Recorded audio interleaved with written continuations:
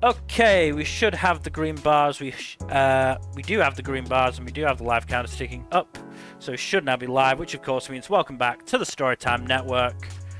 We are here with the Winter 2025 anime wrap-up. It has been a dry season for new shows. This season kind of sucked, not gonna lie. Like, it was hard for me to pick out a lot of my awards. Yeah. In no small part because there was a lot of stuff, like, there was a clear winner, and it was a lot harder to choose a runner-up because there was a lot of stuff that had certain flaws nudging against it, but at the same time, like, a lot of other stuff was similar in value because of those similar reasons. So it was hard to pick on that front. I had to outright cheat for one of my awards, and I'll explain it when we get to it. But yeah. I'm glad I'm not the one cheating on awards for once. I'm so out of it, I didn't even fucking notice. It's not. It's not really cheating, but it's like it's basically cheating. I'll explain when we get to the award. But right. I had no other choice. So. I'm gonna be honest. For one particular category, I had literally like winner, runner up. That's it. There is a certain genre of show that I did not fucking watch much of. Rom-coms, right? Yeah, I had the one. There was not there. Look, a lot of the stuff that was in contention for best ship was like sequels and carryovers, unfortunately. I should have just cheated and put one of them in, but it's fine. Yeah. I mean, hey, if we have to cheat, we have to cheat a little bit. We can't help it. I mean, here's the thing. I basically just went, fuck it, 5 minutes, like, maybe, not 5 minutes, maybe like 20 minutes before I joined the call, because I still hadn't fucking gotten my best ship stuff off. I'm not even going to hide that it's best ship. It is best ship. I'm too tired to try subterfuge right now. You don't need to pretend. I also had trouble with best ship, and I watched a lot more stuff with romance in it than you did. Yeah. But yeah, I mean, speaking of romance, Jack, we of course start off with your show, which is The 100 Girlfriends Who Really, Really, Really, Really, Really Love You, Season 2. I love how madcap this show is. Oh, and yes, true love is back, everybody. No need to look in any other place for it. And also with no fourth wall intact whatsoever. But yeah, throw the manga panel just right there, also, right in the middle of the episode. Wall of text, Batman. There it is. Yeah, look, I only watched maybe an episode of 100 Girlfriends. I'm still glad they fucking adapted that panel. Yeah. Or that double page spread. Yeah, they had to speed it up to fit in the episode. So, originally people were afraid it wasn't going to get adapted, myself included, because they'd actually skipped the chapter in which it was adapted. But it turns out they had done so they could put it at the end of the season, and there were 2 more girlfriends introduced between then and the end of the season, so they added those characters in as well, made it even longer, so they had to they sped up the monologue and just had the wall of text scrolling in the background as that happened. It's absolutely unhinged. I respect the dedication. Yeah, apparently one of the incentives for buying Blu-rays is getting that monologue unsped up. The uncut scene, which is apparently like 6 minutes long or some shit. Wow, okay. That's cool. I appreciate that. That's dedication right there. Yeah. But yeah, no, this is a really fun show. I just love how zany and off the wall the stuff is, and they are just absolutely unashamed with all the references and fourth wall breaking, and it's just delightful. And they even have a whole bit where the resident tsundere loses her ability to be tsundere, and the solution is for everyone to produce tsunderes by being just little bits tsundere to produce that little bit of energy to create a spirit ball of tsundere energy and put it back into her. Absolutely nutty. Love this show. Now, I am a bit sad that there hasn't been a season 3 announcement, but I do hope there is one, because there's a lot of fun material to cover after this. This is Doga Kobo, isn't it? Yes. Okay, then yeah. They have a pretty decent track record for sequels. Yeah, so it'll probably be announced like sooner rather than later, but they're probably busy. I thought it was I thought it was Byberry. No, it is Byberry. Yeah. Yeah, Byberry, who they're doing Witch Watch this season, coming season. So, Byberry also has a decent track record with producing at least one sequel. I genuinely thought my brain had broken for a second there. Oh, okay. No, you're correct. Yeah, I thought they have a similar art style to Doga Kobo, which is probably where the confusion came from. They also just this is also the kind of show that Doga Kobo would do. Yeah. So. Unfortunately, Doga Kobo is kind of all over the place in terms of what they do. Yeah, the quality of what they do. It's a good thing than a bad thing. Yeah, that is exactly what I'm referring to. Yeah. Oh why did they do fucking Oshinoko? I mean, I was referring to the horror that is Uzumade. Yeah, let's be fair. Doga Kobo's been done like a billion things that are worse than Oshinoko. Potato.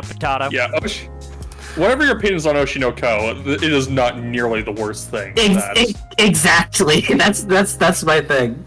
I was mostly just making a joke, but yes. I figure. Back to the topic at hand, 100 Girlfriend's really fun, great poly rom-com, and just the best zany off-the-wall humor that you could find. But yes, move on to something more grounded and, Give me just... but no less crazy. 1 second. Just so I can do that. Okay.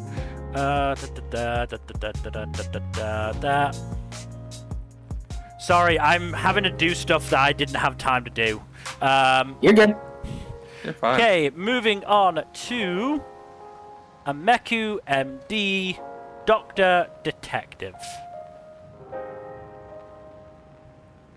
Okay, that fucking cancer patient two-parter really fucking hurt. Yeah, that was painful. That was bad. Yeah. Oh god. Leukemia fucking sucks. Cancer in general sucks. Yeah. I'm just glad they didn't make us hear the flat line. Oh, that would have broken me. That would have killed me, yeah. The episode already killed me as it was, so... Yeah. They really managed to do that tragedy really well with that episode.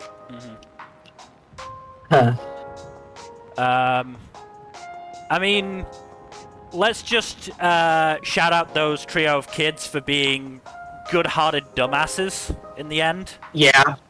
I was worried that they were actually just really shitty bullies, and then I was like, oh, okay, they're just good kids. They're just stupid. Yeah. I mean, they are incredibly stupid because they are fucking injecting themselves with something that literally turns your heart on and off again. That was pretty crazy. That was like that is literally what adenosine is for. Is if you have like an arrhythmia in your heart, they will give you adenosine. It is basically a reset button, and it is not a 100% consistent reset button. You can fucking die from that. That was pretty out there. No. And they were just fucking injecting themselves with it for kicks. Well, they didn't do it for kicks. They did it for a purpose, but it was still very stupid and risky of them. They could have found a better fucking medicine to do it. That would require them to have thought that plan through. They could have just fucking stuck their fingers down their throat and thrown up. Again, that would have required them to think that through. But yes, I'll also say the scene with Kotori and Takao in episode 8 when Kotori is basically saying, look, this sucks, I know it sucks, but you're a doctor and you basically gotta suck it up. Honestly, one of the best scenes of the show. Yeah. Like, the character work there is just so good, and I really loved it. Then we had the final three-parter, which... Yeah. I'm saying I got that one, because I mentioned pretty early on in episode 10 about pulmonary edema. I didn't I didn't commit to it, but I fucking mentioned it, so I'm giving myself that win, because I need that win. Yes. I do have to say that the visuals on episodes 10 and 11 in particular were a bit jankier than the rest of the show. The production wasn't amazing. Like, the values. Yeah, there was a noticeable dip. In fairness, it's not even necessarily the kind of show that needs good, amazing visuals. I mean, it has amazing visuals in the OP and ED, it's the thing, though. They have time to work on that. True. Yeah. I mean, this is, I believe it's project number 9, yeah. Project number 9 is kind of hit or miss on their productions. I mean, here's the thing. They had Senpais and Otokonoko in summer 2024. They had Why Does Nobody Remember Me in This World in also summer 2024. And then they had the Senpais and Otokonoko movie coming out, like, during this past season, so... They were probably busy. Yeah. Oh yeah, they also had Tomozaki last year. And, Vampire Yuri the year before. So, yeah. Yes, the visuals, weren't amazing at times and notably off-model at several occasions, but, yeah, I'm willing to look past it because the story and character stuff was so good. Yeah. Yeah, the story and the character stuff really worked. Though I do find it very funny that they have this whole thing with the son who was the doctor, wound up being the doctor's heir, and his lover just being portrayed as this happy couple, even though they're having a fucking affair. Yeah, that's kind of just messed up. It kind of glossed over that.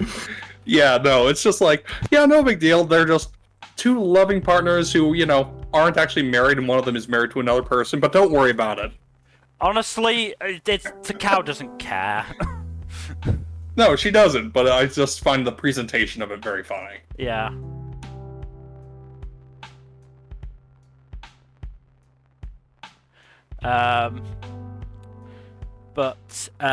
Yeah, so, again, subarachnoid hemorrhage, they basically described what happens, but it's as a part of the hemorrhage leads to intracranial pressure. That leads to a surge of the sympathetic nervous system, leads to a sudden increase in blood pressure, and ends up causing, as they said, the neurogenic pulmonary edema. Overall, bad time. Though I imagine most pulmonary edemas, aren't quite as dramatic as spitting up a fountain of fluid. No, probably not, but, dramatic effect and all of that. Also, they said it's water. There's no way it's water. No. It is some fluid inside the body, I'm certain. It's one of the 4 humors.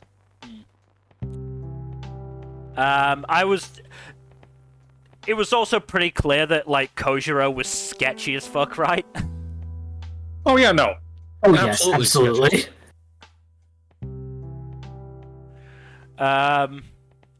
You can't have a medical mystery show without people dying. That's the rule. Yeah. Also, that's right, yeah. I feel like I would have gotten that final one a bit sooner had they, Well, here's the thing.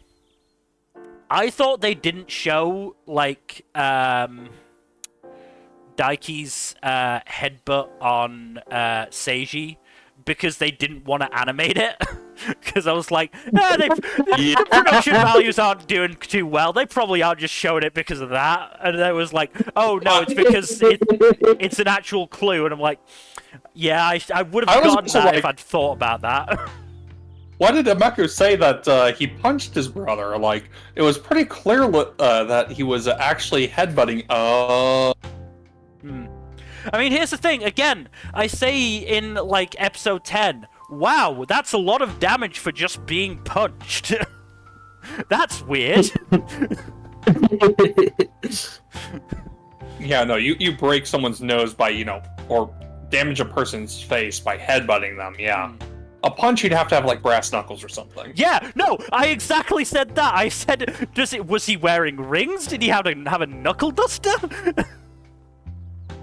What the fuck really happened? Sharp knuckles. Yeah. Just really sharp knuckles. Fucking Wolverine-ass motherfucker. Yeah. Or just Knuckles from Sonic the Hedgehog. Oh yeah, it's good old Knuckles. Yeah. But, yeah, no, definitely enjoyed Ameku. Really enjoyable show. Fun characters as well. And just, I love a medical mystery. Mm-hmm. Yep, same. I'm a sucker for this kind of stuff. Medical mysteries are fun. And the characters are fun, too. And, screw fucking the A&N reviewer for being so negative on the show. Yep. Yeah. You're welcome to your opinion, but I fucking don't like it. Yeah, you're welcome to your absolutely garbage opinion. Don't worry. Everyone is entitled to their own opinion, no matter how shit it might be. Look, I'm not going to stop them from writing, what their opinion is, but I am fully free to disagree with it and call it stupid. Mm-hmm. Yep. You are, fucking comparing Ameku to fucking House, which are two different, yes, they have similarities, but they are still different fucking shows and do things differently. If nothing else, House has 45-minute episodes, this has 20-minute episodes. Not to mention, House ran for multiple 20-plus episode seasons. Also, this has got one 12-episode season. House nearly killed a lot of people. Yeah. House was also not a good person. I'm happy avoiding that part with Ameku, thanks. Yes. Anyway, we should probably move on to our next show, which is The Apothecary Diaries Season 2. I love this show so much. A lot of stuff happened. Yeah, a lot of frog-shaped stuff happened. So,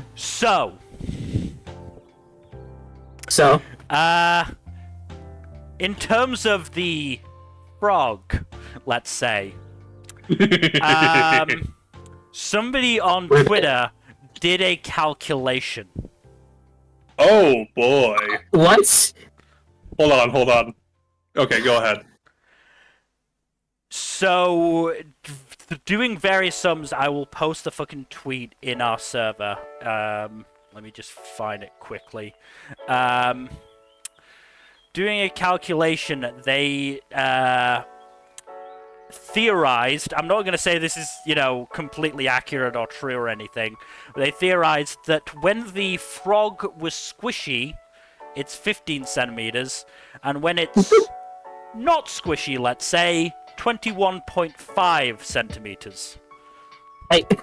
Oh my. I see. Sorry. Jinchi's packing. Good for him. Jinchi is indeed packing because 21.5 centimeters is like 8 inches. Yeah, no, again. Jinchi's packing. Good for him. I'm not surprised, but, why'd they do this? I mean, Jinchi's also tall as fuck, so it makes sense. He's also He's also apparently got good genes. He's fucking royal bloodline. I was gonna say I don't recall anyone wearing jeans, but Silly number, they're wearing Applebaum jeans under their cloak. Oh. With the boots and the furs. Okay. I refuse to apologize for that joke. I won't force you to. But yes, I understand why the frog scene is so iconic amongst manga and light novel I readers. was very much looking forward to that scene. It's great. Yeah, it's hilarious. Yeah. It is very funny. Also funny, the goodness of boy dropping in at the funniest possible time. Yeah. And just right on top of Jinshi as well. Very funny. Just wrecking his shit on accident. But yeah, that whole excursion was really fun. I do like how well Mao Mao and Lee Haku work together. They make a great team. Mm-hmm. Also love that Mao Mao just deliberately ignores any and all indications that she knows what Jinshi's actual deal is. No, she wants none of that. She wants none of that. Noping the hell out of that situation. Honestly, I get the impression that Mao Mao is either like Aro or just incredibly deliberately celibate due to the environment she grew up in. I mean, I would certainly put her on the Ace Arrow spectrum. I would. Yeah, she is almost certainly A spec. Yes. Yeah, not gonna necessarily say that she's full Ace Arrow, but I think she is fair to say she is somewhere on that spectrum. Yeah, also, like, I'm pretty sure she doesn't want to ponder the implications of Jinshi's true identity, because, yeah, no, that way lies trouble for her. Also, Meep, Jinshi did the leg lifting thing in the light novel as well. Mm-hmm. That tracks. Definitely did it. I'm looking at the passage right now. Yeah, I think from what I've heard, the manga tones some things down here and there. Very possible. But yeah, what was I gonna say? Oh yeah, also Mao Mao gushing over the Ox Bezars is great. Yeah. I'll also say the well, first things first, fuck the pedo emperor. Oh yeah, no. Oh god, seeing all the history of that is just ugh. Fucking hell. Like, I don't necessarily think the show was trying to make you feel sorry for him, but there was sort of a little bit of a tone there. But I think the show is more just to make him seem much more pathetic as a person. That's fair. That is absolutely fair. But yeah, I don't feel sorry for him at all. Yeah. Nah, not really. Also, he is definitely someone who is not remotely suited to power. Yeah. Also interesting is that in the anime, it was saying that Anshi cursed Pedo Emperor. In the light novel, it's the other way around. She thought she'd been cursed by Pedo Emperor. Mm-hmm. So maybe it's just a slight difference in translation, but I thought that was interesting. Mm-hmm. Yeah, no, it's definitely a case of the Emperor's behavior being explained, not justified, because, yeah. Also, Anshi taking her revenge on the Emperor was fucking horrifying. Yeah, I mean, let's be honest, it was rape. Yeah. Yeah, two wrongs don't make a right. Yeah. 3 rights make a left, but that's a different thing entirely. We've also gotten a few extra bits with Shisui in those couple episodes, which was pretty interesting. Shisui's fun. Also, the Ghost Story episode was really fun. Ghost Story episode was really fun. I do like that Mao Mao's story was just like pretty mundane until she actually started explaining, at which point it actually turned creepy.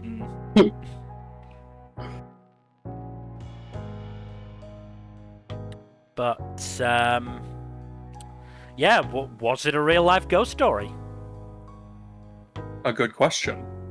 I mean, we see with Anshi, and like a lot of women who suffered under the Emperor just are stuck lingering there because of like all the shit that they went through, and like, yeah, it's you could make a mundane explanation for it, but Yeah. there's also I will say regarding Anshi one more time. I do think it's interesting in her flashback that she gives herself a lot more agency than she almost certainly had. I think it's kind of a way of her reclaiming some of that agency retroactively for herself, and or some degree of like guilt coming to the surface over her actions, or the others who suffered despite everything else. Yeah.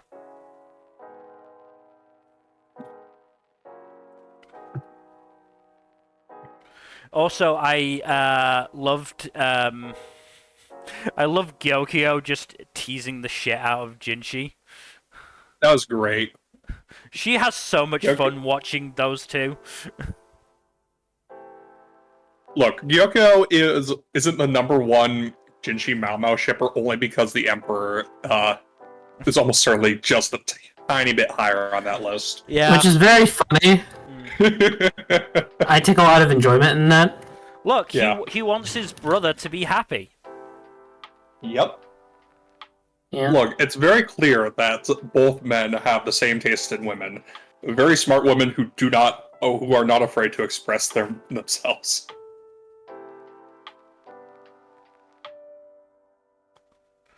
Also, they cut a little bit from the light novel in episode 35, because Mao Mao told it was when Mao Mao was eating the soft-shell turtle.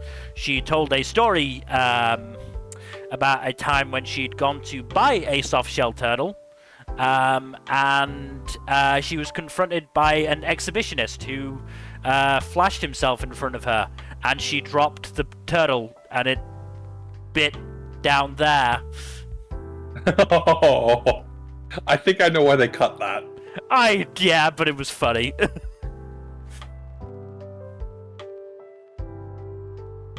But yeah, Apothecary Diaries continues to remain excellent. I haven't watched Friday's episode because I just haven't had the time, but I look forward to the Breather episode. It's fun.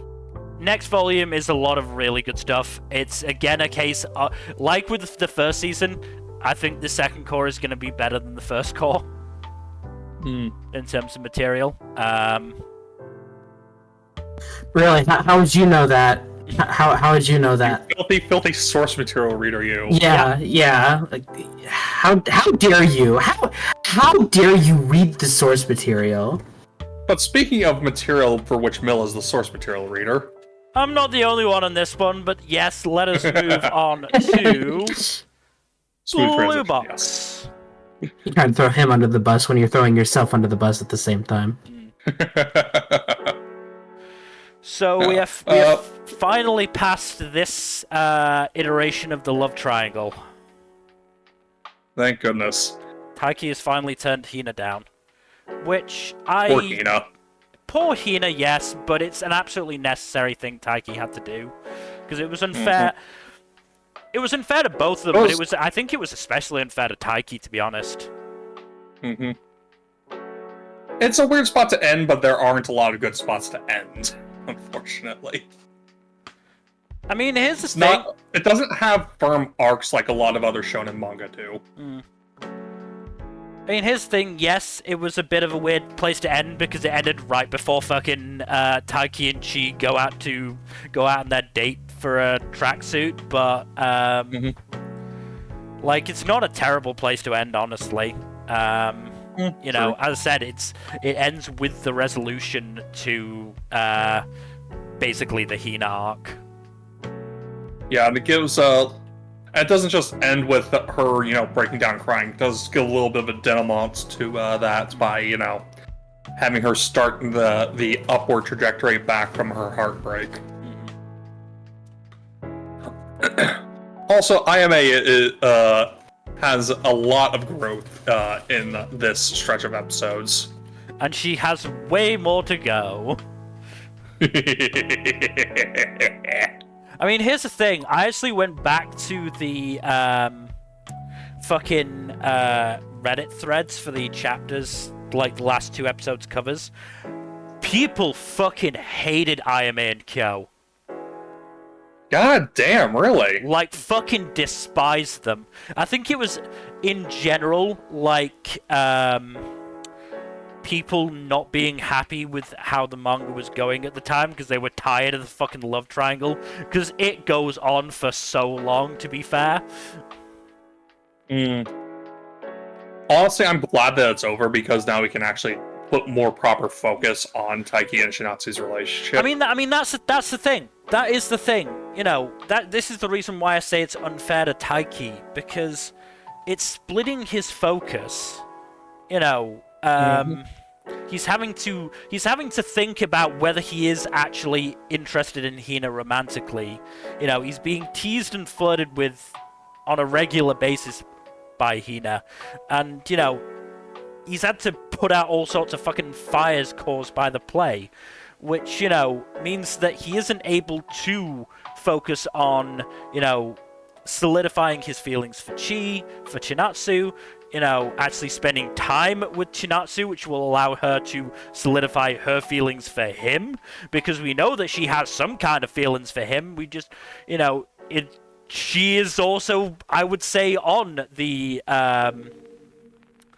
you know, aromantic spectrum. I would say she is probably demi-romantic, in that she needs to get to know her potential partner before she can, you know, actually be interested in them.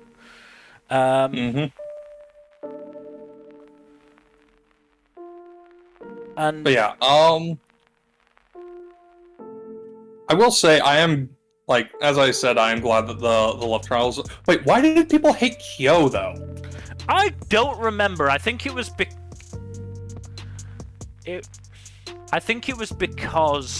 Kyo pushes Taiki a lot to consider his feelings for Hina during this arc. I believe that's the answer.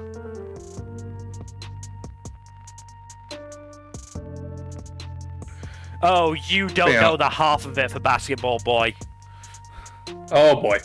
Look forward to the fucking start of season 2. First episode. You know, it's gonna be there is great.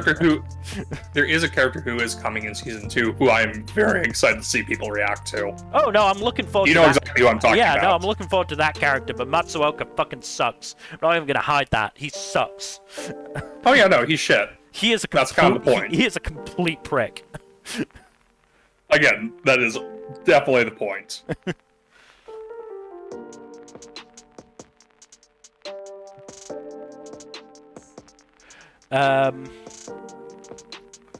But yeah, no, I mean, Blue Box is still a good show, you know, and a show I really enjoyed. It was really interesting, you know, I basically had the episode on one monitor and the manga on the other monitor, and it is a insanely accurate adaptation in terms of, like, pretty much just using the framing of the panels most of the time, which is absolutely fine. You know, it works. There's a reason it worked in the manga. No, if I didn't know any better, I would say you're a pretty big fan of Blue Box. I mean, yeah. I mean, I was enjoying this stuff, and this stuff is probably maybe not my least favorite stuff in the manga, but it's not a huge amount far off. Certainly, the stuff at the start of season 2 will probably be my least favorite stuff in the from the manga. Yeah, what was it, like first three episodes or so, and then it starts picking up again? Yeah. Yeah. Fortunately, it's a pretty short arc of dumb bullshit, and it passes pretty quickly. Mm-hmm. And then we actually get into the good shit. Yeah. But yeah, Nmbr. Also, I will say I did call it about where the season would end. Yeah, no, I mean, absolutely fair. Nmbr, have you watched the last episodes of Blue Lock Season 2 yet? Yes. Okay, then we shall move on to another Blue Sports show with Blue Lock Season 2. Yeah, I'm using the same screenshot, sue me. No, it's fine. It's good. I'll have to try and find my fucking notes for last stream. Yeah. But yeah, the last 2 episodes are fun. The animation really picked up in the last half of that last episode. Very much so, yeah. Yeah. Which, you know, I'm definitely glad about. It is a case of you know, I'm glad they chose what to prioritize on and went through with it instead of, you know, Yeah. either, you know, harming themselves to make everything of a high quality or making everything of a more middling quality to, you know, make it more consistent. Yes, there were highs and lows, but the highs were really fucking high and the lows weren't that low. Yeah.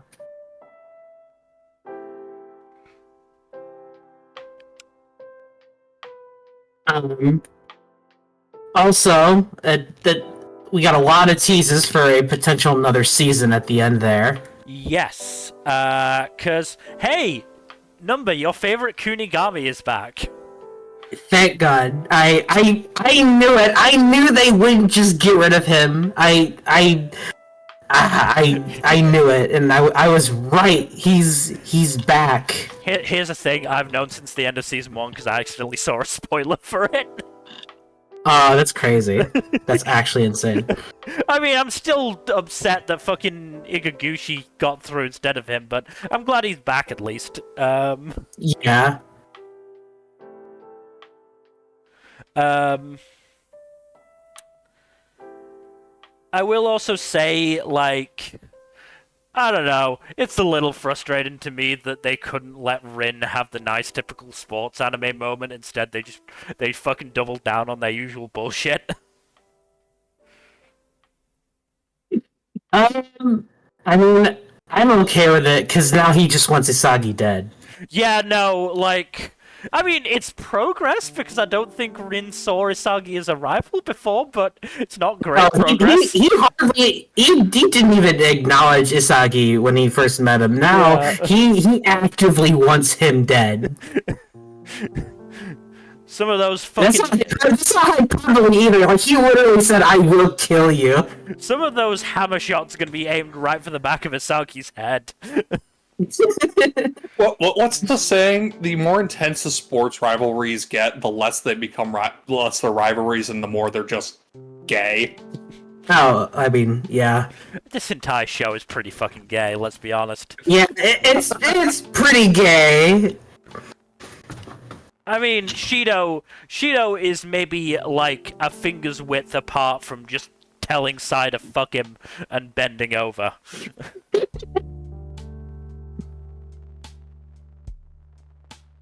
Yeah. Yeah, this show's fun, production values aside. I hope if we do get another season that they actually give it the time it needs and, you know, a decent schedule. Yeah. And I also, you know, I'm sure I said this last stream, but I enjoyed the dub. I really enjoyed it. You know, fucking Jonas Scott as Ameku was great.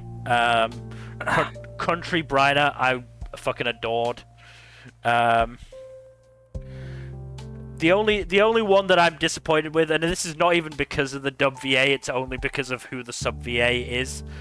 I missed Sub Baro. Oh, yeah. He's so good. Junichi Suwabe is so good. Yeah. Junichi Suwabe is a great VA. Is like a very big tautology right there. Yeah, Yeah. no, he's a fantastic VA. But yeah, I think we should probably move on to our next show. It's the final Blue show. It is Blue Miburo. There sure was a lot of fighting on bridges in this stretch of this series.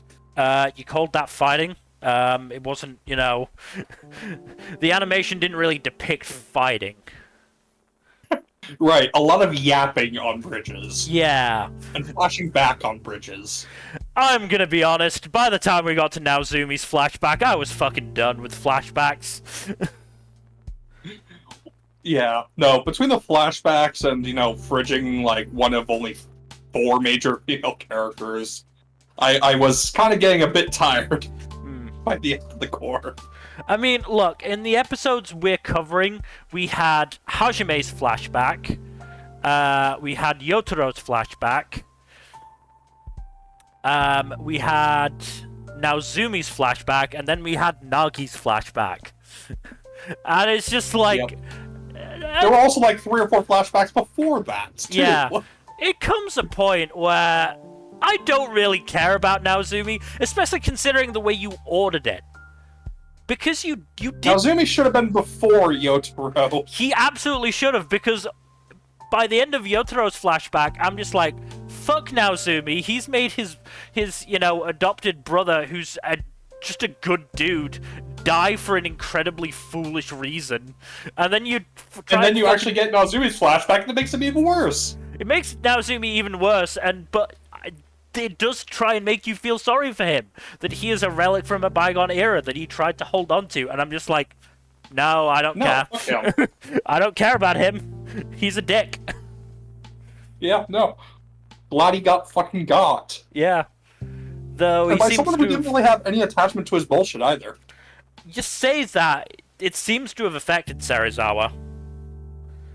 What's funny is the next season is called Serizawa Assassination Arc. Well, yeah, because so we are. I can fucking date this because of Anegakoji's death, which is.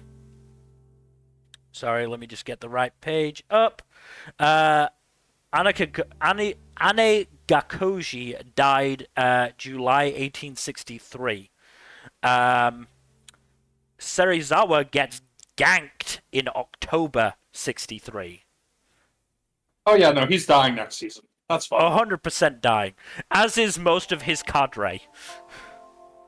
I do wonder how they're going to play that, because if I remember correctly, he got assassinated by some of the other Shinsengumi. He did. Basically, if I just check, and this is from Wikipedia, so don't shout at me if it's wrong.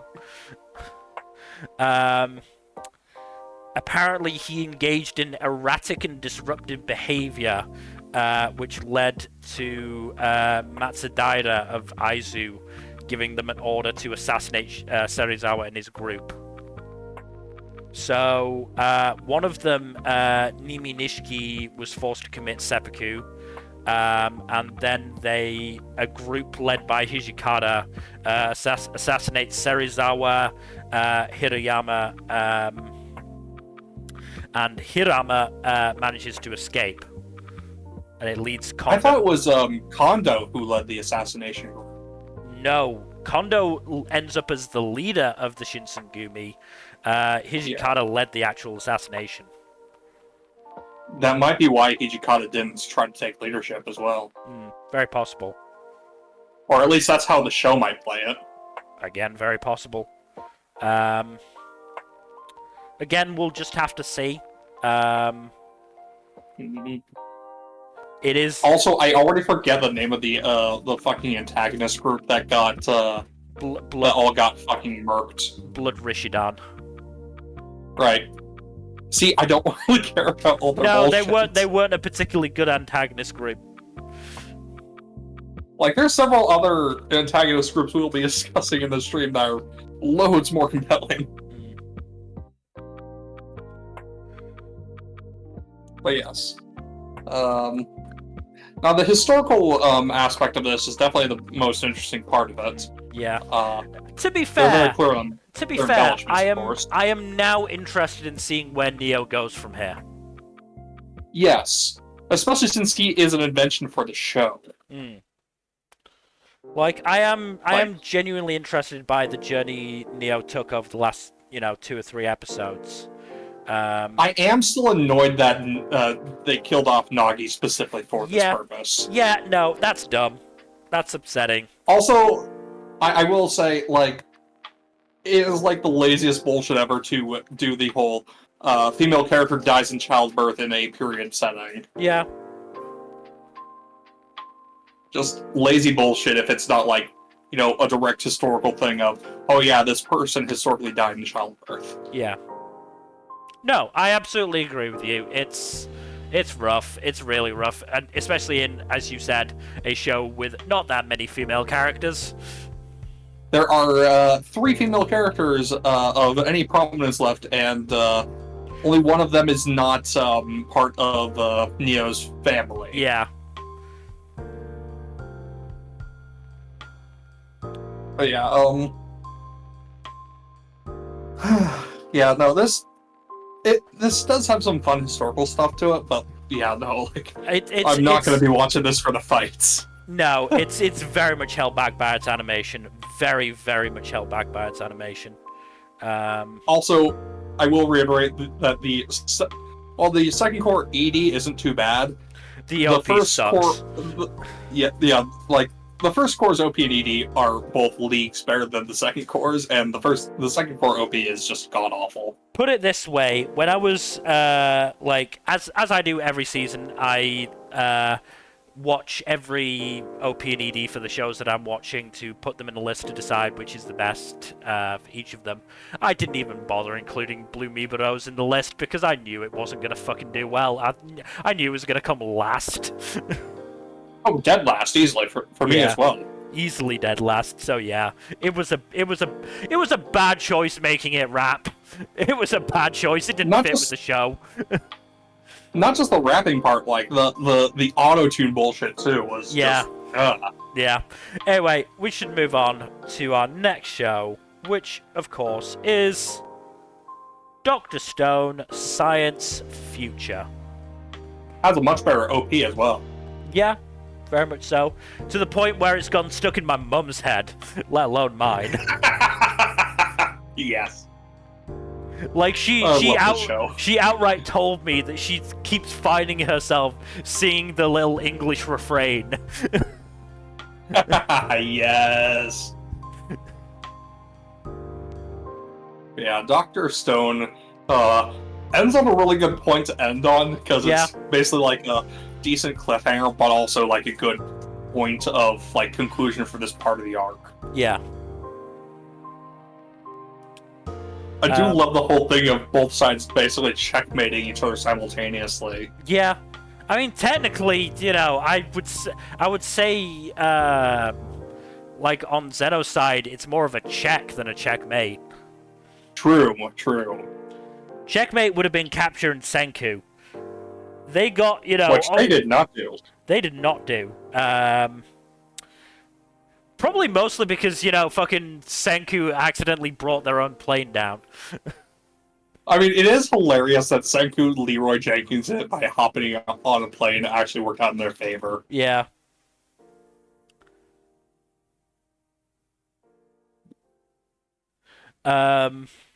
Also, I've, got to give props to Chrome here. Because he didn't create something particularly new. But he came up with it without knowing anything about drills. His is the drill that will pierce the heavens. Yeah.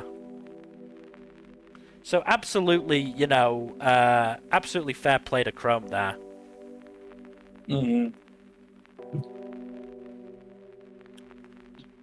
Chrome's a good dude, and he's a brilliant dude who does not get enough credit because he spent a while as Senku's apprentice, getting a chance to flourish on his own. But now he's had that chance, and he is done fucking great. Also on the fucking Zeno side, Brody is, as it turns out, a pretty reasonable dude. Yeah, I mean, he's a man of science and engineering, not a man of, mechanical murder. Guns and killing, like Stanley, who is very much not reasonable. Yeah, no, Stanley is... Look, they kidnapped his husband, okay?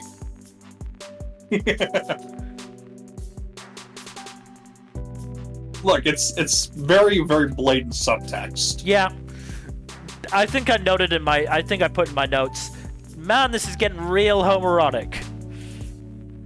Yeah, there's... Yeah, no, during the flashback episode. During the flashback, there's definitely some homoerotic energy here. Yeah. Yeah, that whole bit was really good. The flashback was really, really well done. I do like how it, ties in the backs. This is how you do a flashback, people! This is how you do a flashback! Yeah. See, Blueberry Bro? Mm-hmm.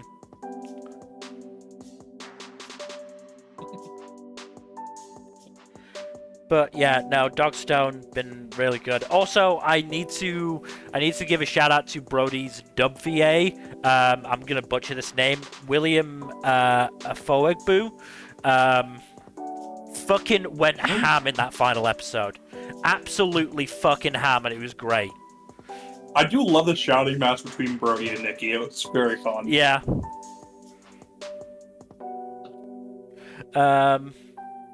Also, I love that Nikki learned English from the songs, yeah. Lyrics, so yeah. I mean, yeah, absolutely fair play to her, because I don't think I could have, I could perform a fucking, whatchamacallit, summit with a Japanese-speaking person just based on the Japanese I know from fucking anime and songs. Yeah. I could not do that either. Nikki was playing some real hardball there. As she should. And yeah, we're going to South America. The southest of all the Americas. You are going to Brazil. No, Brazil. Sorry. I had to reference the meme. Mm-hmm. Also, yes, they've still have Luna with them. Yep. And her two sycophants, if I remember correctly. Yes, both of them are also tag-alongs. Yeah. Oh yeah, I fucking love the bit of them just like managing to sneak out of a few people. Yeah. They've been held hostage. I mean, I love that fucking Karski is just like, don't bother cutting me free, just tell me about some of the signs. Zeno's got, okay, it's got a tractor. Holy shit, that dude is buff. And very nude. Koseki's gimmick is so funny. It's great. It is a bit of a shame we've got to leave Yuzuriha behind, though. Yeah, we gotta leave a lot of people behind, unfortunately, because that small boat can't fit everybody. Yeah. And they're gonna be traveling for a while. But yeah, it is also Rogue Gamer move of Senku to just be like, yeah, here's a revival formula, go and make corn. Mm-hmm. Go, my children of the corn. But yeah, no, Dr. Stone continue to be excellent. Looking forward to the next part in July. Yeah, I'm glad, it's basically just going to be 3 calls split up, so I don't have to wait too much longer. Yeah, and they are on track to wrap up the manga with the 3rd core of this season. Yeah. Where do you think they're going to end? Where do you think they're going to end the 2nd core? Ooh. Because there's a really fucked up place they could end it. Oh, I know exactly what you're talking about. They could do it. I think they're going to end it just a little bit after that, though. Very possibly, yeah, but that would be such a fucked up way to end it, and I'd be so... That'd be a hilarious cliffhanger, honestly. I'd be laughing my ass off, yeah. Oh, I just remember exactly what you're talking about. Yeah, no, that'd be insane. Were you on mute the whole time, Nmbr? Yeah. It's fine. I don't want to contribute, so because I haven't been keeping up with this season yet, but I've read the manga, so I know what happens. So Yeah. but yeah, that would be a absolutely unhinged place to end a season, a core. Yeah. I would be so happy and laugh my ass off.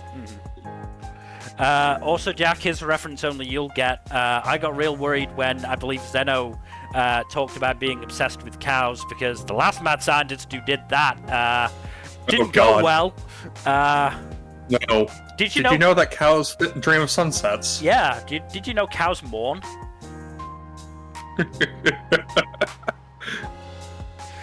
Anyway, if anyone doesn't get that reference, read the Locked Tomb series. I do recommend the Locked Tomb series. Very much so. Very good. But yes, let us move on to our next show, which is Dragon Ball Daima. Like we did last time, we'll start with me talking about the 4 episodes that I watched, and then the two of you can talk about, the last 2 or 3 episodes. We already talked about last 2 episodes. Did we? Yeah. Last June, the series had ended because was that not the final fight there? No, I remember because the screenshot I used was adult Super Saiyan 4 Goku first appearing. That's the end of episode 19 out of 20. Yeah, it was literally like we just had 1 episode. Yeah. Okay. That's why I was confused. Okay, go ahead. But yeah, fun 4 episodes. We got, the big fight with Tamagami 3, who is hammy as fuck. Yeah. It's great. Honestly, the fight lasted a shorter amount of time than I was expecting. I was honestly expecting an entire episode. Honestly, they put in the work to make it a good fight regardless. No, it was definitely a good fight. Yeah, I very much enjoyed it. And interestingly, Nadolny seemed to be using a slightly deeper pitch for Super Saiyan Goku. Interesting. Absolutely fine, just interesting to me.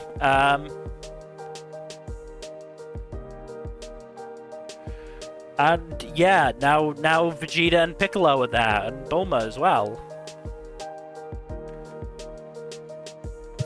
Though, Goku was fully ready to just fucking leave him behind. Yeah, very Goku behavior. I mean, I think I Piccolo love how much shit. I think Piccolo was a little bit mean to Goku because he was saying that he wanted to leave just so he could fight the Tamagamis. I don't think it was just that. Getting the Dragon Balls is still the best option. Yeah, Not but to also mention, Goku wants to fight. Goku does want to fight, but Goku's also, garnered way too much attention in the Third Demon World. He is wanted in 11 counties. Effectively, yeah. I'm sorry, did I say counties? I meant countries. Also, the Minotaur, fucking hilarious. Yeah, no, that's a great bit. Absolutely fucking hilarious. Yeah.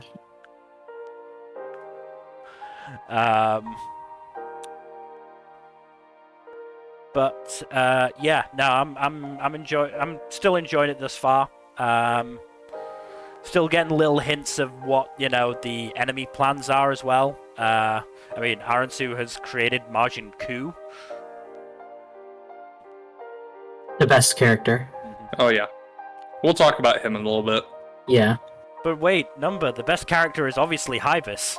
He's fucking hilarious. I mean, you're not wrong, but Hybis is very funny, yes. Hybis is amazing. Anyway, yeah, let's let the two of you talk about the end of the series for a bit. This is a really fun. It was a really nice finale. Yeah, it was a very fun fight.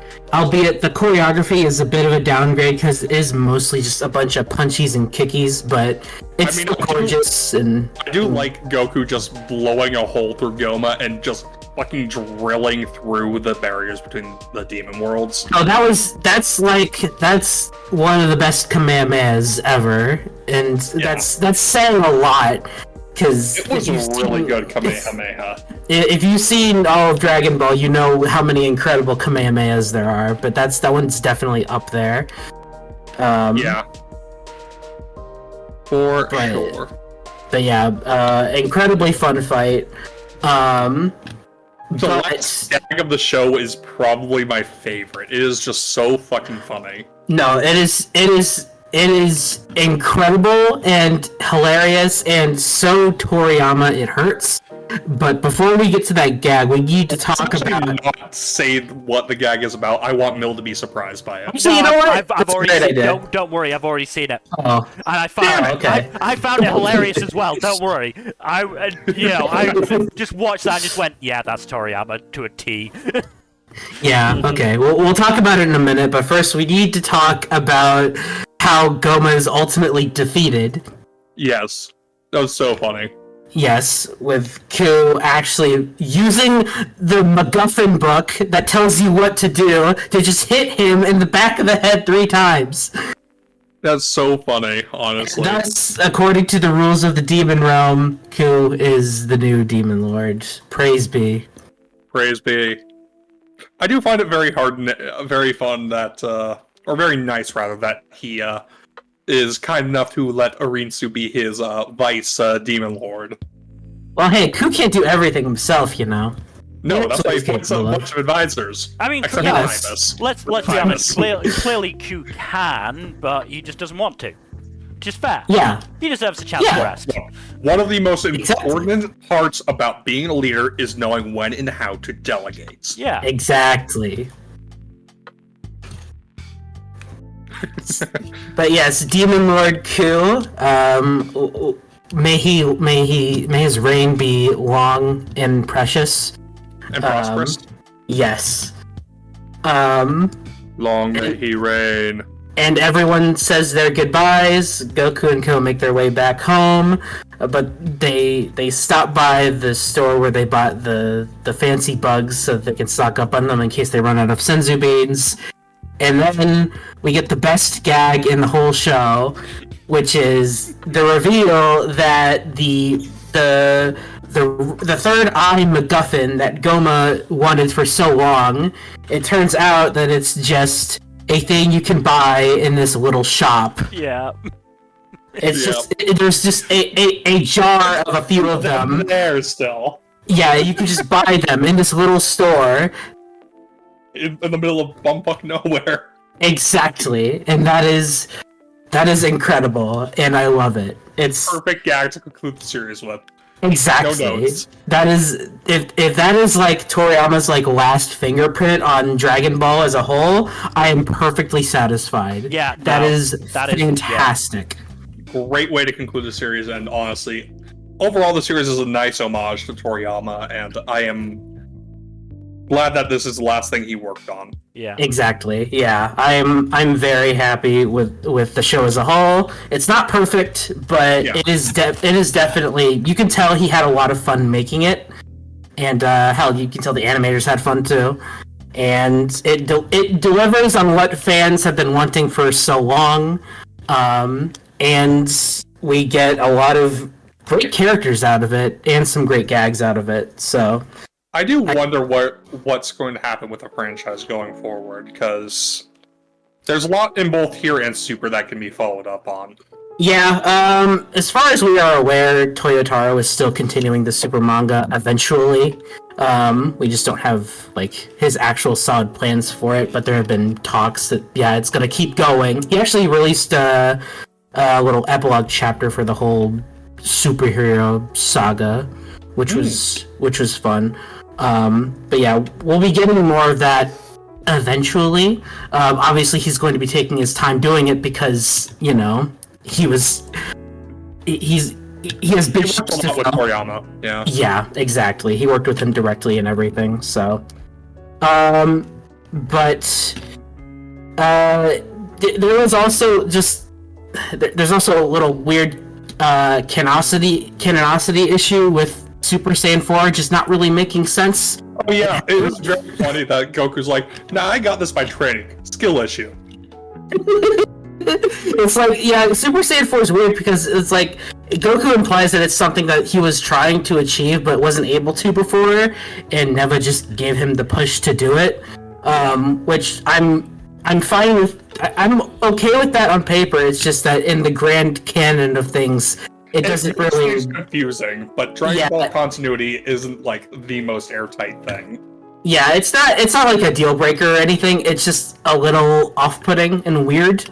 I'm sure if Toyotaro wants to just toss that into Super's canon somewhere, he can.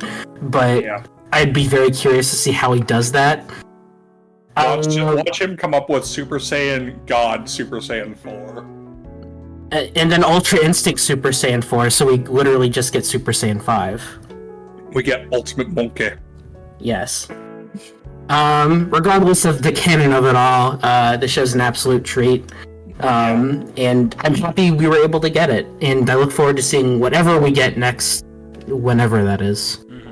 Same. It's... Yeah, no, I'm very happy with my time. Yeah. Moving on to something that's a bit less crazy in terms of setting. Yeah. Moving on to Flower and Ashura. I finished this today. It's a pretty good show. I do think that the pacing of the final arc is a bit wonky, but yeah. like just 2 episodes of family drama that we hadn't seen coming. Just right out of the fucking blue. I mean, honestly, that was probably some of my I really enjoyed that arc. I thought it was actually really It was a good arc. It just kind of came out of nowhere. Yeah, I agree. It's just to get the jump on you. I do really enjoy it, though. I don't have any actual complaints. It's like, oh, all right, I guess we're doing this now. Exciting, yeah.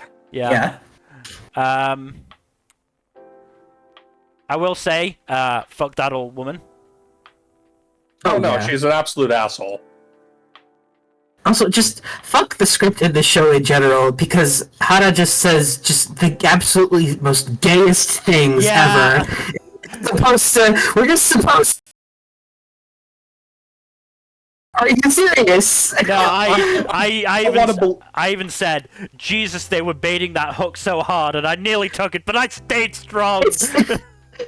Are you serious? It's like Euphonium author, I'm not taking your bait. Yeah. It's just I realized how much I like you and how I just want to be by your side. Are you freaking serious? Do you realize how unstraight you're sounding right now? Yeah. Oh, there was also pretty eyes thrown out there as well. Oh yeah, just randomly. Okay, sure. Look, I'm honestly fully willing to believe the subtextual theory of Hannah absolutely having a girl crush on Mizuki. I think it's more than just a girl crush. I think she's crushing hard. Oh yeah, no, she's crushing hard, but I think the author is too much of a coward to ever go in that direction fully. Stop being a coward. Just freaking do it, okay? Yeah. You can't write dialogue like this and expect me to just go along with it. You're driving me crazy. Just do it, okay?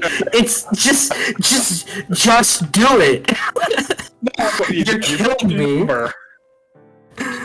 It's like I knew that the show wasn't gonna go in that direction, and on paper I'm okay with that. But when you just throw this kind of dialogue in my face, I'm like, okay, all right, sure, yeah, okay. Might as well do this. Yeah, sure, okay. Jeez.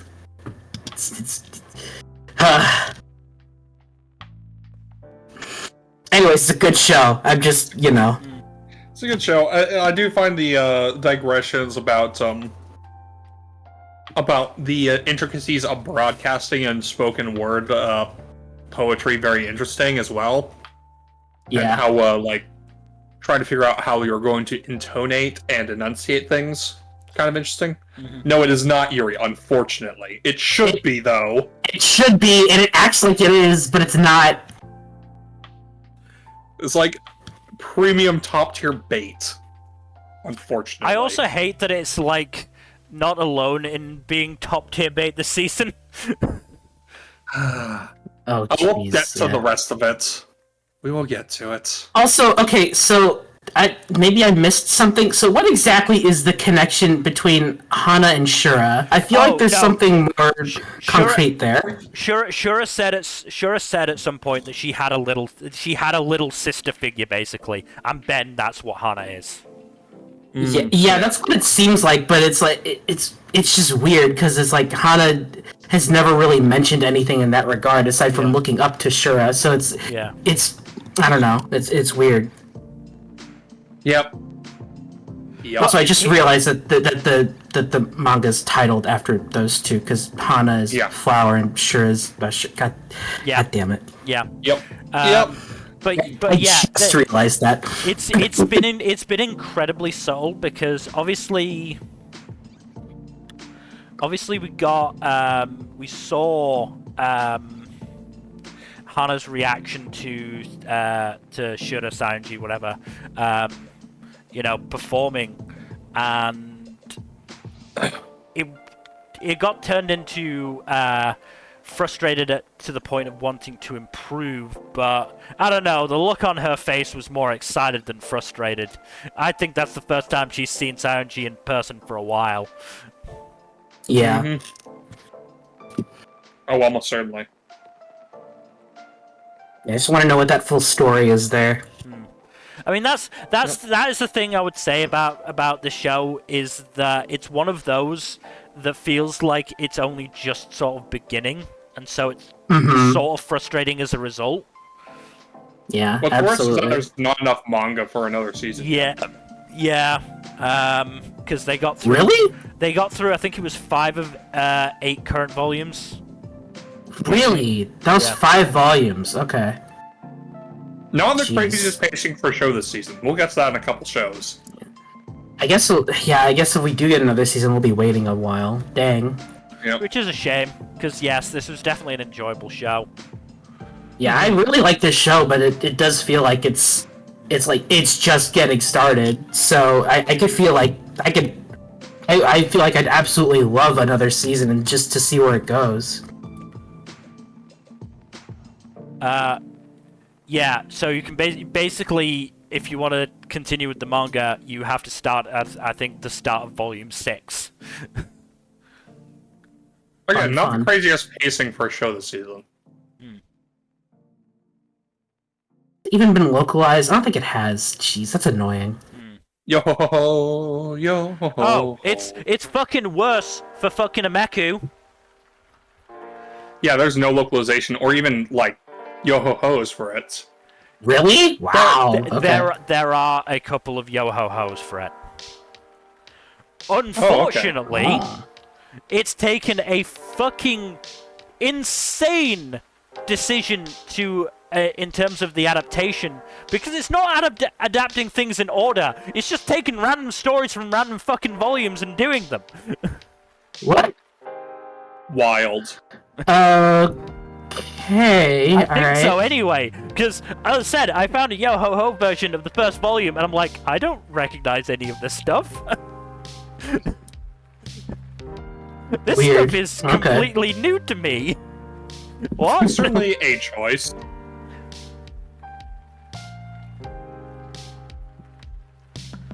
But yes, we'll have to see on that front. But yes, Fly on Ashura, definitely a good show. Some interesting characters we got introduced to with the fucking joint school training thing. Oh yeah. Hana made some friends, which was nice. Yeah, good for her.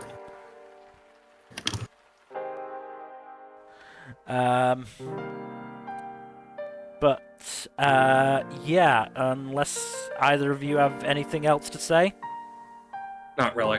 Oh, I do have one last thing, which is that Setero nearly had a heart attack at the possibility. Yeah. Akiyama called. Was it Akiyama who called Hana cute? Yeah, Something like that, yeah. that was very funny. Yeah. Yeah. And then he's like, "Is there a love triangle going on?" Yeah. Nah.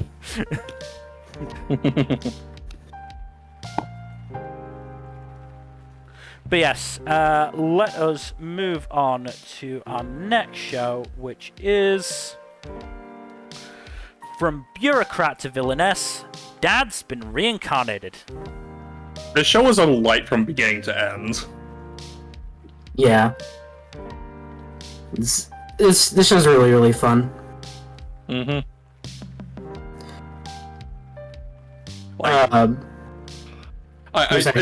It's very funny that Grace's mother is the one who came up with the whole cross-dressing play script.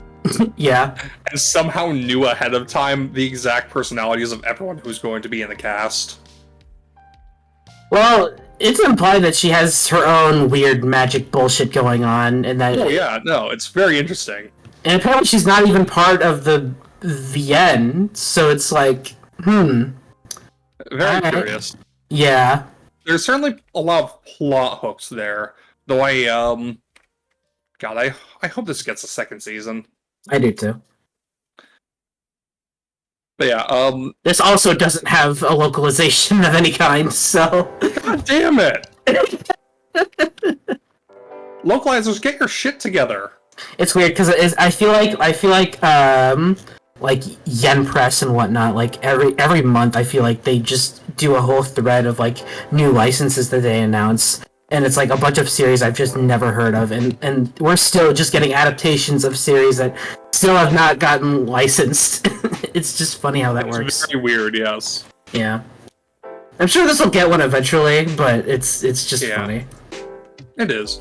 Sometimes they do the whole thing of like using the anime's release to promote it. Yep. Which, hey, that's a smart thing. That's what you should do. That's legitimate strategy. Which is why they should absolutely localize Cinderella Grey, please. Please. Oh, it's not localized? No, it's not. And it sucks. I literally have started buying Japanese volumes. Rip to horse girl fans of localized comics. Exactly. One day, though. One day. But with this show, lots of good fun. I do like the whole episode with the Rubik's Cube. That was a fun episode. Yeah. I love how what's his name? The mischievous little guy just gets like sent to the cube prison because he was a naughty boy, basically. And they're like, "No, we're not letting you out to help because you did a bad." Yeah. That was a fun little gag. Yeah. Also, I love the consistent punnage in God, I'm blanking on the names. There's a lot of names in this. There are a lot of names. Yeah, there's like 15 characters of notes. It's a lot. Richard's the one who constantly puns. Okay. Yeah, no, his punning dialogue, even when he's like just let out of the cube and just tossed back in, is funny. Well, it's even funnier that during the play he had to actively hold himself back from making a pun. To the point he almost coughed up blood, I'm pretty sure.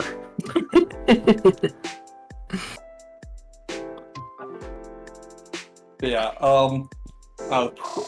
both princes are very fun as well. Yeah. Also love that the best friend character who got displaced by Grace in this version of the story pops back up and is a very clear Yuri fangirl now. Yes. Just very very well done there. Also love everyone like gaining their bond level with Grace from watching the fireworks. Yeah. Also, so it's a short scene, but we do get a scene of Kenzaburo seeing Grace in that cage, Yeah, that's really interesting. Don't know what that's about. I'm assuming that's Grace's original personality that's just being locked up right now. So I actually saw someone theorize that Grace is currently trapped in Buro's body, which is comatose. Ooh, that'd be interesting. Okay. I'm curious to see if that's the case. There is a question of how much she's aware of Buro's actions and how they're affecting her reputation.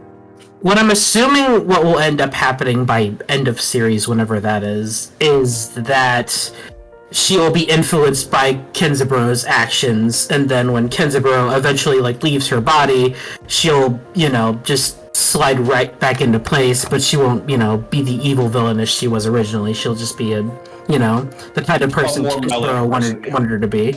Yeah, that's what I'm assuming is going to end up happening, but I could be off. I don't know. Also, I gotta say, Buro is a refreshingly charming protagonist. Oh, he's fantastic. I love him so much. This is what isekai protagonists should be like. You shouldn't just have random salaryman number 342 popping up in a teenage boy's body and doing as teenage boys do. No. Have this random bureaucrat dad pop up in a villainess's body and just do dad stuff while accidentally just encouraging the affections of every single person in a 50-mile radius. Also, we just don't get enough likable old takus in anime. We really don't. I love that Buro and his wife are both old takus and have incredibly influenced their daughter in the same direction. Yes. And it's great. I love that. And it just shows it gives you the idea of the kind of family that they are, which is, again, that's not something that we really see that often in anime like this. So, it's really easy to appreciate. Yeah, no, it's really, really great. This is just such a delightful show. It made it into my top 5 of the season quite easily. Yeah, same. I mean, that being said, it was kind of a dry season. It was a dry season, but honestly, even in the busier season, this might have ended at worse in 6th place. Yeah, it still would have been in my, at the very least, top 10. But yeah, it's a really fun show. It's pretty well produced. It's rarely, incredibly well animated, but it never really looks bad. Yeah. Not to mention the OP and especially the ED are very charming. Yeah. Also, that special insert ED was very fun as well. Yes, that was amazing. I did not expect that at all. Freaking Galaxy Express 999. It's good enough to make me forgive it for skipping the regular ED. Yeah. That was crazy. And then he just proceeds to sing the whole thing. Yes. It's great. It's so great. And it just starts rolling credits, and I'm like, oh, okay, I guess that's just the ED for this episode. It's so good. I haven't seen Galaxy Express 999, but even I'm familiar with that song. Yeah. Honestly, Mill, if you give another isekai a chance, this is a good one to go with. Yeah. Just food for thought. Yeah. I make no promises. Yeah, no, I mean, of course not. Understandable. You have a busy schedule with all your other anime and video games, but yeah. Yeah. Again, I, as someone who was kind of burnt out on the whole villainous isekai thing, it's nice to see shows like this. Yes, this is very, very fresh, which feels weird to say, but it is. It does the concept differently, and it does it very well. Probably the best way it's been done. So, yeah. I don't think there's even been 10 isekai villainous anime yet. But there's still been too many. I don't think there's been too many, it's just there's been too many with so little variation. Oh, yeah. True. But yes, we should move on to... Oh, hey, a solo show for me, yay. Let's move on to... Headhunted to Another World, from Salaryman to Big 4. Speaking of refreshing, this has been a pretty neat take on the isekai formula, what with the non-powered protagonist who, solves things through wits and guile, rather than, just beating shit to death with a sword or smashing with a powerful spell. I do like Denosuke. He's a very fun character. And yeah, no, he bounces off the rest of the cast really well. I do also find it interesting that they raised the stakes for the final couple episodes, and wound up putting Denosuke out of his element. And he actually had to strategize and work together with the people, more military-minded people. Wound up turning out pretty interesting in the end. But yeah, I do think it's interesting too that the Demon Lord ultimately wanted to push Uchimura to try to accept that he could become a Demon Lord in his own right, even though he has no real power magically behind him. It was a very interesting development for him. The overall pretty fun show. Probably the weakest show I finished this season, but still worthwhile, I think. But should move on to something that we all have opinions about. Let's move on to Honey Lemon Soda. So this is the show I was talking about when I was talking about adapting a whole shit ton of stuff. Yeah, I think that's like 7.5, 8 volumes worth of material. Let me check. I love this website. It would explain a lot of things, because I liked the show overall, but it did feel like a lot of the supporting cast got left out to dry a little bit. Very much so. The only characters who got like really well done arcs were Kai, Uka, and Serena. I would argue Kai doesn't even get that. Yeah, that's a good argument to be made. I do think Kai is still well developed. I could see the argument that he doesn't have a good developed, but he's still a mystery. Like, yeah, we know that he works, but why? Abe Sensei was happy for him to miss class. Why?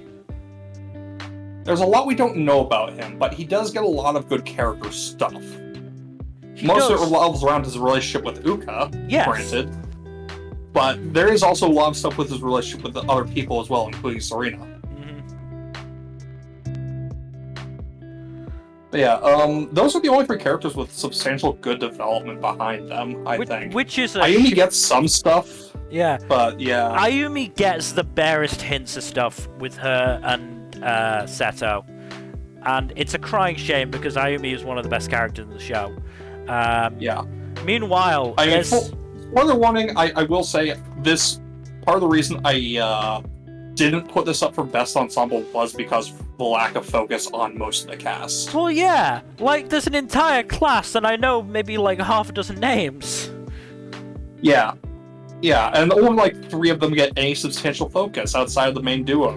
Like, there's this group of girls that, support Uka and all that sort of stuff, and I'm like, I know maybe 2 of your names. Yeah. And one of you isn't even Serena. Yep. It's just, and also, like, this rushed pacing and lack of development can also be seen, like, as probably, like, the biggest cause of problems with, like, probably the most contentious part of the series, which is the stuff with Uka's dad. Oh, are we gonna get onto that then? Might as well tear the Band-Aid off. Uka's dad is abusive. I feel like if they were trying to go for the arc that they wound up going for with him, they should have given him more in the way of, like, redeeming qualities earlier on and, like, made it clearer that he is trying not to, what he is trying to do is not malicious. But ultimately they rushed it too much and it didn't pan out as well as it could have with a better, more deft execution. Here's the thing. If you were to put his behavior in a different context, a romantic relationship, for example, you'd be calling that relationship abusive. Oh, absolutely. And I don't think that, the standards should change because it is a parental relationship rather than a romantic relationship. Well, the thing is, they are different relationships by their very nature.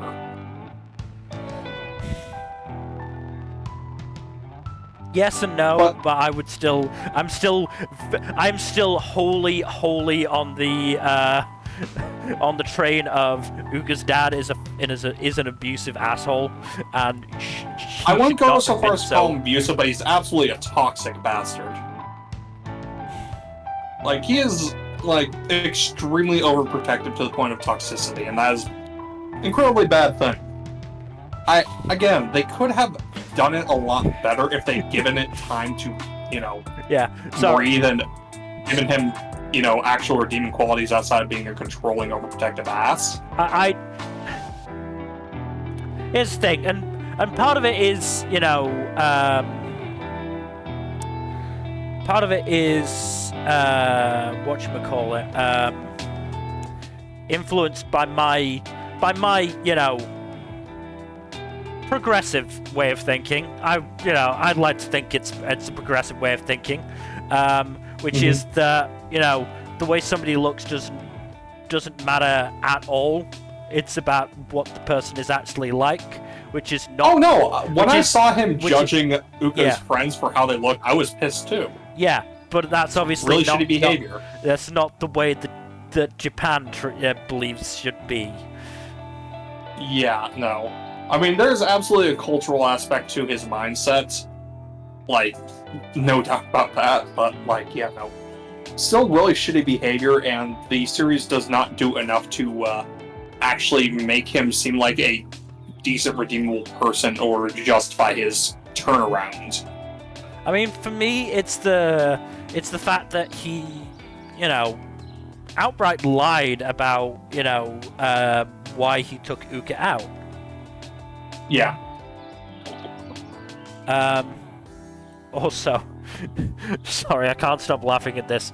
I called him in my notes a taint-licking fuck. That's right, Mel, you tell him. But yeah, like, that aside, I do think the core relationship is very well developed. Like, Uka and Kai's relationship is very well developed. I think it's overall, pretty well developed. Compared to the rest of the show, it is definitely the stuff that gets the most... Oh no, it is absolutely the stuff that gets the most focus, but it's also still affected by the show's pacing issues. Everything in the show is affected by the pacing issues. Yeah. I do think Uka and Kai's relationship is the least affected by the pacing issues out of all the major aspects of the show. Not wrong. And it does feel like a very believable romantic development, even if it is a tad rushed. I do think it is very funny that, like, they wind up being very public about their affection, though, towards the end. I mean, Kai has basically been waiting for this point for quite a while. He says that it took him 8 months to fall for Uka. That's a lie. Motherfucker fell for her the moment he started interacting with her. Yeah, at most it was a month. At most. Yeah. Like, the question isn't who fell first and who fell harder, because the answer to both questions is Kai.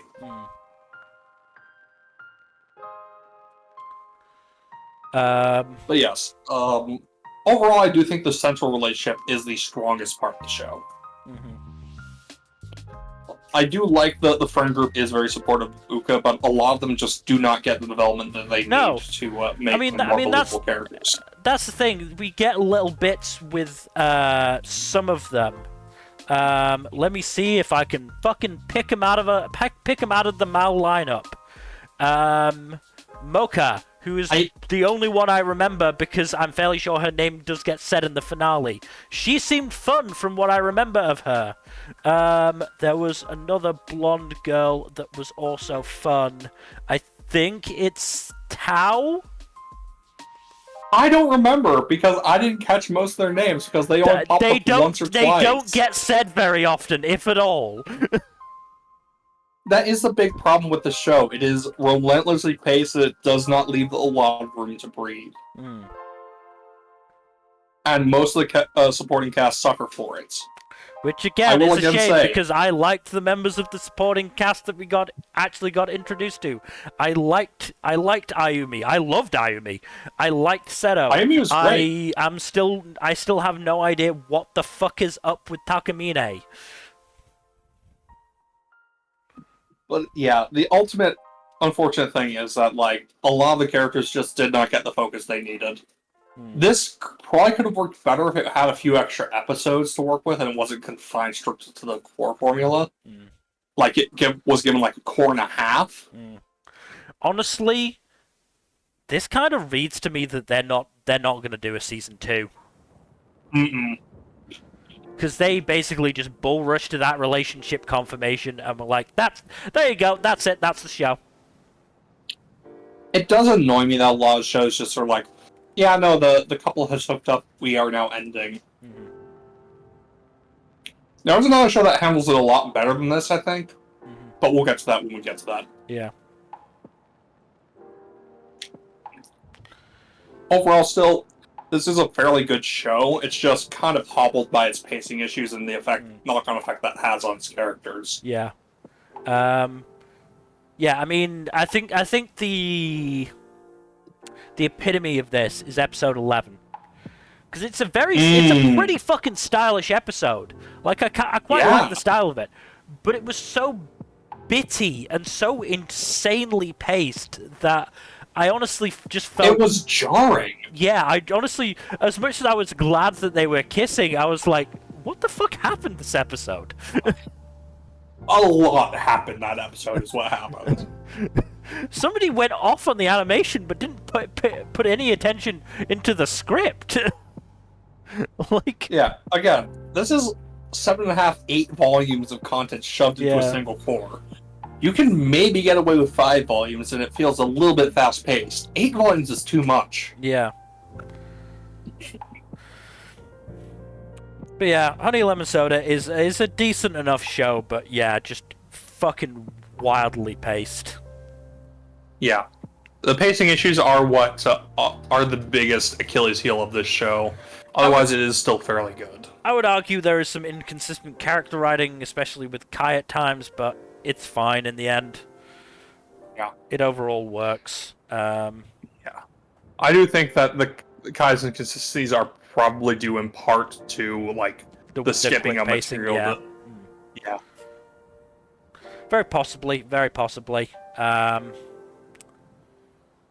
yeah, let us move on to... I may be a guild receptionist, but I'll solo any boss to clock out on time. But the twist. I am on episode 11 for this. Ooh, yeah, so you got the big twist. Okay, cool. Yes. Cool. Yeah, no, the whole thing with Glenn was really interesting.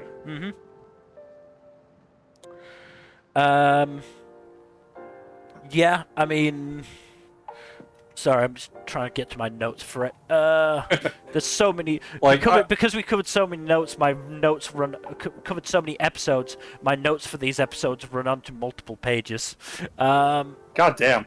I do like that Glenn's motivation is actually set up prior to the reveal of it, because otherwise it would have felt, like, really out of place. Oh, yeah. But no, there was some decent setup to it, so it actually lands. It was pretty, like, there wasn't a huge amount of time between the setup and the betrayal, but yeah, no, they set it up well enough. I would say this show is pretty basic with the storytelling, apart from maybe one or two little bits. Yeah, no, there's some neat flourishes, like the whole, actually, no, that's in episode 12, I won't say it.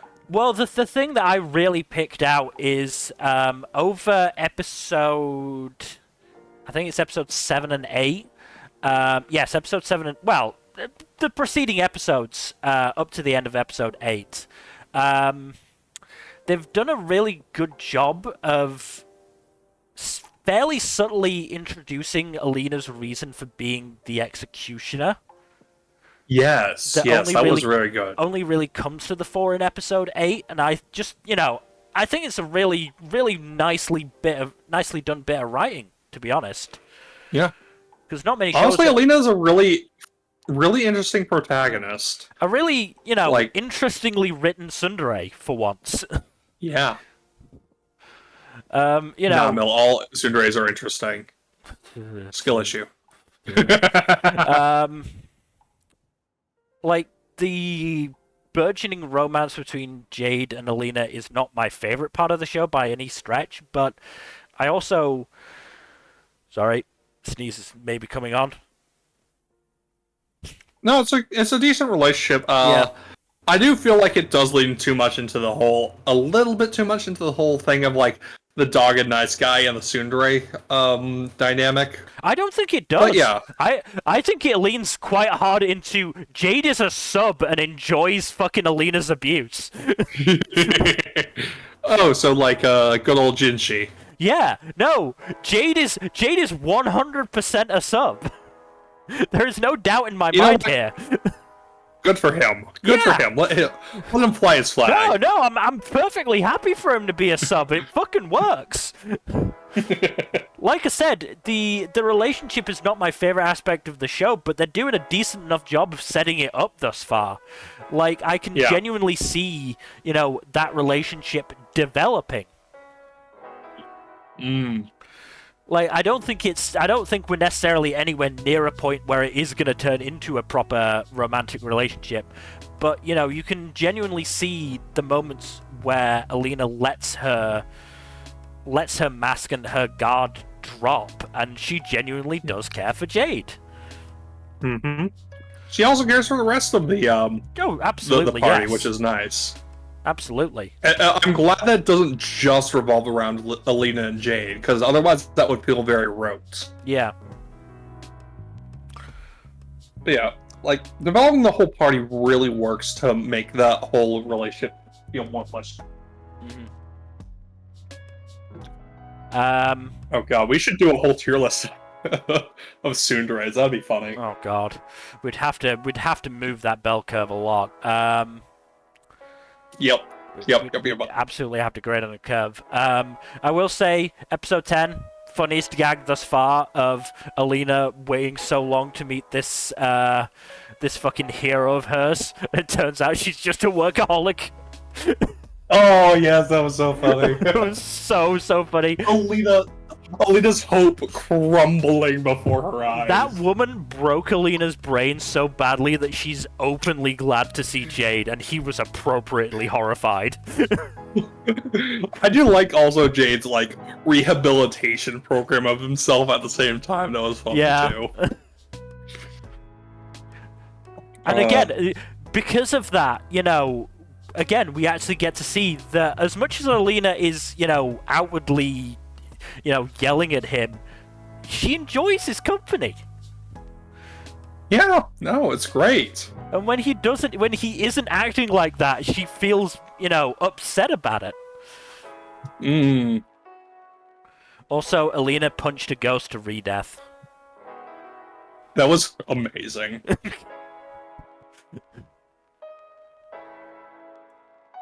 Yeah, no, overall, this is just a very fun show.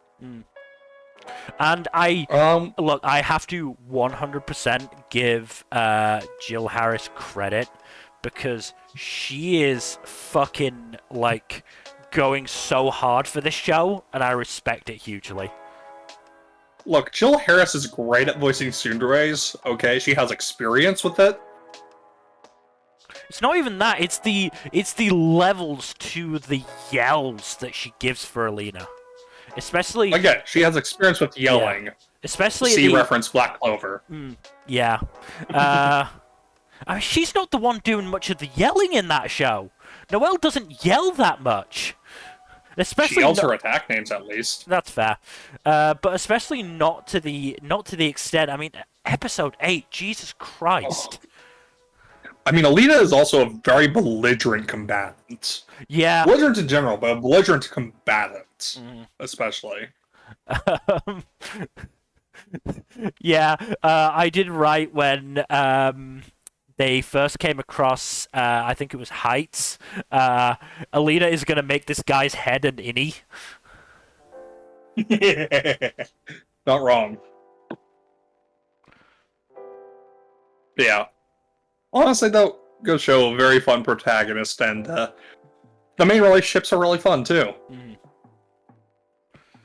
I would like a little bit more with... okay, I would like a little bit more from Lo, because obviously we did get that little mini-arc with Lululi, which was good. Yeah. Lululi got to focus. Lo just kind of mostly played a supporting role throughout the show, but he's still fun. No, I'm not saying I don't like him. I think he's a really, really, nice character, and I'm glad that he is such a good dude. Yeah. But I would, he is just the one that hasn't gotten story focused thus far. Mm-hmm. That's unlikely to change in the last single episode you're gonna watch. That's fair. But yeah, I do hope this gets a season 2. That would be very nice. No, I would definitely be happy with a season 2 because I've definitely enjoyed the show more than I expected I would. Mm-hmm. It's a fun time. Mm-hmm. But moving on to another solo show for me. Yay! Let's move on to Ishura Season 2. So, that slime in the background. Do you know what he is? He is a kung fu fighting slime, motherfuckers. Everybody loves kung fu fighting. How he do that though? He basically imitates the moves, the martial arts moves that he has both witnessed and read about. And because he is a slime and thus has no body language to speak of, it is impossible for his opponents to read his moves. I see. He's great. Love him. A lot of the characters introduced in the back half of the season are pretty interesting. So the slime is called Cyanop the Inexhaustible Stagnation, which, great name, A+, no notes. And then we're also introduced in the same episode to Luke Noka the Winter, who is a motherfucking dragon who spreads winter around her. And I don't remember who voices her in the sub. God, I am blanking so hard on that. Let me double check actually, because I am curious now. Because I had to watch it dubbed because Disney Plus is stupid. Oh yeah, Kikuko Inoue voices her in the sub. But yeah, she's given a very majestic, motherly voice. Contrasts well with her whole seeking an opponent who can finally actually challenge her and maybe even kill her, because she has just been curb stomping literally everyone who's ever come after her in the past. And thus she gets recruited for the tournament. And then we get Uhak the Silent, who is an orc who is basically just... Or not an orc, an ogre who is both mute and basically anti-magic. Like, he counters literally every form of magic that comes close to him. An ogre called the Silent is mute? I would have never guessed. Yes. Yeah. Honestly, the one thing that actually annoyed me about this season was they wound up wasting a really interesting character for a bait and switch, which really annoyed me. Like, the character Kazuki, the Black Tone, had a really cool design and power set, but she winds up getting murked to reintroduce a character from Season 1, and it really annoyed me. Okay. But yeah, then we also get To the Magic, who is just fucking broken as hell and basically nigh invulnerable. And a more interesting character in Hirota the Paradox, who is a politician of sorts. But then the final episode actually reveals the identity of the true Demon King, who is Shiki, who is a traveler from the other world, and who doesn't have any apparent powers except an aura that causes such crippling and maddening fear amongst everyone around her that it causes them to mutilate and or kill themselves and everyone around them rather than actually do any harm to her. Neat. Yeah. She's dead now. The question is who the true hero is that wound up killing her. Because the goal of the tournament is to discover who the true hero is. So presumably, one of the lineup of 16 individuals who is named at the end of the season is that true hero. But we don't know who it is at this point in the anime, and but we do have the overall lineup for the tournament, which is nice. I just hope this gets to season 3 so we can actually see the fucking tournament start. But yeah, the big Demon King reveal did tide me over a little bit on that front. Yeah, really interesting show. This does seem kind of like What If Fate, but OCs. Okay. If I were to describe it in a single sentence. But yes, let's move on to something I'm sure you will love to talk about, Nmbr. Oh boy. Oops. Oh, I fucked that up. What happened? Just a little bit longer. Okay. Please excuse us, we're currently experiencing technical difficulties. Actually, I don't need to do that, do I? Check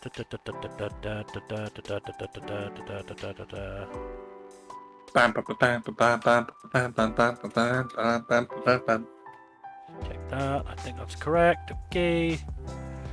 Okay, let us move on then to... Is it wrong to try to pick up girls in a dungeon, aka Danmachi Season 5? And thus it ends. Yep. I mean, we're probably gonna get more after this, but like, this is the end of what we're gonna get for a while. Yeah. Yeah, I thought a season 6 was announced, but no, apparently it wasn't. Not yet. Nah, not yet. Well, I don't think there's enough volumes for a season 6 yet. Is there not? I think there's only 2 volumes out past this. Really? Oh, wow. Okay. Yeah. We must wait, unfortunately. Well, there's like side novels and stuff they could probably adapt. Oh, they are almost certainly going to adapt those side novels. Yeah. Because apparently the light novel series is going to enter its endgame soon. Oh, wow. Okay. Very, very interesting. Yeah. But right now we're all about Freya and her character and resolution. Yeah. So the war game was real intense, real fun. Fucking Heading, man. Fucking Heading just like pulling a fucking face turn in the middle of fucking nowhere. Yeah. I mean, it makes sense for his character, but it was definitely unexpected. It was a good twist, honestly. No, I'm happy with it. Yeah. Him also convincing Hegni, I think, was also pretty interesting. Yeah. And then Belle, Mamma Mia, and then Hedin all gang up on Otar, who is just an absolute wall. Yep. Hold on. I don't think Ishura does its female characters extremely poorly. I think it just did one female character kind of dirty in terms of, just kind of killing her without fanfare. Most of the female cast is really interesting and really well done. Yeah. I think part of the issue is just it's kind of an anthology series that doesn't focus too much on any individual character. Yeah, at least for the portion that's covered. I love the lady cast in Danmachi. Danmachi is great. Yeah. But yeah, I was talking about Ishura specifically. Oh, okay. Gotcha. Yeah. The first 2 episodes are not indicative of the whole series. Yeah. But yeah, anyways, back to Danmachi. Really good fight sequences in general, honestly.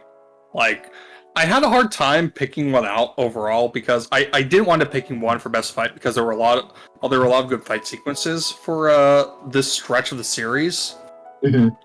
Overall, there was the issue of it was like they kind of blend together for one, and for two, like while some of it was really well animated, overall it was kind of like hit or miss on the animation front. Yeah, for sure. This isn't like Danmachi's like best animation outing. It's not bad, but the fight with Otar was really good. Yeah. It was probably the most consistent of the fighting segments in this stretch of the season. But yeah. There were like some bits, like the Ryu bits in this stretch of the season were also really well animated. I mean, best character, so you know they gotta give it their A game. They really sauced up her scenes, yeah. Yeah. But yeah, overall just really good. I do like Freya's character resolution.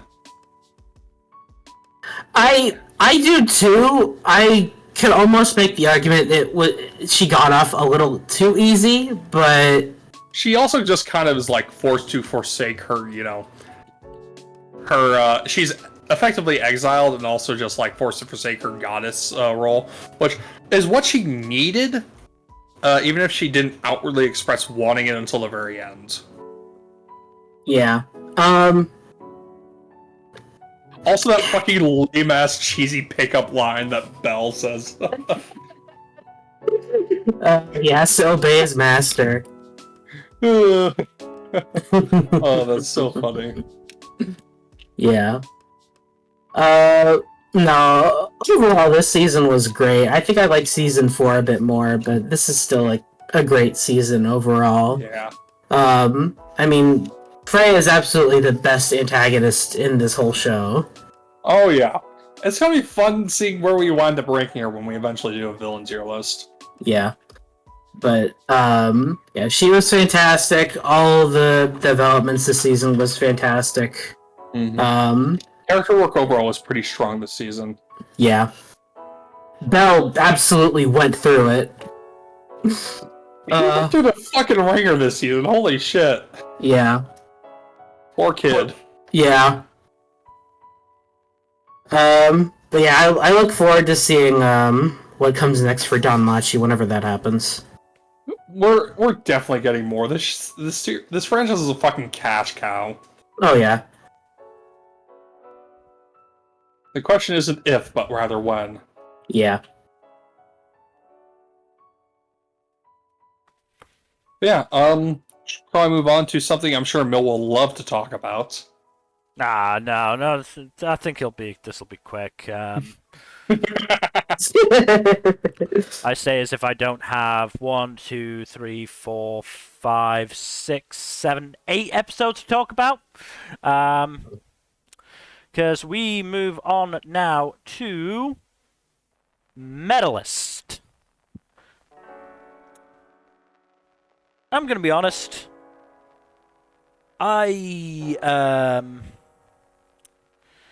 think I spent the first sort of quarter or so of the show being a bit too worried about the adaptation, and so it sort of affected how I was watching the show. Mm-hmm. You know, I was basically watching the show with the manga in front of me, sort of thing, and you know, going, oh, this didn't happen like this, sort of thing, and you know, it's the end of the day, that's, you know, gonna affect you as you watch it. These last 8 episodes, fucking hell, it was 8 episodes. I didn't do that. I just watched the show, and it was really fucking good. Engi has managed not to fuck it up. In fact, Engi has done something pretty fucking good with this.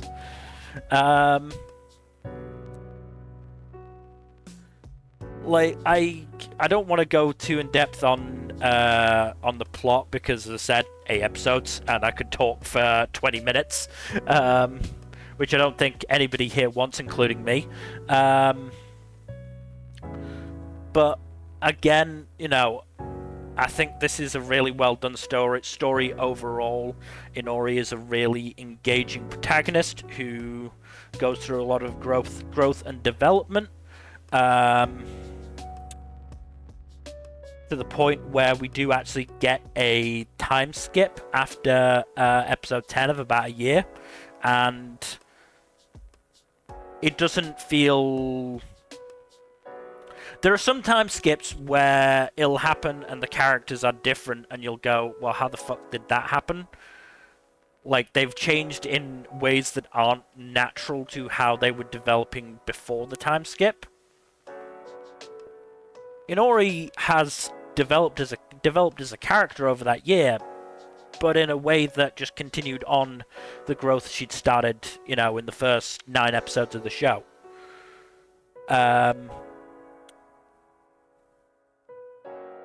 And we are now to the point where she is on an even playing field with the other girls her age who have been, you know, skating for a lot longer than she has.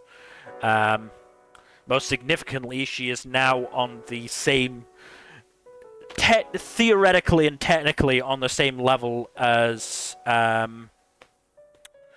Hikaru. Though, obviously, you know, there's still a ways to go there. I would have to imagine, anyway. But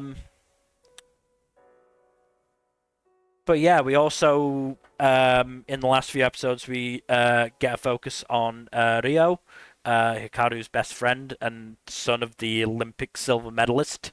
Which is, you know, really well done, and again shows how far Tsukasa has come as well as the other, you know, main character of the show. He's actually able to get through to Ryo and be able to coach him.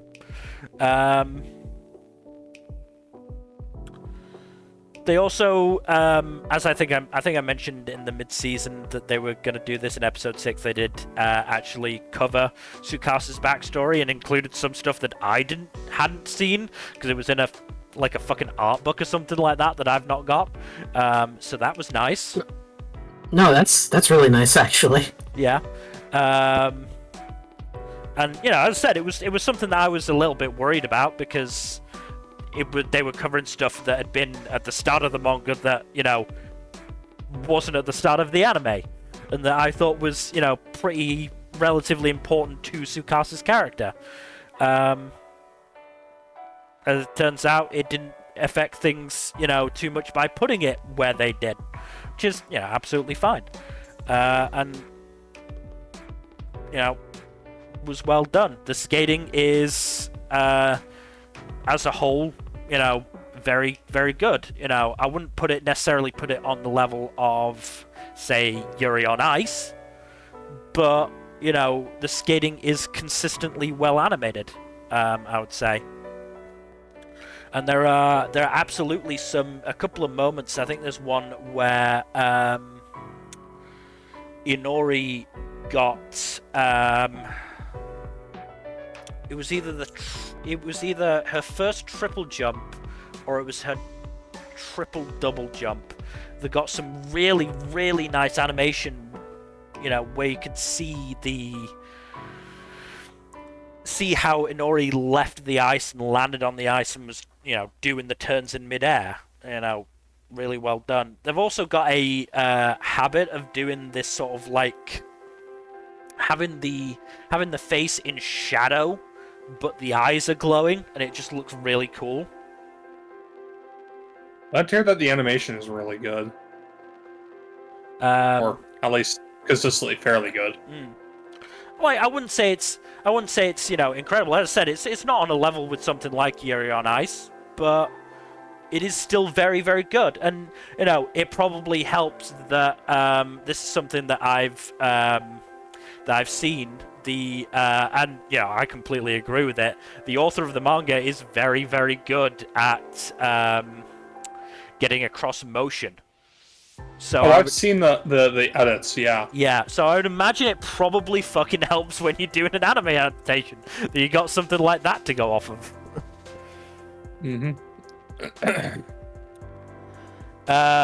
But yes, honestly, really good season. We're getting a season 2, which I'm very happy about. Though we are coming up to the point where I am at in the manga, so I'm gonna have to speed up my catch up.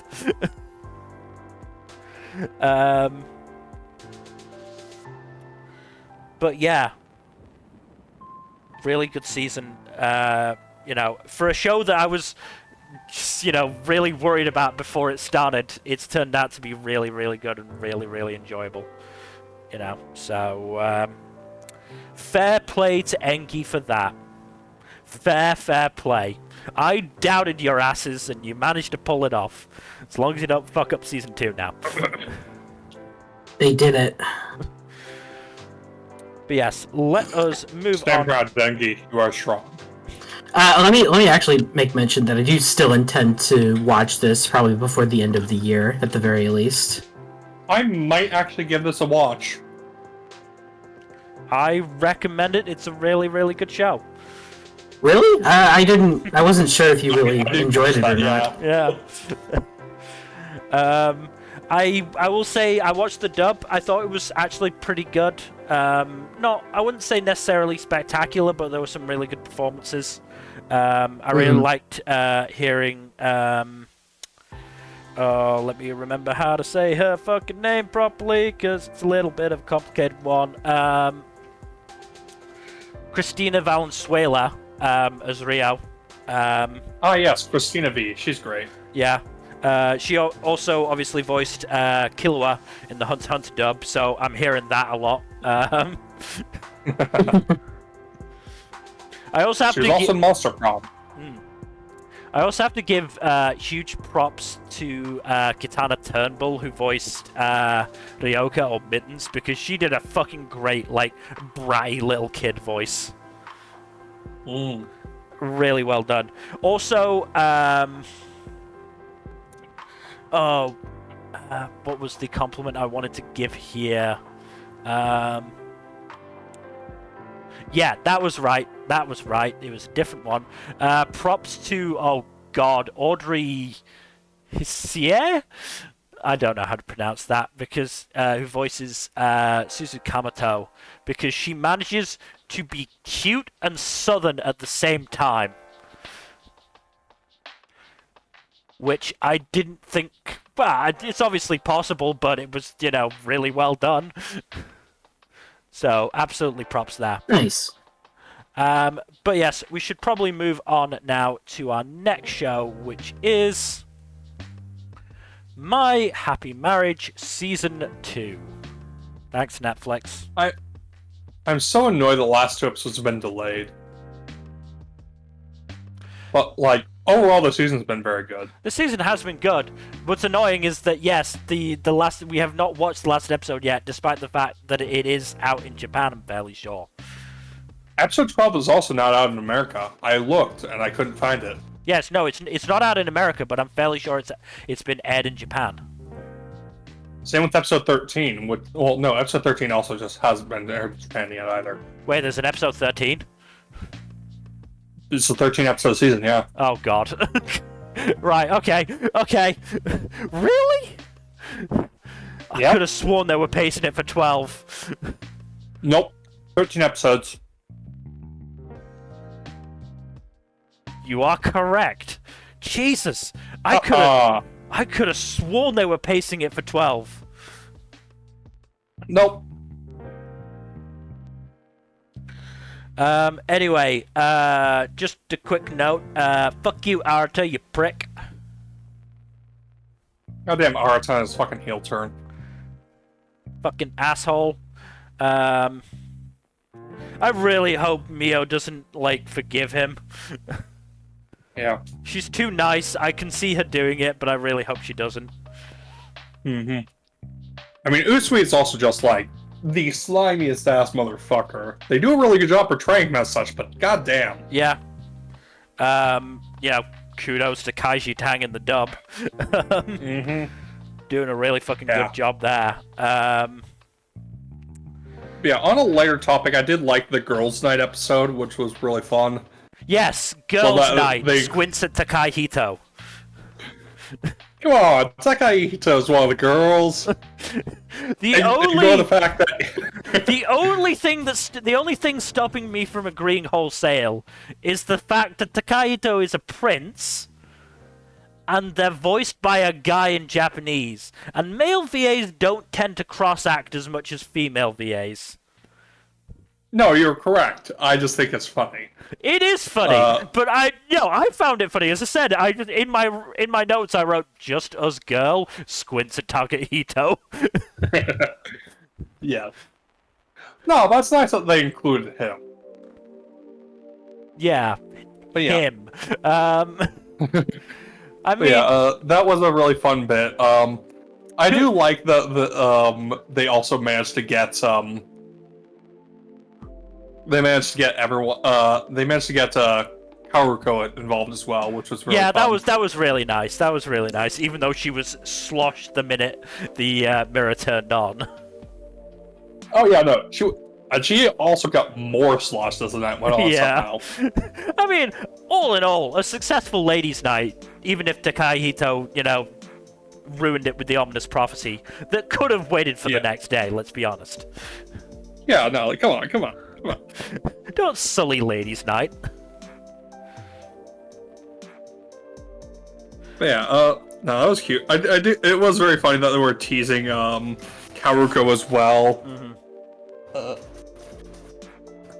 Helping her feel a bit like she fit in a little bit, but also just like teasing her for the sake of it. Yeah.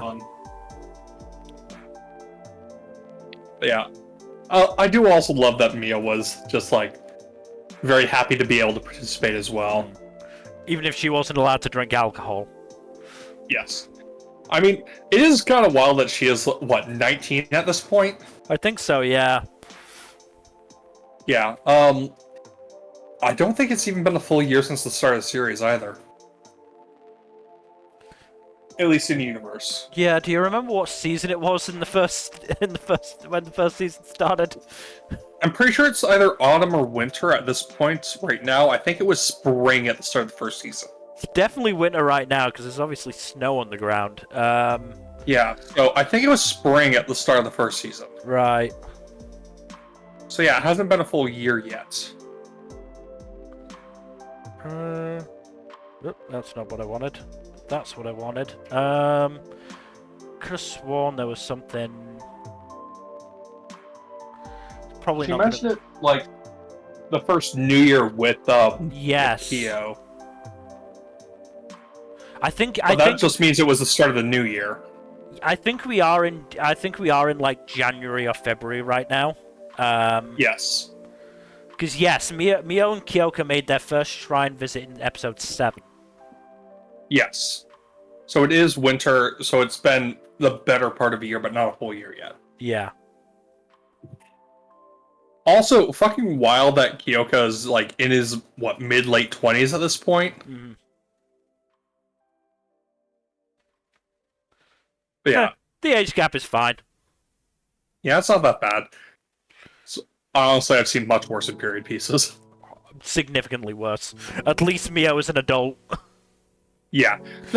Both people are adults here. That's definitely a plus. That we do not always get. Mm-hmm. But yeah, also, loving this part of the season with Mio taking several levels in badassery and just like fucking strutting her stuff and no, not wrecking shop per se, but like actually taking full advantage of her powers. I mean, not yet. She fucking took out those 2 dudes. Yes, which was fucking amazing. I noted at least twice in my notes. I'm really liking Mio's confidence here.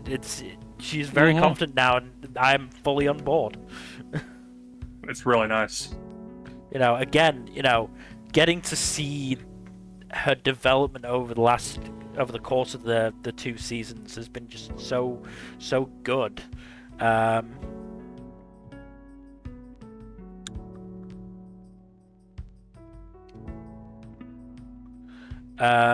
Also pretty cute was Kyo, who was yes, little Kyo was adorable. Clearly kid Kyoka. At least too bad we had to see him go. Yeah. Well, Mio has the adult version now. Yes. She can do a lot more fun things with that version. I mean, who's to say we won't wind up getting a little Kyo at some point anyways? I mean, yeah. I mean, they've already done some fun stuff. I mean, like hand-holding. I was gonna say hand-holding in bed. It's scandalous. Spicy. I didn't know you were that much of a spicy girl, Mio. Good God. I mean, that came about because Takahito tried a "there's only one bed" on the two of them, and it worked. Yeah. It kind of worked. It didn't get them to go any further than hand-holding base. It's still progress. I'm still liking it. Yeah, it's nice. They did kiss twice, which is nice as well. And they've now confessed love to each other. Mm-hmm. So the progress is being made and moving along. So I'm happy. Mm-hmm. It's very nice. But yeah, just if only fucking the last two episodes hadn't been delayed. Yeah, I'd be really excited to talk about them if I actually had them. This is where My Happy Marriage episodes 12 and 13 would be if I had them. I mean, personally, I'm a little glad because it meant two fewer episodes that I needed to catch up on. How much did you manage to catch up on everything, by the way? I managed to catch up on everything I'm watching. I mean, obviously not something like, the only thing I'm not technically caught up on is Daima, but I'm very happy taking my time with that one. No, you're also dub only on Daima, so... Yeah, I mean, I'm behind the dub, but, not by a huge amount, I don't think. Mm. Like I said, I'm happy taking my time with that one. Speaking of stuff you, actually, no. Did you wind up catching up on Okitsura? No, I don't think you did. I didn't manage to catch up on anything I wasn't already watching at, the mid-season, so... Understandable. Let's move on to... Okitsura fell in love with an Okinawan girl, but I just wish I know what she's saying. The show wound up being quite the delight, honestly. I love the Okinawa facts, and I do like the dynamic between the three leads. Honestly, it handles the love triangle a lot better than most other shows do, which is just, a typical love corner, really. Whereas this one does a whole dynamic between the two girls who are both, important to the, dynamic with the male lead as well. Both Hina and Kana have a very close relationship with each other that both pre-exists and supersedes either's relationship with the main character. And, it's really interesting because, right as, he's made, an actual move towards, possibly kind of, sort of, making his feelings known to Hina, Teru also, starts actually thinking about Kana romantically as well at that point. So it's very interesting to see that whole dynamic. There's no, romantic progress this season outside of that, but it's still really, really neat, and overall I do like the overall vibe of the show. Very nice, laid back, and the Okinawa facts are very fun. But yeah, really fun show, cute show. Let's talk about some more shonen action stuff. Okay, up next we have, of course, One Piece, and we are now at the end of Fishman Island log, I believe. Yep. I actually do have one issue with the Fishman Island log. I think it's actually paced a little bit too fast, especially at the end. Funny enough, I know. A One Piece adaptation paced too fast. Yeah, I was gonna say, huh. Maybe they overcorrected. They actually skipped a bunch of stuff, especially with the confrontation with Big Mom and her subordinates. There is a single cameo shot of Baron Tamago, and that's it of him. like they just like speed run through a lot of portions of the arc. They skip a lot of jokes, like the whole monster chopper doing the wiggly dance, which I really like that joke. That's a fun joke. And yeah, there's just a lot of skippage overall, but especially in the last stretch, and especially in the final episode, which does bother me, because otherwise this is pretty fun. I do feel like this could have used like 2, maybe 3 more episodes to really like even out the pacing a little bit more, you know? Well, I feel like there's a solution there. You watch... Read the manga. I mean, read the manga is the overall solution to the One Piece anime problem. But if you really want to watch stuff animated, what you do is you watch this stuff up until like the last, 2 or 3 episodes, and then you go back to the original anime.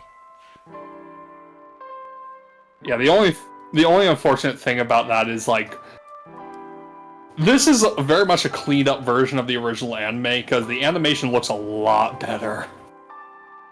I didn't say it was a perfect solution. The perfect solution is just reading the manga. Yes, correct. But I don't know how to read. Well, how do you watch anime subbed? No, I just make guesses based on like what's going on, you know? Just vibes, no thoughts, head empty, only vibes. Yeah, exactly. You know, like just go off the vibes. That's nice. Well, still, overall, a very valuable experience. I am very hyped for Egghead coming back. Very excited to see the crazy shit that Toei's gonna cook with for this stuff, for this material. I mean, I've talked to you a little bit about this, Jack, but the dub is now, I think, fully caught up on the anime, which, considering, which you know, crazy. Yeah, insane. Holy shit. Considering, and they've obviously covered bits like Shanks murking Kid and Garp storming Pirate Island, both of which fucking amazing. Yeah, of course. I can't believe the dub caught up, like, finally. Like, It's insane. I think it's partially because of the Fishman Island vlog. That oh, yeah.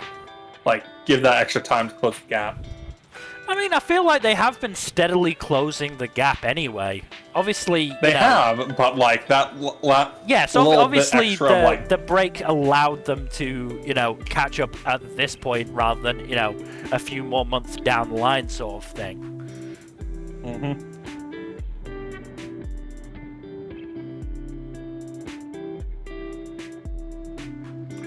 But yeah.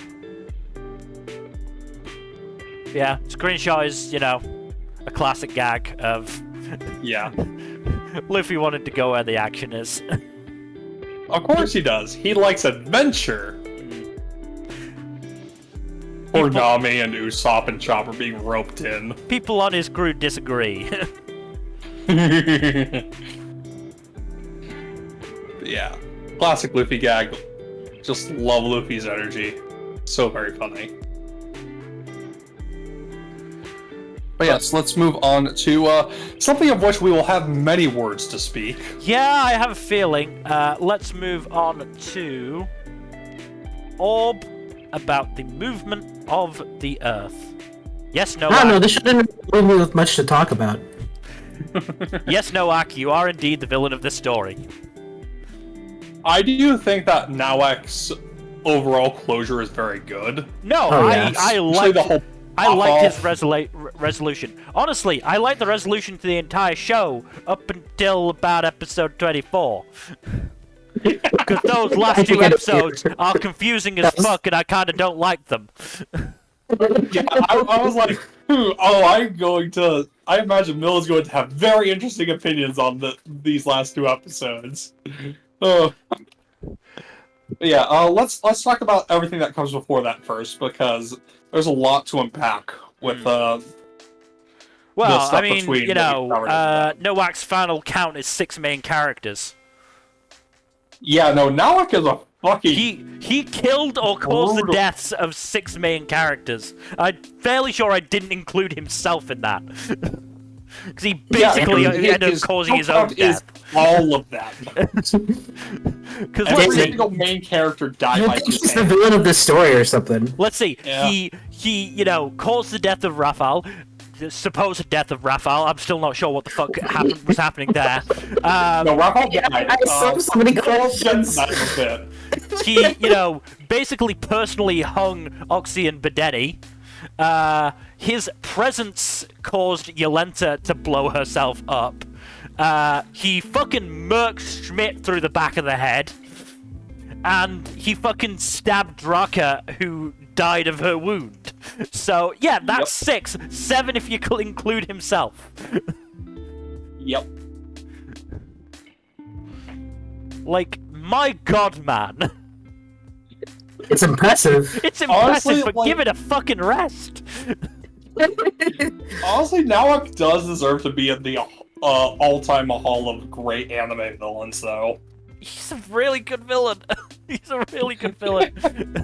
Yeah. That main character killing piece of shit. Yeah. That jerk. Fucking murking Anthony out of Blue was great. I mean, yeah, it was deserved, but it was great. I can't say I'm sorry to see him go. Anthony was a piece of shit. He was a rat fuck who deserved it. Yeah, he really was. But yeah, no, Draka was a lot harder to deal with. She did get off that last message, which is implied to be that message on the movements of the Earth that Albert hears in the final episode. But yeah. See, that's what confuses me. That's what confuses me. It's implied because I can basically that... I can accept episode 24 being in a different sort of universe that's closer, that's basically our own sort of thing, right? Yeah. I can accept that, because that means I can understand why Raphael appeared. I can understand that. Yeah. But then you fucking push them together with the fucking letter arriving? Yeah. The letter can't exist in the same world as an alive Raphael. Yeah. Raphael just survived. Somehow. Turned into a fucking murderer. So I think the thing with Raphael there is to showcase like. No. I've read the A&N review. I sort of get what they were trying to do. I just don't think it worked very well. Personally, it doesn't work as well as the rest of the show. I do think like the final 2 episodes do bring it down from a 10 out of 10 to a 9 out of 10 overall. But goddamn, this show is still really good. No, I still enjoyed the show for sure.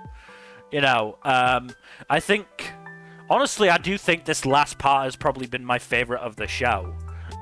This last part meaning the Draka stuff, not the Albert stuff.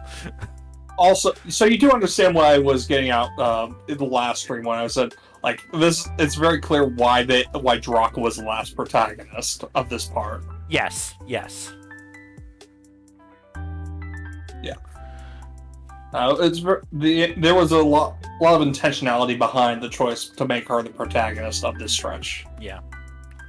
I will also say I've got a slight gripe with this show, which is that they keep teasing these fights that should be really good, and then fucking pulling that rug out from under us. We didn't get Noak versus Oxy. We didn't get Schmidt versus Noak. Come on. Hey, we got that one guy killing himself by stabbing himself through with his own sword. That was funny. That was amazing. I mean, when I think his name is Ash, was like visibly scared. I just said in my notes, I sure hope he doesn't fall on his sword like another jackass I knew.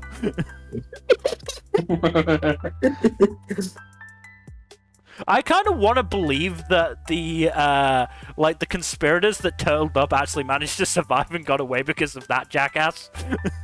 Yeah. Oh, also, if you notice, the last version of the OP doesn't have the black and white sketches. It's just pitch black at that point in the OP. It makes me sad somehow. I mean, look, fair fucking play to them, because Orb is usually when there's a show that keeps the same sort of, keeps the same song and generally the same visuals, it gets lower returns as the show goes on. I mean, Nmbr, I think you griped about fucking Yadagarasu not changing its OP the entire time. I still haven't gotten over that. Why didn't they change it at all? Yeah, no, that does bother me a bit too. But Orb is one of those rare shows where it managed to keep the same, mostly the same, the same song, a fair few of the same visuals, but it just got better and better as the more context became apparent. Yeah. And they also, especially when they tweak things like changing Badeni staring out at the stars to him staring at the stars without his eye patch and with the noose around his neck. Yeah. That fucking shot of Raphael in the burning church has been there since the goddamn beginning. Since the goddamn beginning. Yeah. They fucking teased it. Those motherfuckers. God, that's brilliant, honestly. It's great. It's fucking perfect. It turns out the Raphael that Noak was looking at in the church wasn't actually just a figment of his imagination. It was actually Raphael. Oh no, Raphael's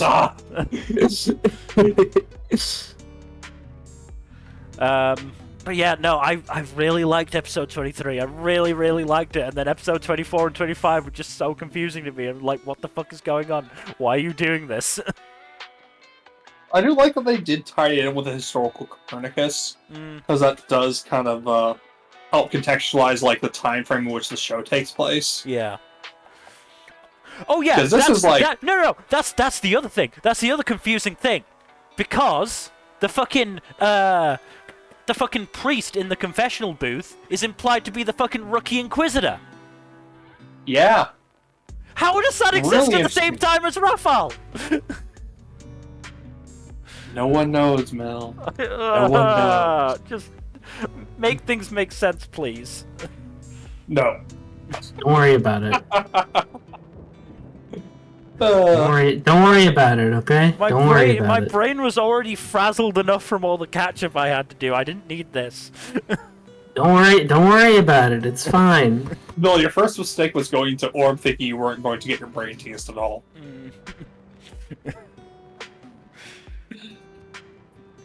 But yes, let's move on from one show about crazy shit happening to another show about crazy shit happening.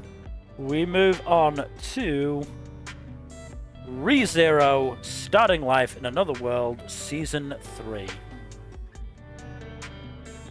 Regulus fucking got what he deserved, honestly. Yeah. Fucker died a miserable death, and he earned it. Yeah. That he did. Wish I could say the same about about all the other sins, because jeez.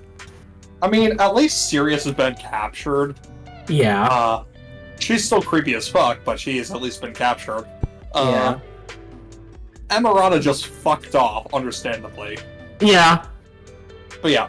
Also, Reinhardt just fucking pulling a Saitama off the moon made me lose my shit. Also, just like, oh yeah, I'm going to fight you, but I'm not going to fight you personally. I'm going to have my champion fight you. Wait, what? Oh, that was a great rug pull from Subaru. Yeah. But yeah, very interesting seeing how Regulus's powers worked and how they managed to circumvent them. And also love that Regulus got done in by fucking everyone he fucked over. Yeah. Indirectly or directly. He's just such a piece of shit. I am glad I will not have to hear any more Anosa. Now listen! But yeah, no, that is a fucking ugly way to go, though. Yeah. Just fucking effectively causing cardiac arrest while you're drowning and having your body is just broken to bits was just, ugh. Yeah. Kind of happened to a better person. But yeah, the rest of the battles are really interesting. The Teresia fight was really heart-wrenching, honestly, with a flashback. Yeah. Yeah, but my boy Gorgeous Tiger. My boy Gorgeous Tiger. Before we get out of that, it's just crazy how Reinhardt just had to kill his grandmother again. I mean, it's a lot more direct this time. Yeah, it's like, man, that's messed up. Yeah. Also, But fucking yeah. Pandora is the one who did her in the first time. Yeah. Which, that's a surprise. Yeah. I have questions, but I am not sure we'll get any answers anytime soon. probably not. At least we got a Season 4 announcement, but jeez. Yeah. Speaking of Season 4, I do think the Gluttonies are probably going to be a focus, because there was a lot of emphasis on them in the last couple episodes. Well, that and even the key visual seems to push towards that as well. Yeah. Their powers are fucking disturbing, by the way. Yeah, a little bit fucked up. Yep. Like, I do find it very funny that Felt not actually going by her birth name does give give Lai just fucking nausea. Yeah. But yeah, let's talk about Garfield. Gorgeous Boy. Tiger. Gorgeous Tiger. Just, Getting the best fight in this show. God, For no reason. they put in so much fucking sauce to that fight. It had no right looking as great as it did. But god damn the Sakuga. They animated it so hard the animation broke down. I love that shit. Yeah, it was really, really good for, again, just no particular reason. They just I mean, it is basically the climax of Garfield's character arc so far, so it makes sense. But yeah, god damn! but I mean, you also get a lot of other good character moments, like Amelia punching Regulus for as many times, exactly the number of times that, like, a number of punches equals to the number of wives he has, basically. yeah. Really, really cool detail. Also, him being just fucking swollen after getting punched so many times in the face is great. Yeah, and everyone loves Gorgeous Tiger, and he manages to win Kurgan's respect, which is pretty cool. Yeah. Oh yeah, but the whole bit with Otto against Lai was really great because he's like, all right, nobody say my name, nobody say my name. Oh yeah, right. We won't say your name. Dude whose name we definitely know.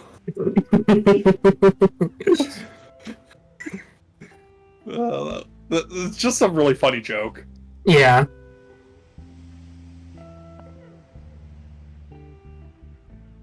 Poor Otto. Yeah. Rip Otto. I mean, at least it doesn't wind up with him getting his fucking fingers numb thanks to good old Beatrice. Yeah, but he did just lose the skin off his legs. So that was fucking brutal. Holy shit. Yeah, it was pretty messed up. Oh yeah, there's 3 Gluttony siblings as it turns out.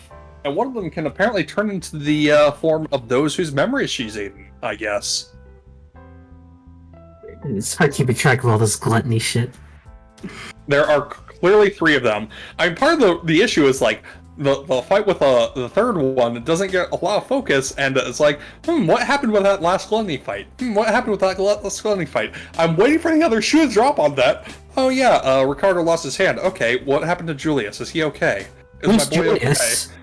Who's Julius? Oh no! I knew the finale was too good to be true. God damn it! Yeah, because I thought it was weird how things just resolved without us seeing like the end of that fight. I was like, did I miss something? I feel like we didn't get the resolution to that, and we didn't for good reason because they wanted to pull the rug on you. Yep. And now we see what happens when just your memories are eaten, or just your name is eaten, rather. Yeah. Because Krush had her memories eaten, Rem had both memories and name eaten, but Julius has just had his name eaten. You mean No Name had his name eaten? God damn it. Yeah, old No Name. God fucking damn it. But yeah, I mean, it's not like there is no cost, because a lot of people got fucking turned into horror abominations by Emerata being a piece of shit. Yeah. Oh yeah, her fight with Al was very interesting. Yeah. I still don't know what the fuck Al's deal is, but there's the implication that he has some sort of weird ability. Yeah. As he should. Mm-hmm. He is an otherworlder, after all. Yeah.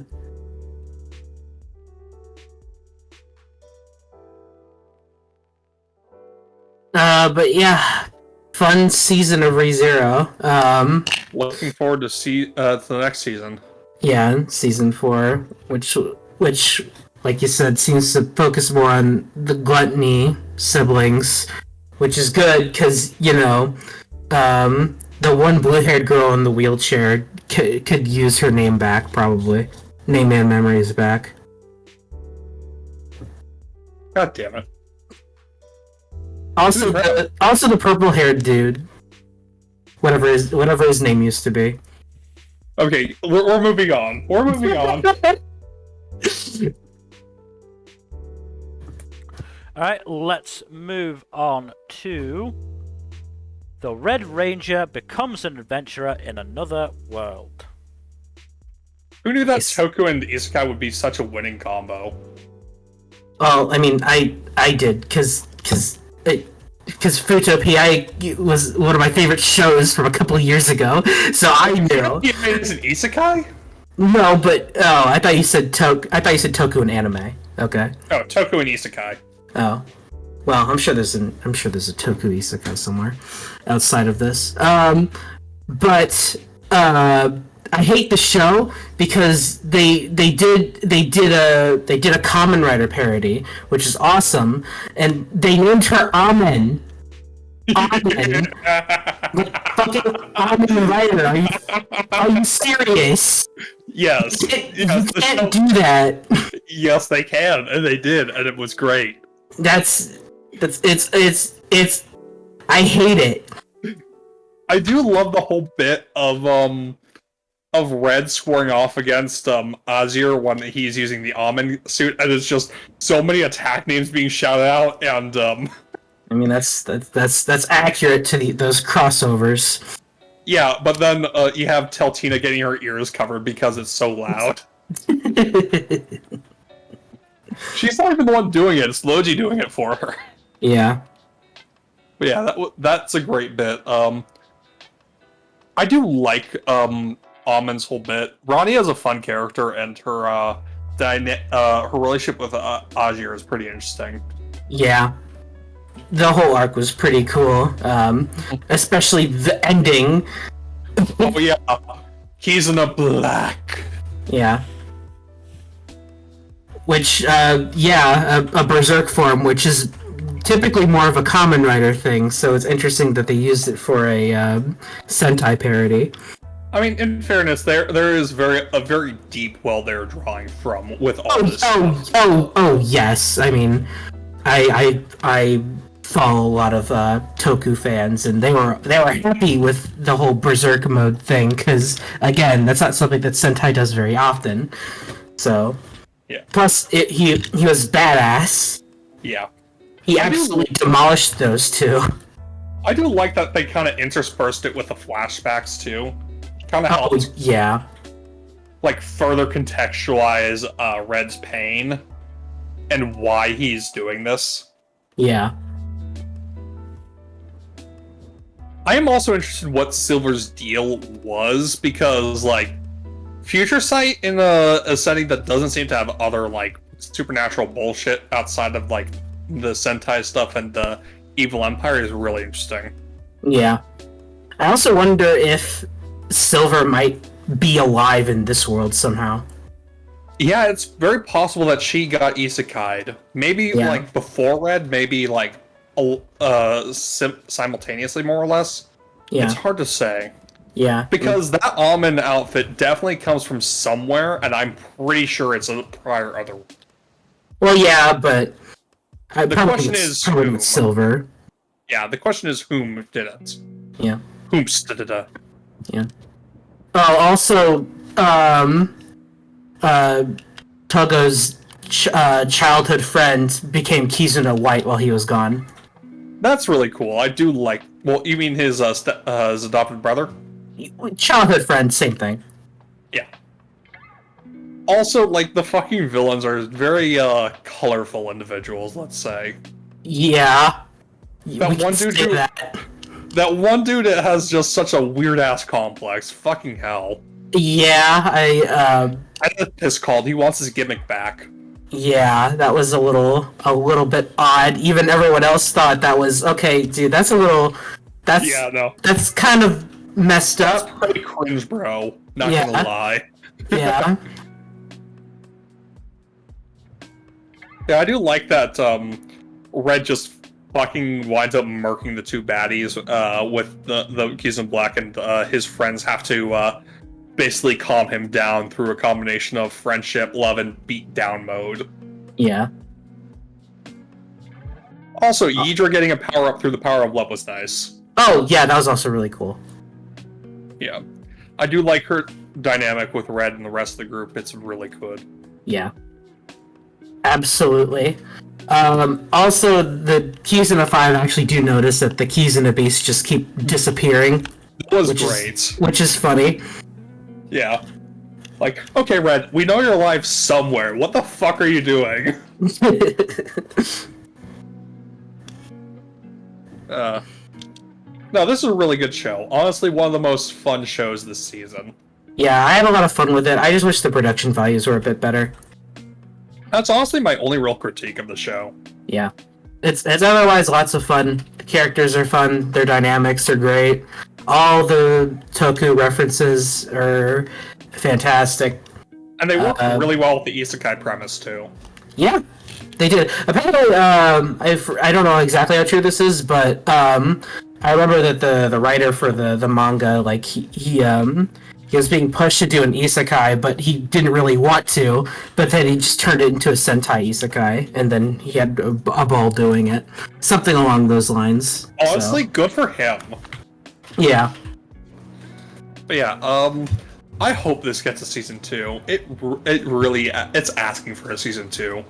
Yeah. Same here. I might wind up picking up the manga, honestly. Okay. I think it's available legally. It is, but it's on Square Enix's manga service, which is... Yeah. Not great. Let me see if it's on my usual go-to ebook sites. I'm sure it is. Oh, it is. The serialized chapters are on Bookwalker. Oh, that's cool.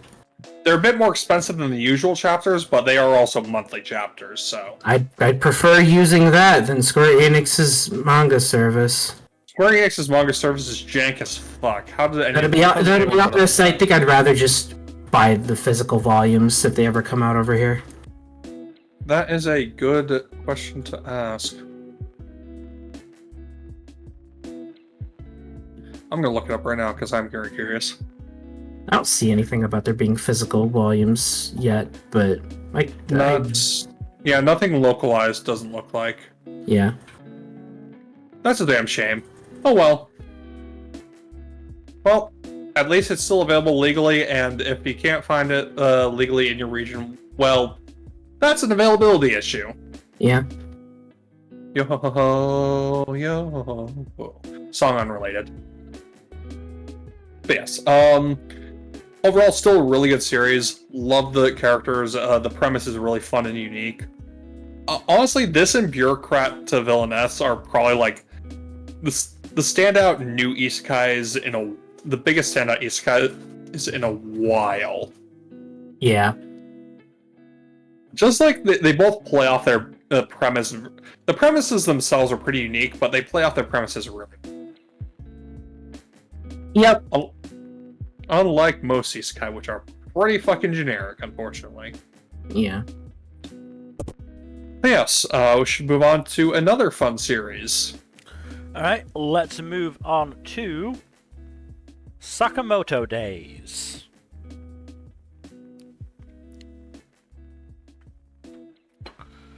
This is a fun time.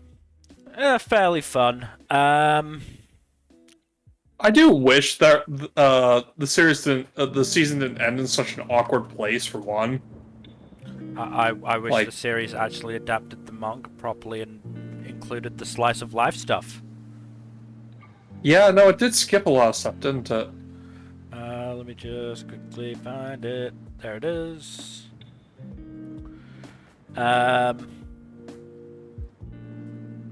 Yeah, just skipping a lot of family life, slice of life comedy moments.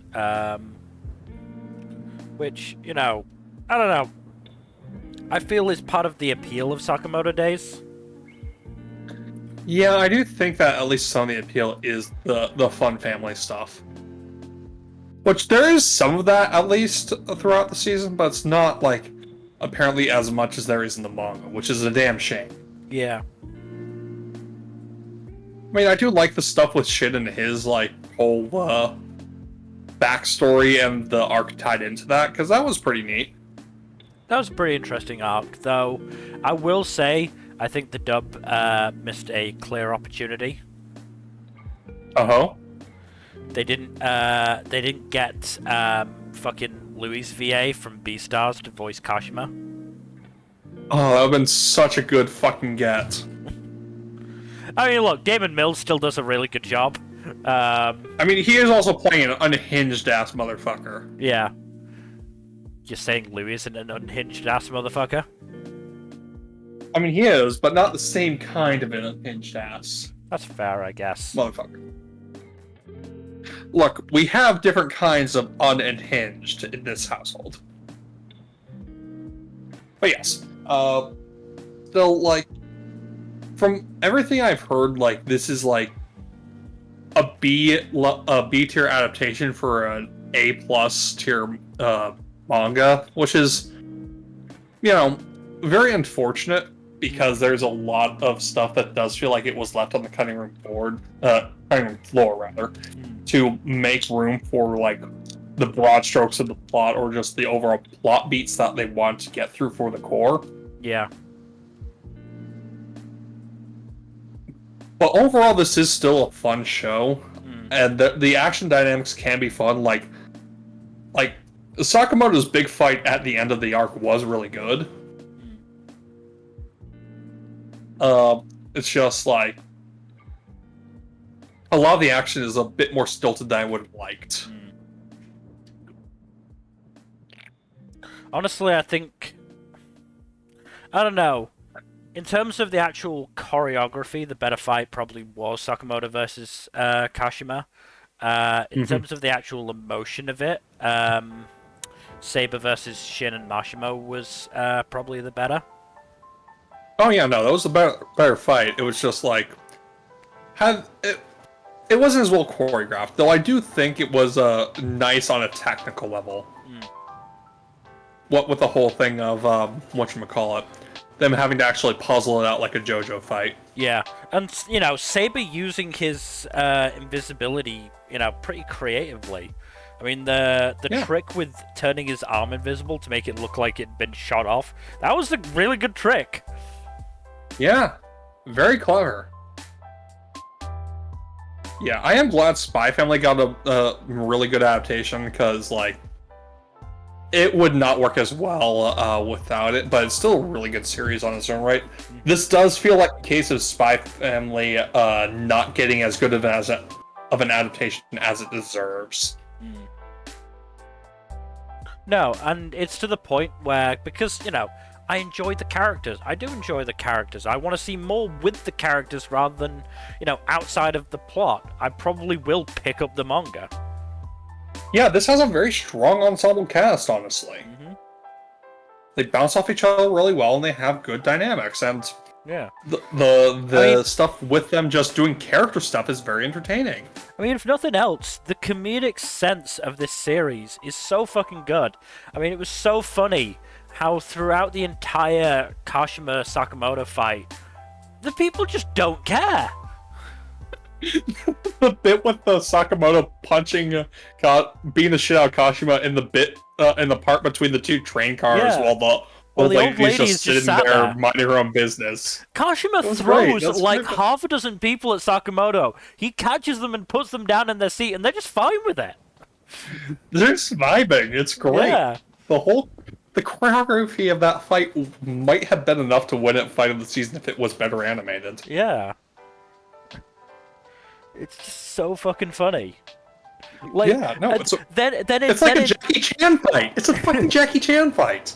Then in episode 10, where the dude is trying to kill Sakamoto at the bathhouse, and the fucking two kids are just there, just watching it, just like, Dad, can we have a go? Not until you're older. Like, his laziness saved his kids. Yeah. And then at the end of that half episode little story, like Yutaro calling his dad and going, Dad, I think I'm ready to take over the bathhouse. Oh, it's too late and I don't deserve it. Fair enough. Like, that's just a hilarious little subversion of that. Yeah, no, it's a really good bit. Yeah, no, this show does feel like it did get a lesser adaptation than it deserved, but it was still a decent adaptation. Mm-hmm. I did have my fun with this, I just do wish it was a bit better. Mm-hmm. Look, the reason why I'm feeling a bit down on it is because this was I would say this was probably the 4th or 5th last show I caught up on, maybe 4th. Mm-hmm. And if I'm honest, I was kind of falling asleep towards the end. Oh, that's rough. So, yeah, I don't know. You also might have just burned yourself out a little bit at that point. Here's the thing, though. I watched a couple of shows after that I was really enjoying, and I was fine for that. Ooh. Yeah, that's not a great sign. I don't know. Like, as said, I like the series enough that I definitely want to try and pick up the manga, and I'll probably start from the beginning so I can get the story the way it was meant to be told. Like, this is still a really good overall anime for the season. And this has been a very dry season. I'd also like to really shout out the dub. The dub has been really, really good. Yeah, Matt Mercer is a great Sakamoto. Yeah. I do find it funny that he is much more fitting as Big Sakamoto than Cut Sakamoto. Yeah. But, I mean, Stephen Fu as Saber was really good. I really enjoyed that performance. I still have to give a shout out to Alexis Cabrera, Alexa Bliss for Obiguro. Really cool to see her in it. Fucking Howard Wang was Wu-Tang. Yeah. Howard Wang was great. The Wu-Tang bits were great. I mean, yeah, look, I can take or leave Wu-Tang being a fucking Lucon, but, it is what it is. Yeah. No, the acting from the actor was really strong. The acting was good. Yeah. Still, not a bad show, but we should move on to something that I think is substantially better, in my opinion. I mean, it is, but it's not going to be something you're talking about. Because... Shangri-La Frontier comes before Skate alphabetically. Does it? Oh god, why did I do that? Oh god, I'm too tired. I just want to talk about Skate, okay? I get it. Let's move on to Shangri-La Frontier Season 2. I'm glad we got a Season 3 announcement, otherwise I would have felt so fucking blue ball by this finale. Yeah, what a non-finale. Yeah. I do like Pencil Gun, I'm sorry, Toa being so fucking extra with her choice in the outfit. Yeah, I'm a fan. It's just funny because Yeah. we get Sunraku fighting a big flaming whale thing, and then he kills that, and then we're basically just getting a setup for this for our little esports arc here, and then right as it's starting, roll credits. I get the sense that there was no easy way to pace this out based off of the way the manga is paced. No, I fully believe that, and I'm not blaming them. It's just unfortunate. Awkward. Yeah, it's just awkward and unfortunate, but we're getting another season, so it's not that big of a deal. Yeah, it would have been a much bigger issue if we didn't get the season 3 announcement basically right away. Yeah. Also, I do get the sense that we will be seeing the Headhunted fight in season 3. Oh yeah, I mean that's they were building that up at the end of the last episode, so Yeah. I'm sure that's gonna be the meat of next season. Yeah. Or at least the first half. Yep. Depending on how long this esports arc takes. Yeah. I do like the implication based off of Sunraku's reaction to their little sparring match that Pencil Gun basically treated as Terrorism Simulator 2.0. I mean, Yeah. that's 100% in character for her, so... Yeah, that's one reason I'm looking forward to this arc, because I want to see how she plays this game, because we never actually see it, we just get the implications. Yes. I do love that she's like, yeah, no, I have to mask myself. I can't let people see how I really am. God. She's such a fucking menace. Yeah. A menace in video games, and potentially society. Yeah. I do also like that, Katsu's teammate Meg is basically the only sane man in the group. As it were. Because she has to deal with the eccentric personalities of Sunraku and Pencil Gun, as well as just Kei's angry, aggressive, competitive side being drawn out by the two. Yeah. Walking around with them. Just these cartoons that she has to deal with. These cartoon people, yes. Yeah. Also like the implication that Sylvia is basically like very similar to Sunraku in disposition. Like they both do the whole thing of like... That's why Katsu wants to beat her so bad. Maybe there's some projection in there.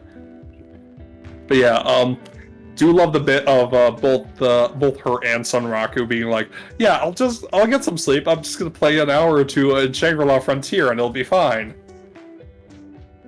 It was not an hour or two. Yeah. Also, yeah, she played Shangri-La Frontier, so I'm sure she'll be showing up in there eventually. Yes, I am very curious as to how she's going to pop up eventually. Because apparently, Shangri-La Frontier is region locked to Japan for the moment. Which is very curious. Huh. That's... I mean, maybe she can use a VPN. Yo. Not quite the same, but you know what, sure. It's adjacent to it. Yeah, but... Hey, I know, it's not the same. Yeah, hey, this is perfectly legal, kinda. Wink. Nudge, nudge.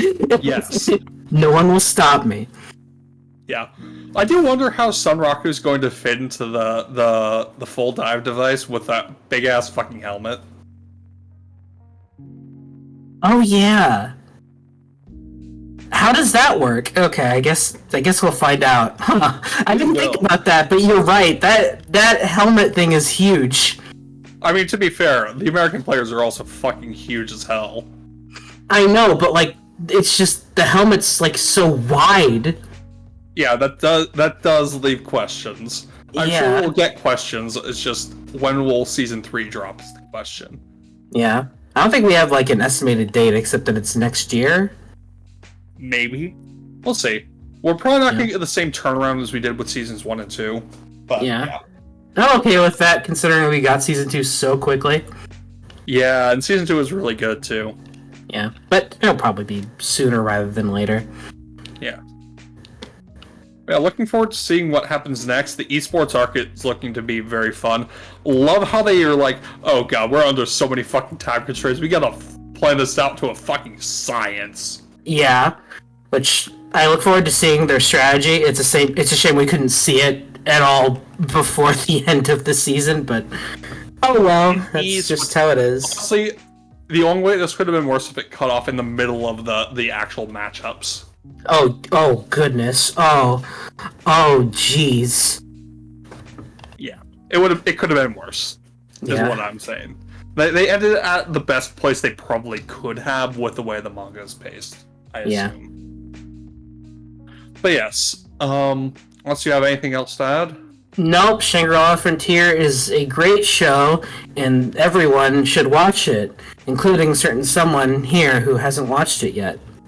Yes, hint, peer pressure. I will try. I will definitely try, because everything I'm not forcing you, it's just, I know you'd like it. Yeah, no, everything I hear about this series makes me think I would actually really enjoy it. I just have to find the time and the motivation to do it. It does have a dub as well, which helps. I know. Yeah. Like I said, I know. It is on the list, and I will want to watch it. But every time I think about it, I feel like I have something else I need to do first. God damn it. Your damn priorities. Fuck. Anyways, move on to your skater boys. Yeah. Let's move on then to Skate the Extra Parts. I miss these guys. No, my first note was, I'm not sure anyone, even me, realizes how much I've been looking forward to this. This was just delightful. The minute I saw that this was available on Crunchyroll, I watched it. Instantly. I don't think I could at the time because I was busy, but I did the second I was able to. Yeah. But I absolutely fucking adored the first segment with Reki, Longa, and Mia. I enjoyed the Cherry and Joe flashback. I was uncomfortably related, or felt uncomfortably relatable with Tadashi waiting until 4:37 p.m. to get out of bed, which is Skate. Please don't make the sub feel relatable. It's not a thought process I'm ready for. And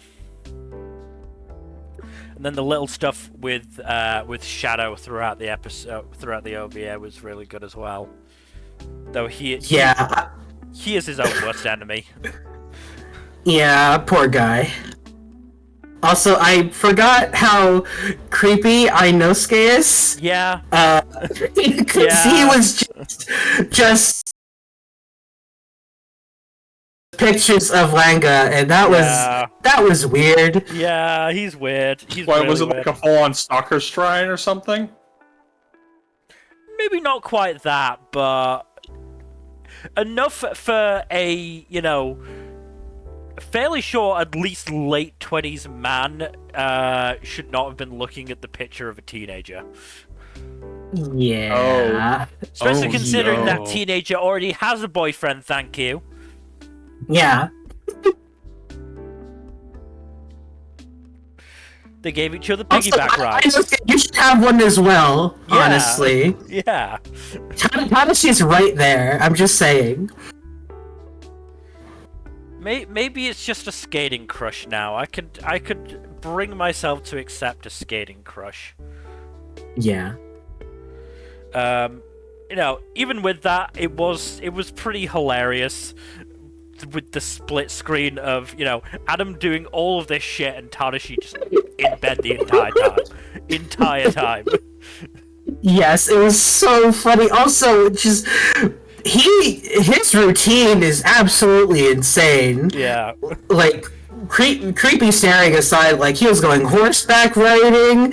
He was doing all this stuff. Yeah. And like, damn, I'd love to live like this guy. But the Cherry and Joe segment was a really interesting one because of how it was set before they found skating. Yes, and it was also very homoerotic. Oh, incredibly homoerotic, to the point where they argued loudly and started chucking stuff at each other for a good, I would say, 2 or 3 minutes before their teacher finally had enough and told them to shut the fuck up and stop flirting.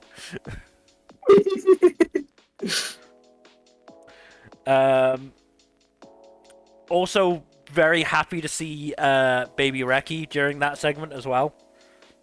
Oh yeah, that was such a cute little detail. Yeah.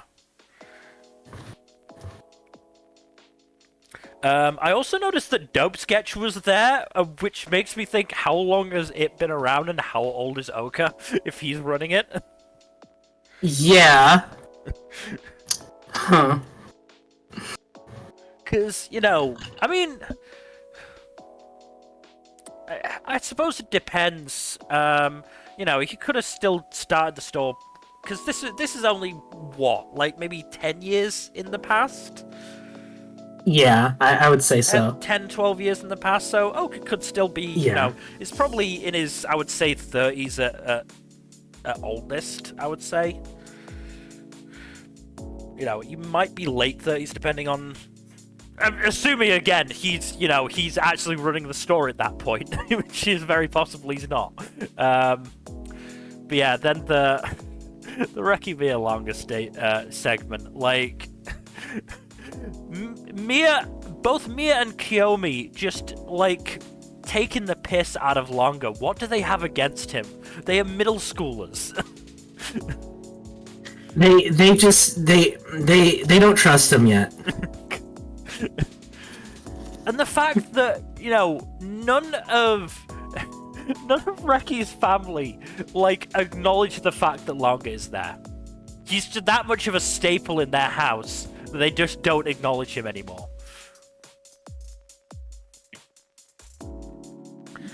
There was also one of the character cards that Mia wrote. He called Joe and Cherry Mama and Papa. I didn't notice that. That's amazing.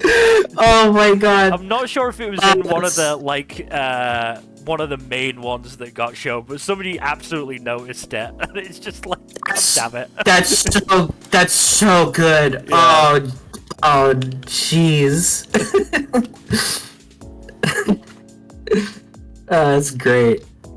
And then the little bit of ship teasers between Mia and Kiyomi. Yeah. Reki seeing it and just going, don't even think about it. Don't even think about it. Don't even think about it. Think about it.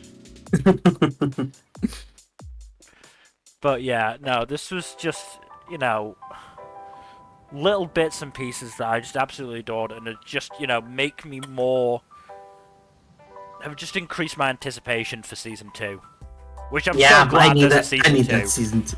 Yeah, me too. I just wish we had an idea of when it was coming out, because, man, we this came out in 2021. Yeah. Season 1. Yeah. I'm like, jeez, it's been so long. When's Season 2 due out? We don't know. We just know it exists. Yeah. At least it's something. It's better than most anime originals get. Yeah, I mean, the fact that we got this means that, yeah, it'll happen. We just have to wait a while. I mean, I'm trying to think. We heard about the OVA, or the OVA got announced before Season 2 got announced, didn't it? Yeah, I think the OVA was announced, like, not that long after Season 1 ended, actually, but I could be wrong about that. But I remember hearing about this for a long time. Yeah, so new anime project got announced July 2021, which was the OVA, I think. Yeah, that was... Wow, it was that long ago, jeez. And then, it was just a new anime project, so I don't think anybody actually knew what it was. It was just suspected it was an OVA, and then in August 2022, it got announced as an OVA, and then the season 2 also got announced. So theoretically, it might be in this time next year. Okay. Theoretically. I mean, I don't know. I don't want to get hopes up or anything, but I mean, what is Bones doing? Like, what is this vigilante stuff? Who cares about that? Give us more skate. You say that, but you're going to be singing a different tune in about 3 days. Yeah, I know. But... I mean, the other thing is obviously Utsumi did Buchigiri as well, which might have delayed things. Oh yeah. Also, this is I forgot. Bones has a bunch of different teams. This is the D team. The last thing that they did was Magical Girl and Evil Lieutenant. Damn.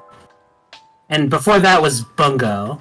So yeah, their schedule should be freed up to work on Skate. Yeah. So fingers crossed. I would be surprised if it. Maybe not winter next year, but maybe towards the end, summer or fall. Also, Nmbr. Bones Film is working on Vigilantes. Is it Bones Film? Yep. Oh yeah, it's the B team. I see that now. But yeah, I think at the latest it'll be winter 2027, which would suck, but Yeah, probably. That sounds about right. I guess we'll see. We can only but wait. But yes, I would love more Skate, really, because just as I said, just getting to see them again is just so great. And then that fucking ED as well. Oh my god, the ED was amazing. That was so good. I loved it so much. That was just like the perfect little closer for this. Yeah. All of a sudden, I saw just a whole bunch of Skate fans on my timeline just cheering for the show, like coming back in some regard. I'm like, wow, yeah. I didn't realize that there were so many dedicated Skate fans. Oh, here's another little tidbit. The song that plays when Reki and Longa are giving each other piggybacks in this OVA is the same one that plays when Longa tells his mum that he likes Reki. Aww, that's very gay. Oh god, please commit in season 2, please. Maybe we'll see. I'm not getting my hopes up. Look, are the writers behind this as cowardly as the Euphonium author? I mean, it's Tsumi who did Free, so...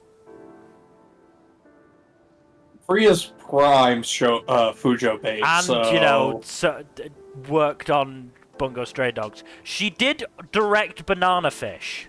Yeah, that's an actual yaoi, so... Okay. So maybe.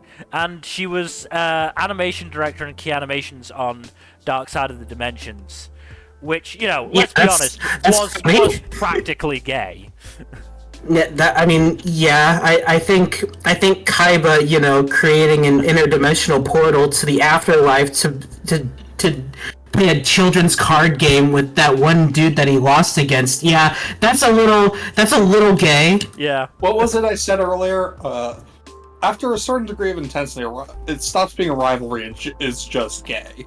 Yeah.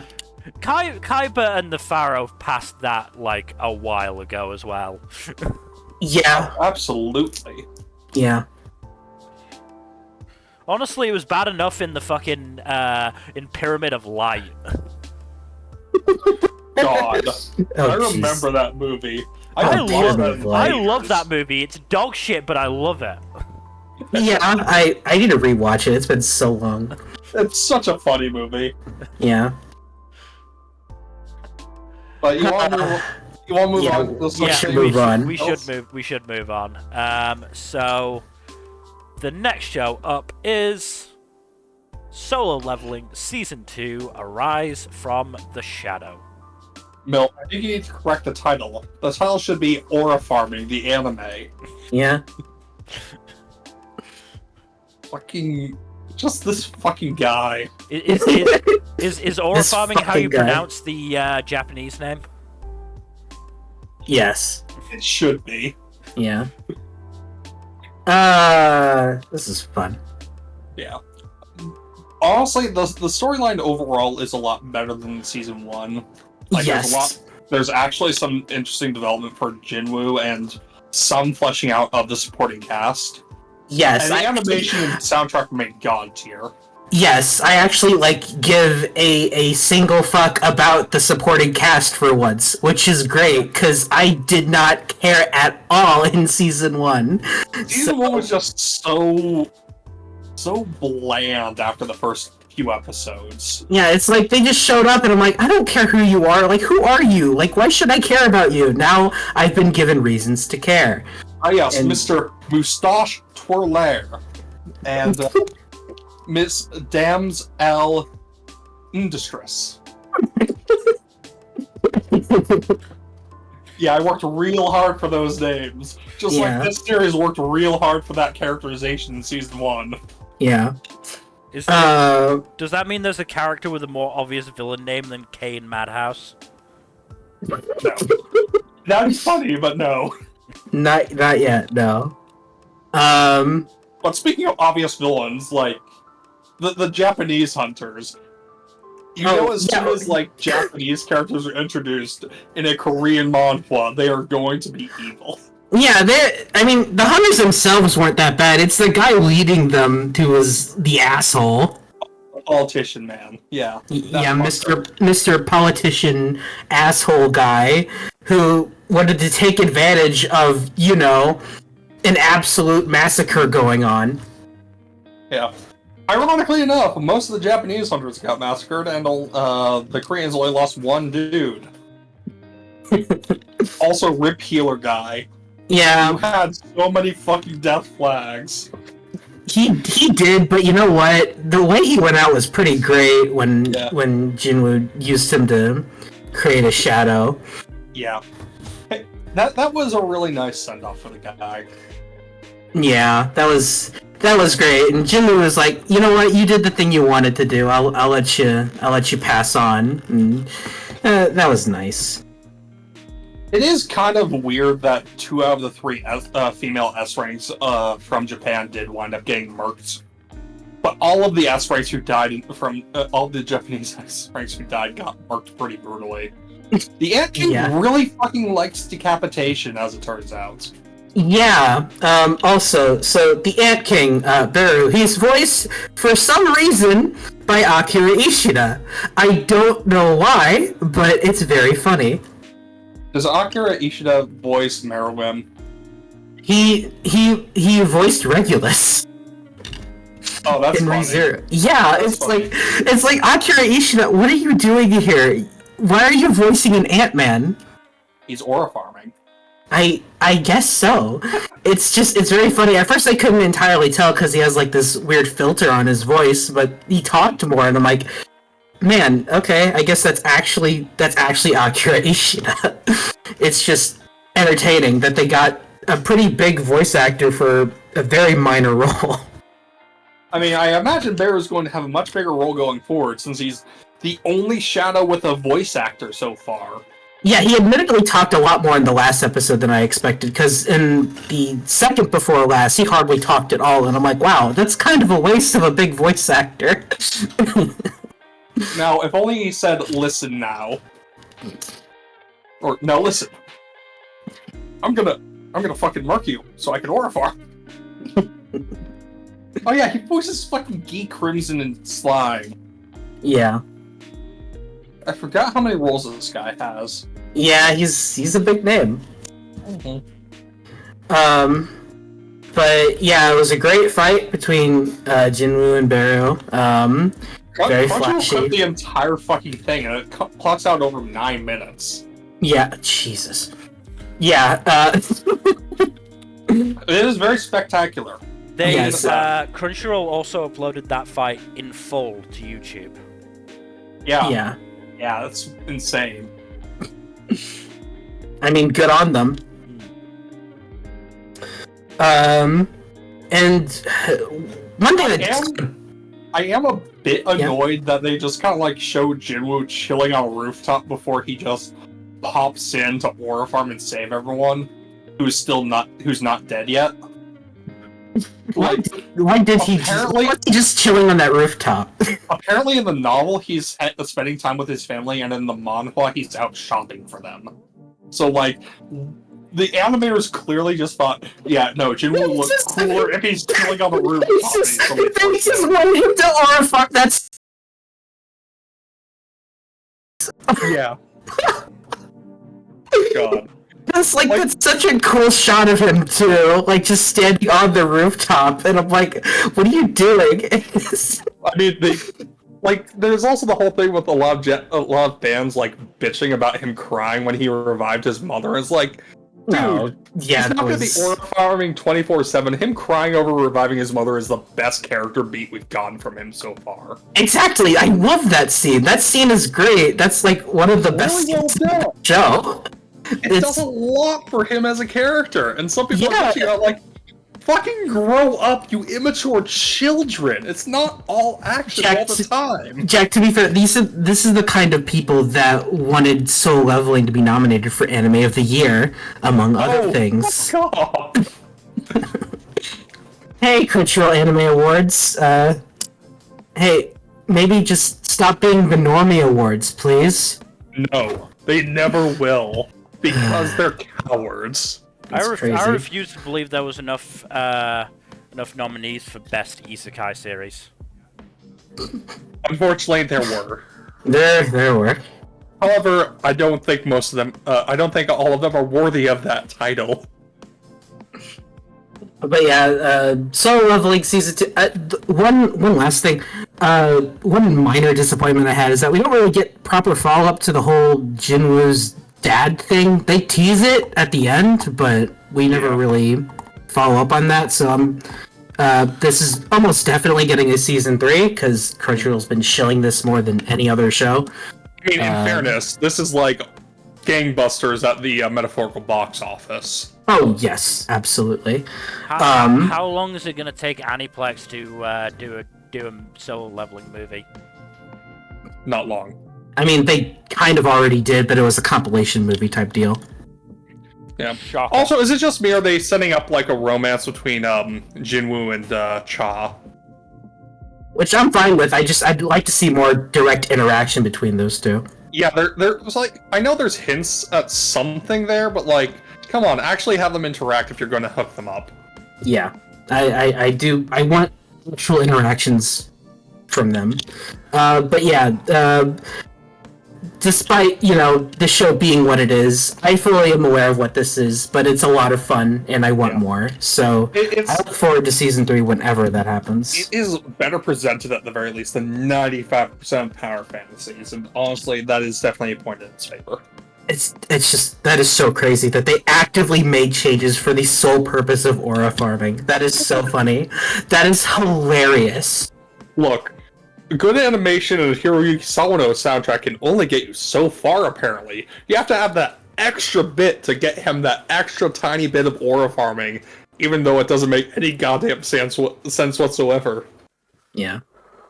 But we should move on to a more chill show. A far, far more chill show, yeah. Let's move on to Sorairo Utility. Yeah, this was just a nice, really nice, chill, cute girls do cute things show. Like, it wasn't interested in saying anything too major, or doing anything too major. It really was just, you can have fun playing golf. Wild. Yeah. No, this show's pretty delightful. It's a whole lot of fun. Yeah. No, I mean the comedic sense in the show is top tier. It really is. Just Just everything to do with Hina and Minami teaming up. Yes, and just- yes, that whole dynamic. It's so good. Perfect. And in episode 12, I fucking knew the minute, not even the minute, the second the three old men said that they were gonna warm up before they went out and around with Minami. They were gonna injure themselves. I knew it. I knew it. Yep. Instantly, it was very funny. The expression she made. Yeah, no, it just screamed. I knew this was going to happen. Why did they do it? It was so funny. Oh my god. And then Minami's hope when she went out on the round solo, like hole 3. This is it. This is the perfect hole for me to get par. She fucking swings and it goes 2 centimeters. Just like, no worries. Try again. I can do it again. Another 2 centimeters. Right. Okay. I don't think this is the hole for me. Oh god. One thing I do also really like is that apparently Minami and Hina have just been texting. Apparently, Yeah. that's adorable, and I really like that.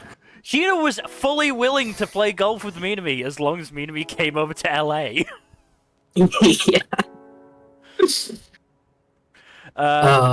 Also, for the last episode, the person Aika, the woman Aika was doing the like commercial or video thing with, is actually a real life golfer. I knew it. I absolutely knew it. Something about her told me this is an actual person, isn't it? Yeah. Seto Haruka, I'm fairly sure she is like a sort of YouTuber golfer and like a social media golfer as well. Interesting.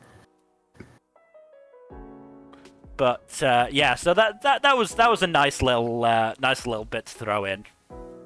Yeah. Also, yeah, just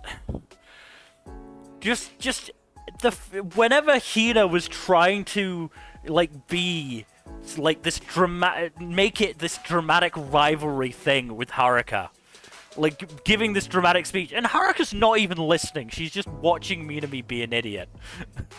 Yeah, none of them really took her too seriously, and it's No. very funny. It's just so funny. I felt a little bit sorry for her as a result, but it was just so funny as well. She wanted to create conflict in this show so that no, there's no conflict. There's only chill, and you will play golf and be happy. Yeah. So, on a scale from 0 to Birdie Wing, how gay is this golf show? I'd say a solid 7 or 8. Nice, that's just nice. I'd probably say maybe a 6 or 7. Minami's friend Izumi calls her little puppy at one point. Okay then. Yeah. That's, yeah, that's an indicator. That is an indicator. And like when Minami reported that she'd gotten par to Haruka and Ayaka, I'm fairly sure Ayaka was like patting Minami's head. Okay, so That's- another point in the direction. Yeah. Yeah, that is something Like- she would do. Like it's not as like blatantly baity as Flower and Ashura, but I would still say there were moments where I was like, please don't make me believe the show is going to be gay when I know it isn't. Very, very unfortunate. We need an actual, true, pure Yuri show. Yeah. That being said, the show is delightful. No, it's really good. It's not right at the top end for me, but it's it's easily top half. You know, it's easily up there, but it would, yeah, it was just a really nice show to be able to watch. And as I said, just the comedic sense of the show was probably one of, if not the best of the season. Yeah. 100 Girlfriends does has Yuri, but it's a poly show. But we should move on to a show with significantly less chill vibes, because we move on to Tasokare Hotel. I'm just gonna wait for you to see the subtitle on the screenshot, and then I'm gonna explain it. What? What? I wish this was a figurative thing, but it's not. It's quite literal. He wanted to eat that man, like, alive. Okay. Masuki is an insane psychopath piece of shit. Like, fully. So episode 7 was a really nice episode because we got more insight into Ruri's character. Really enjoyed that, though Masuki kept putting his nose in and wanted, somebody to punch him and kick him out of that. But it was a nice show and really solidified Ruri as part of the sort of hotel family. Episodes 8 and 9 had one of the idols from Neko's favorite idol group appear. That was a really good pair of episodes. And then we get to episode 10, 11, and 12, where we learn that Masaki was the one who stabbed Neko, and did it for no other reason than he was just stressed and irritated. Oh, that's fucked up. We also learn that he was the one who killed Atari, and he did it because his parents really liked... Atari was a hotel receptionist, and Masaki's parents visited that hotel often and basically showered Atari with affection for whatever reason. And Masaki fucking hated that, and then killed Atari by pushing him under a fucking train. Alright. But that wasn't enough. That didn't fix anything in Masaki's fucking twisted, insane psyche.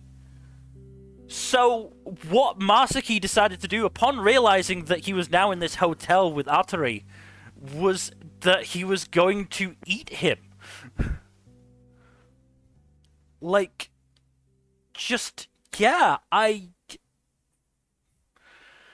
That's so much worse than I thought. That's all very messed up. It was so much worse than I thought. Unfortunately, what happens then is that Neko, realizing that, Masaki is going to go for Atari again, is fucking packing heat, thinking that it's a gun that just sends the person she shoots to hell instead of killing them. Because if you kill somebody in this hotel, you get sent to hell. Great. Unfortunately, she was tricked by Kiriko, this weird, fucking monkey-looking dude, who, as it turns out, is originally from hell to begin with. It's a real gun. Sounds like a chill dude. Mm-hmm. It's a real gun. Neko can't bring herself to shoot Masaki. Masaki beats the shit out of her. Atari comes in for the save and accidentally shoots Masaki, killing him and sending Atari to hell. Understandably, after all this, the manager fires Neko. I can sort of understand that. But, as it turns out, in this hotel, you get paid in time. And so, I believe if you are still... No, I think it must be even if you're dead. Basically, the amount of time you sort of work, or you get paid in time, and that time can be used to basically turn back from your death, so you can save yourself, basically. So, the time that Neko has sends her 5 seconds before Masaki stabs her. Neko then gets a great idea and wants to basically get more time to go back far enough to stop Masaki from murdering Atari. And Ruri offers her time, basically her pay as well, and she gets Atari's pay to do it. She manages to get back there, gets in a fight with Masaki, At this point, Kiriko has given her a real open the gates of hell MacGuffin. She uses it. Masaki gets dragged down. He drags Neko down with her. She fucking grabs an umbrella that was on the fucking floor when the gate opened and fell into the pit, grabs it, and stabs him in the fucking eye so that he falls into the hell pit. Jesus. And then fucking Artery helps her out of the pit, not even knowing who she is, obviously. Just because he's a good dude, and they all live happily. Except Masaki, who's fucking dead and suffering in hell. Like he deserves. This was such a good fucking show. I enjoyed the show so much more than I thought I would. Glad to hear it. Like, genuinely, those last, like, 2 or 3 episodes, I was so fucking nervous. So nervous. That it was actually, I'm trying to remember which show it was. Where is it? There. Yeah, in Blue Miburo, I watched a Blue Miburo episode after, I think it was Tasokare episode 10. And I couldn't tell whether, like, I was feeling nervous because of the anticipation that was building in that show, or because I was still feeling it from fucking Tasokare episode 10. Glad you have a fun time. Yeah, no, I really got into the show. It helps that Masaki is such a hateable piece of shit. Gee, I wonder who you might have nominated for your best antagonist slot. I make no bones about it. He was definitely a strong choice. But yeah, no, I really fucking love the show. This was really good. I would honestly recommend it. If only it wasn't on Amazon. Rip. Oh, jeez, that's annoying. Yeah. Hey, at least this is on Samsung TV Plus. Which show is that again? Your Forma. Ah, yeah. How did I feel about Your Forma? It was a maybe. I'm gonna give it a pass then. Yeah, I have no idea how to watch Samsung TV Plus because I don't have a Samsung, so... That would make it a little bit difficult, yeah. I mean, I might actually be able to watch it because I've got a Samsung phone. Yeah, maybe. Anywho. Yeah. Should probably move on to something I'm sure you have a lot to say about. As well, yes, let's move on to Toilet Bound Hanako-kun Season 2. This whole arc has been very, very interesting. Really, really interesting, because, look, it did a really good job, because I honestly wasn't sure whether Hanako was actually, Hanako, whether he actually remembered, actually had his memories, or if it was actually Amane. And I was like, if it is Hanako, I can't think of a reason why he would want to stay in here and why would want Nene to stay in here. And then the reveal happened, and it was just a, oh, of course, oh god, of course moment. And then Nene was awake the entire time. And she's just like, just wait, like, I'm gonna die? What? What the fuck? Holy mood whiplash, Batman. That reveal should not be as funny as it was. It was so fucking funny.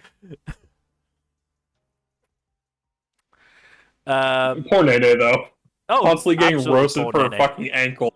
I shouldn't laugh as much as I do at that. I shouldn't. But it's too funny every time it happens. It's funny. It's too funny every time it happens. Yeah. Look, the Mitsuba stuff, I can still take or leave. Right. It's not the best overall plotline of the show, but it's still interesting enough, and it does give Ko some stuff to do. I care more about it because of Ko than I do Mitsuba. Yeah. I do like Ko's vibe with him. Maybe not be a bit of a gay vibe, but who knows? I do think they have pretty decent chemistry, to be fair. Glitched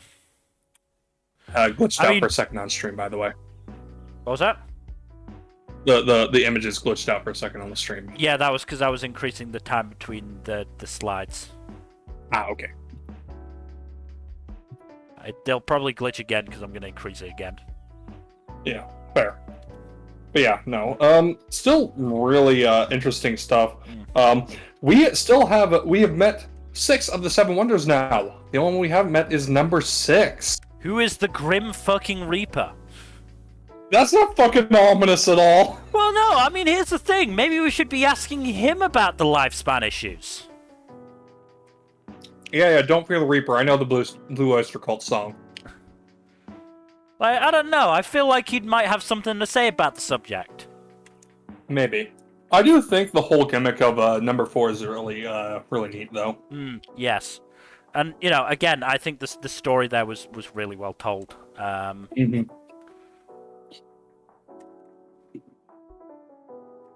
yeah. Maybe. Really neat that the rumors spread about how she died. And how that differed from how she actually wound up dying. Yes, neat. That's neat. Not I said horrifying. Interesting, not neat. Oh, fair enough. I said neat. But, I mean, it's sort of interesting. It's also kind of horrifying. Oh, it's horrifying and tragic, yeah. I do like how it works in the context of the story and how the story is all about rumors. Yeah. And how those evolve and mutate and change.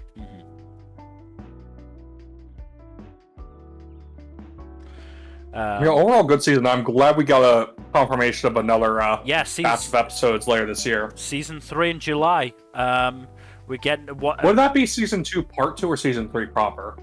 It's saying season 3 as far as I'm aware, so I don't know. Fair enough. I don't fucking know the rules. The split core stuff is weird. Yeah. If they want to call it Season 3, I'll call it Season 3. I'm not that bothered. Yeah. No, that's fair. I agree.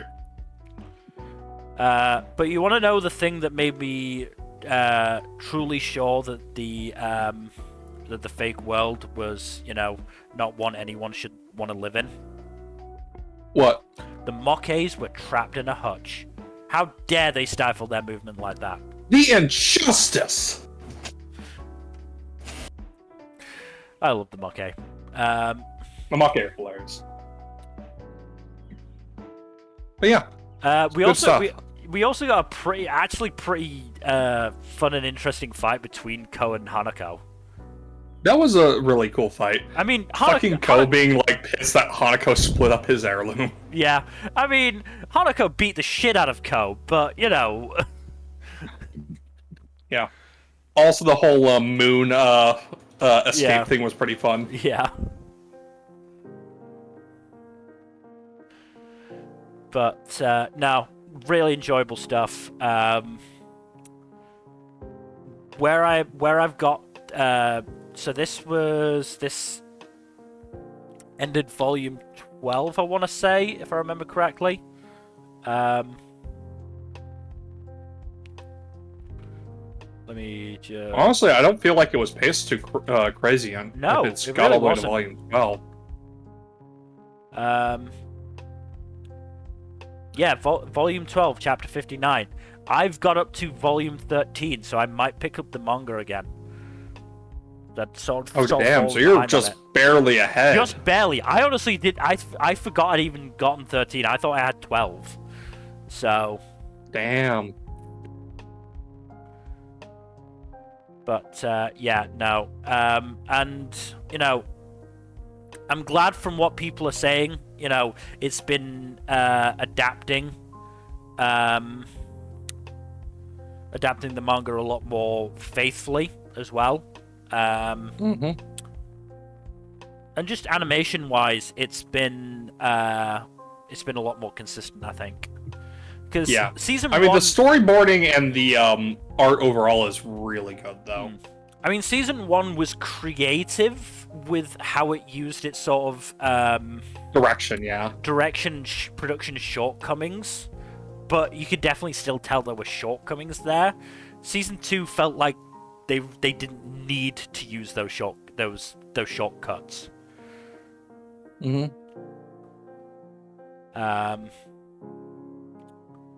But yeah, no, Hanako, really fucking enjoyable series. Really, really enjoyable series. Can't wait for season 3.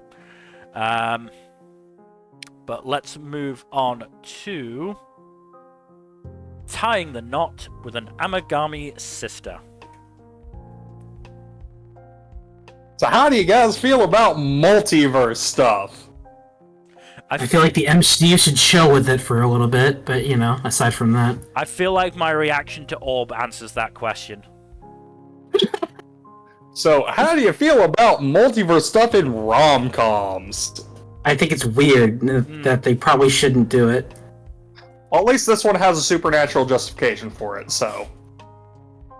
Then I guess it's fine. Yeah. So basically, shenanigans have ensued, and the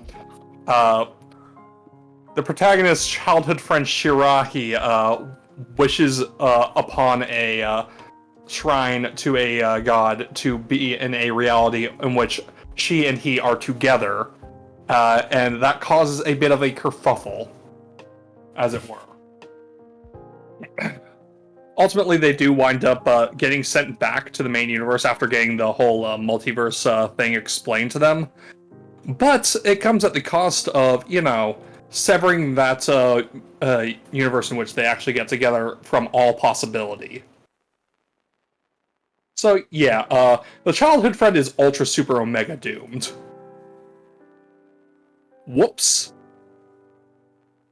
It's nice. I mean, should have thought of that before making a wish upon a shrine about it. Yeah. Instead of, you know, actually communicating with the object of your affection. You know, maybe consider communicating first, you know? Communicating in a relationship, you're crazy. Nah, yeah. Imagine communicating. It's funny. Yeah, she does still commit to trying to be as close to Uryu as she can, but yeah, it's pretty clear that Uryu is destined to be with one, if not all, of the Amagami sisters. The multiverse thing does kind of open up the possibility of multiple endings, which, you know, I wouldn't be too mad about, considering they actually have setup for it, unlike in We Never Learn. Hated that so much. Like, wow. You just... Honestly, you like... just did that. Quince should have had that as an ending, honestly. Quince would have benefited from that. But yeah, no, this does have setup for that as a possibility if the author decides to go down that road. Apparently, the manga is entering its final arc, so that could be something we find out soon. I don't know if this is going to get another season or not, which is unfortunate. But I might pick up the manga anyway, so who knows. Still a pretty fun rom-com with some unique aspects to it. It does do a good job of building up to this more supernatural elements as the series goes on, rather than just dropping it all at once. Mm-hmm.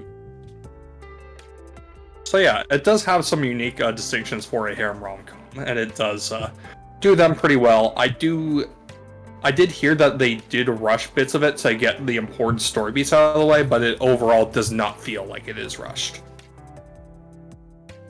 So yeah, fairly good show. Did enjoy it. Would recommend to anyone who enjoys harem rom-coms. And, you know, it title dropped. Yep. Roll credits. Alright, let's move on to our penultimate show, which is Welcome to Japan, Ms. Elf. This is what I was talking about, where it was ending on them formally getting together, because they were basically already together before that.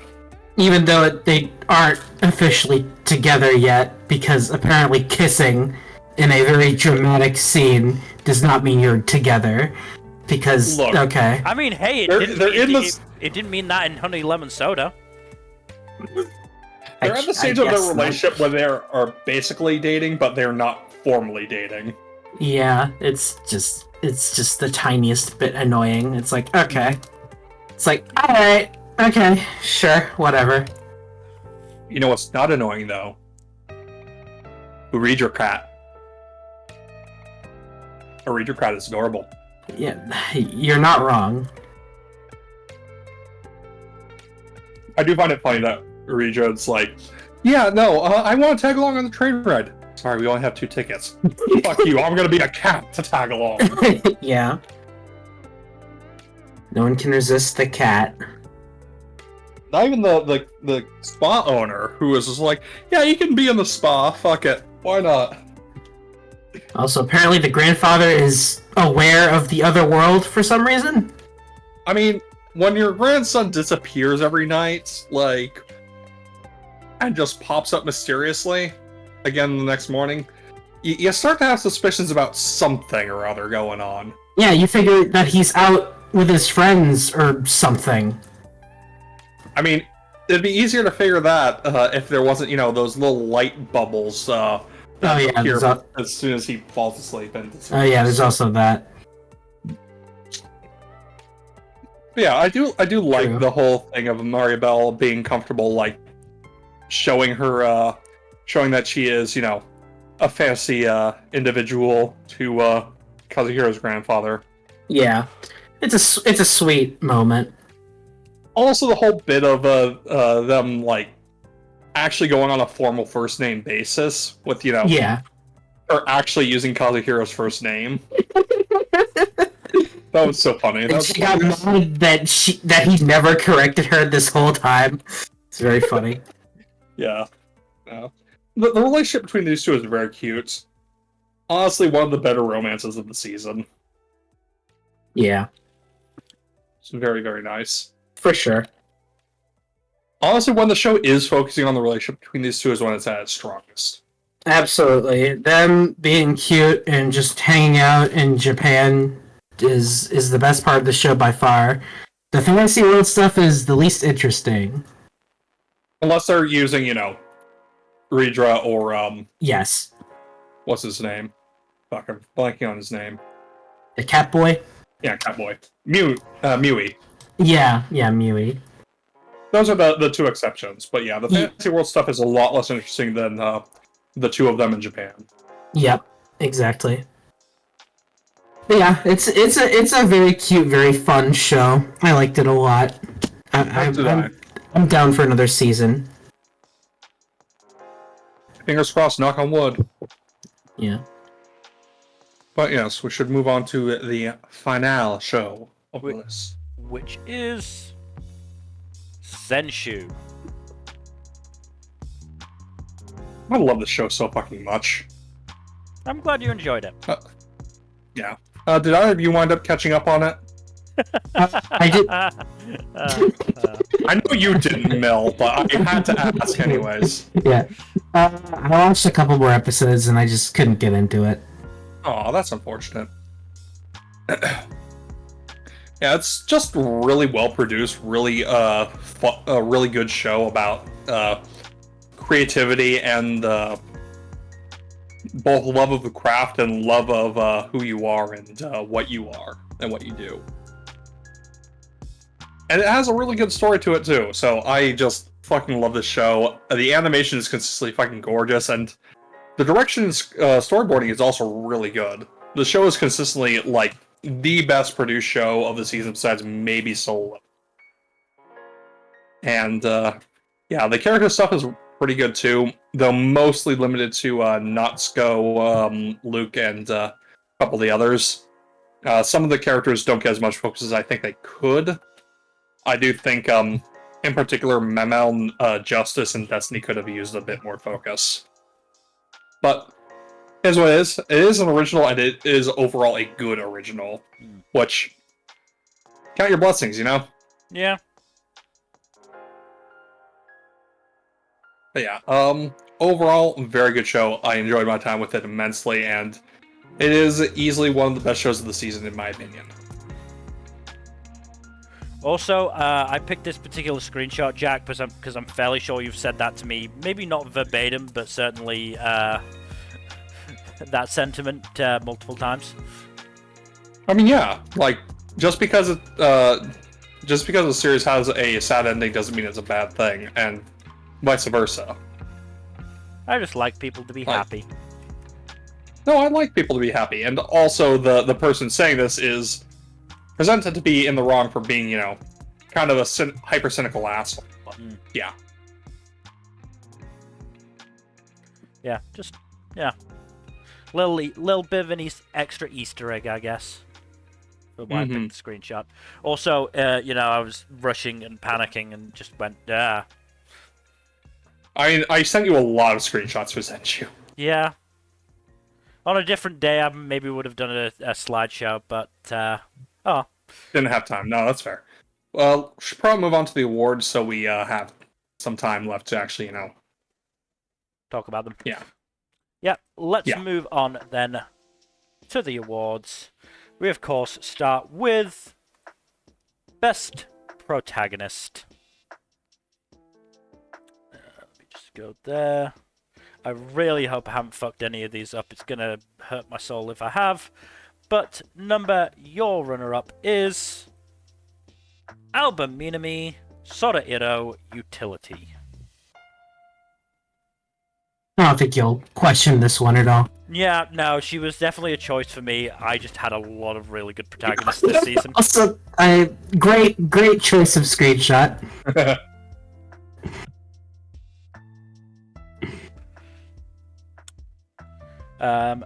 But Jack, your runner-up, and I guess your winner as well, Nmbr? Grace / Kenzaburo from Bureaucrat to Villainess. I mean, you only put Kenzaburo Nmbr, but I'm assuming it's sort of... Yeah, same difference in this case, yeah. Just great, refreshing protagonist, honestly. Talked a lot about the character in the sum up of the show itself. Yeah.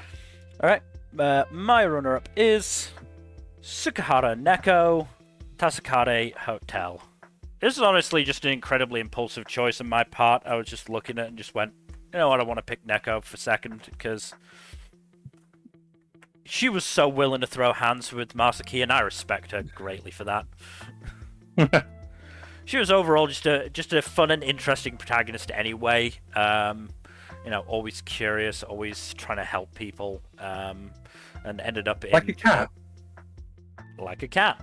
And ended up in a pretty fun sort of found family situation with Arturi and Ruri in particular, and it was didn't mention this in the segment, but it was revealed right at the end, a year after Neko had gotten rid of Masaki. Ruri had come back to life as well, and the two of them were in touch, so that's really nice. Not with Arturi, because he doesn't have his memories, because he never experienced that. I don't know how that works in timeline stuff, but whatever. I'm not willing to get into that. Timeline fuckery, yay! Jack, your winner is Hirose Natsuko from Zenshu.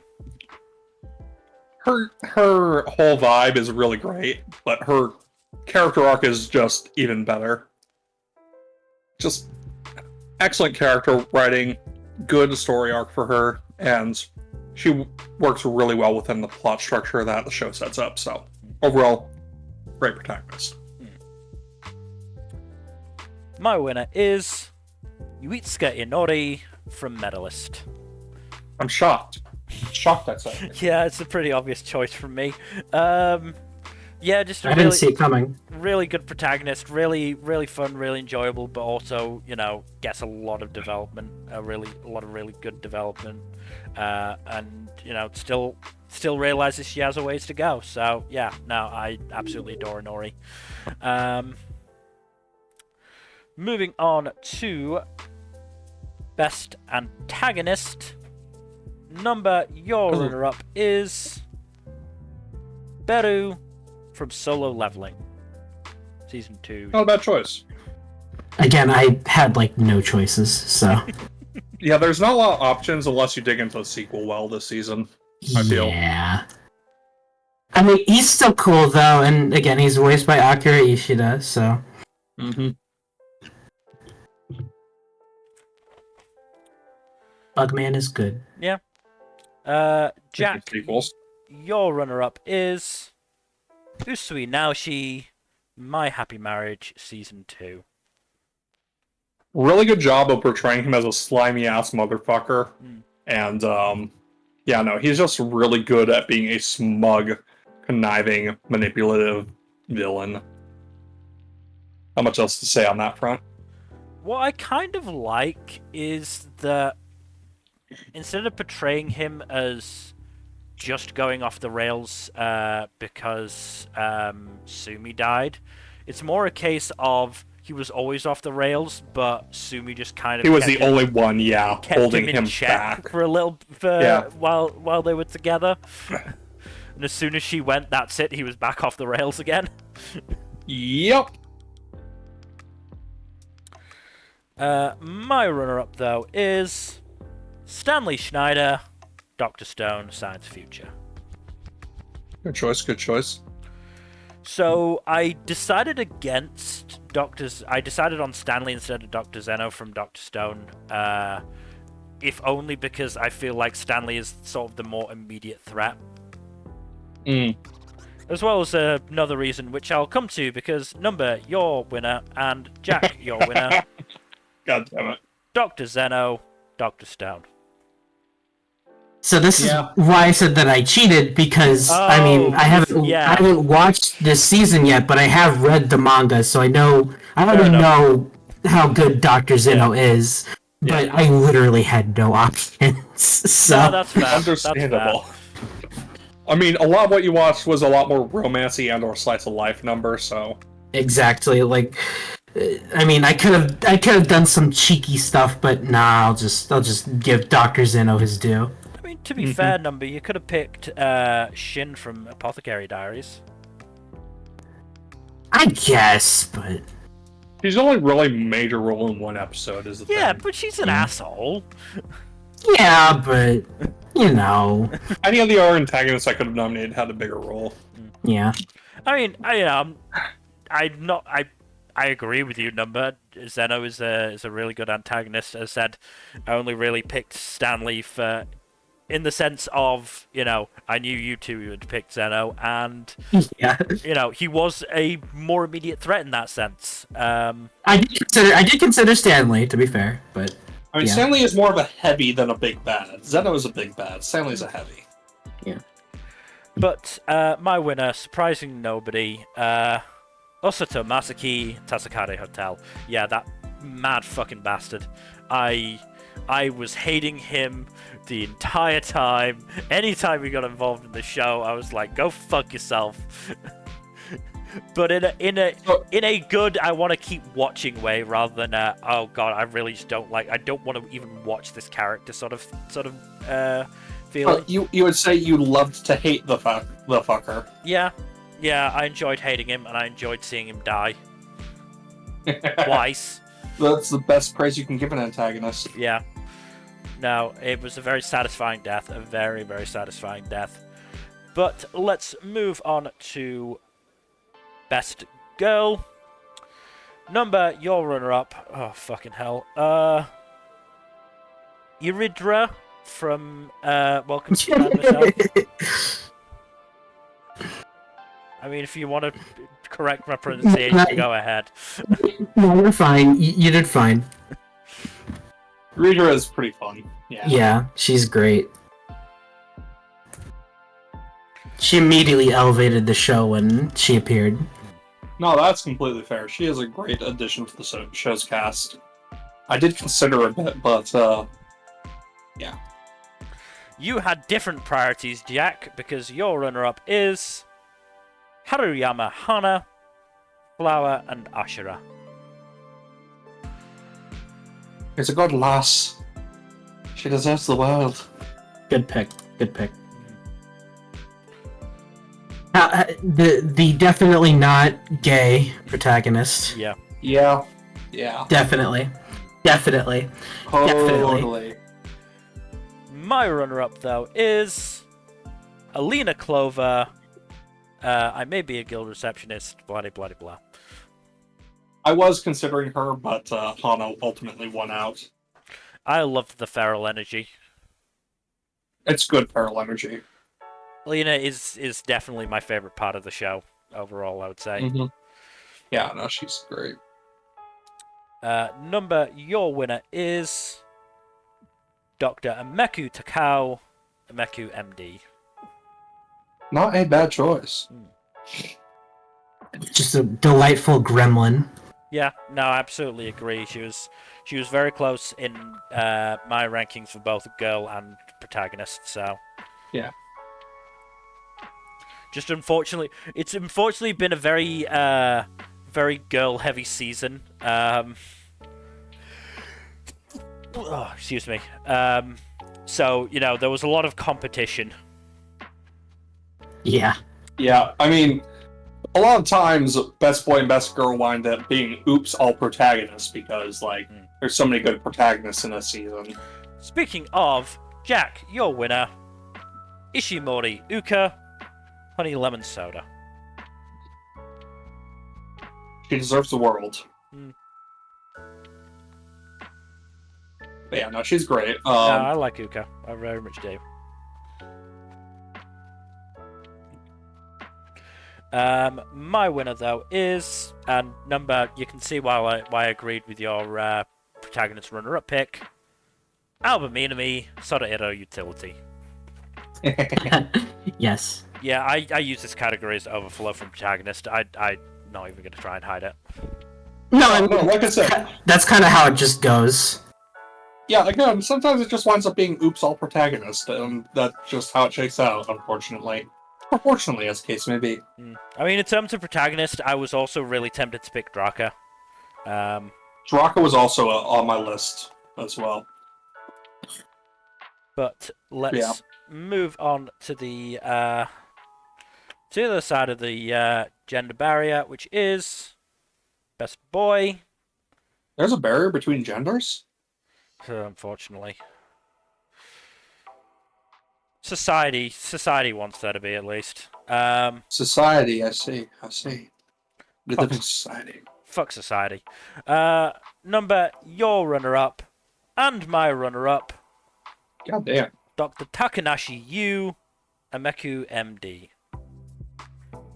Not a bad choice, honestly. He's great, and he has to put up with the gremlin, so you have to respect him for that. Yeah. Yeah.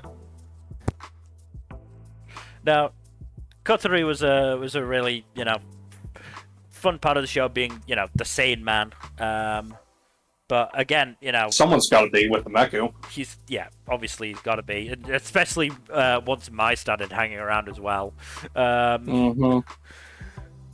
But he also played a part in, as I said, probably my favorite scene of the show. So he can definitely be serious with the cow when need to be. Jack, your runner-up, Murai, honey lemon soda. I know he doesn't get as much development as Zuko, but I still like what we get with him, and he's still a very good character, in my opinion. No, absolutely fair. Absolutely fair. Number, your winner, and Jack, your winner. Of course. Asagaki Red Togo, Red Ranger in Another World. He is the goodest of boys. The reddest of rangers. And of course, the most Sentai of Isekai protagonist. Number, thoughts? Sorry, yeah, no, he's great. You sound really Sorry, I was a bit distracted. You sound really convinced there. Yes, sorry, I was a bit distracted. It's fine. It's Understandable. fine. Been going for a while. My winner though is Akiraji Tsukasa, Medalist. This is my shocked face. I mean, it's not really best boy for me. It's best man, but whatever. We use best boy, best man, and best girl, best woman interchangeably. Yeah, but no, Tsukasa was great. A key part of the show and just overall really good character. Let's move on to best ensemble. Number, your runner-up From Bureaucrat to Villainess, Dad's been reincarnated. I was very strongly considering this one. Yeah, it's just very big cast of just very colorful characters. No real weak links, though. No, that's a very good cast. Yeah. Jack, your runner-up, Sakamoto Days. I really like all these goobers. They're fun characters that bounce off each other really nicely. My one complaint is that we don't get more time with them. Yeah, no, I absolutely agree. That's, you know, I think that's what both of us were saying in the discussion portion for it. Yep. And I said I look forward to reading the manga for it. Mm-hmm. My runner-up though is Medalist. Wow, something beat Medalist? It was a close one, to be fair. Medalist absolutely has a really good ensemble cast. A lot of characters come in and out as, you know, competitors in tournaments, but they're always, you know, there's always an entertaining part to them. It helps that Inori is very much a magnet for extroverts, so that's always entertaining. Oh, how many extroverts adopt her? All of them? At least 2 or 3 at this point. at least 2 or 3 have just seen her and gone, ooh, an introvert for me to befriend. I mean, that's essentially what happened with Mittens. Mittens just sort of encountered Inori and just went, you're my friend now. you can call me Mittens. It was great. Nmbr, your winner though, and Jack, your winner. Red Ranger becomes an adventurer in another world. Glad we're on the same page here. Yeah.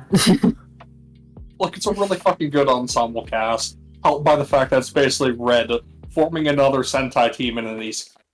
Yeah, you get bonus points for the Common Rider reference as well, even though the name's fucking Amen. God. They were never going to be subtle about it. I just... Salty is not this show. Whatever, it's fine. It's fine. Salty was never going to be this show's strong suit, and that's all the better for it, honestly. My winner, though, is Sorairo Utility. So, what made my decision is Sorairo Utility just has a smaller cast, and as a result, I love every single character that we encountered. Like, Makes sense. I obviously love our main trio. I love the fucking trio of old men. I love Hina. I love the fucking 3 dudes from the supermarket who go all out against these fucking 2 high school girls and a college girl. Like, it's a really... Only reason they didn't pick the show is just that it's a pretty small cast. That's all. Yeah, I mean, yeah, I can understand why it was. As I said, the reason why I picked it because of that is because it meant that it felt just that little bit more intimate. But I can understand. Yeah, I can understand why.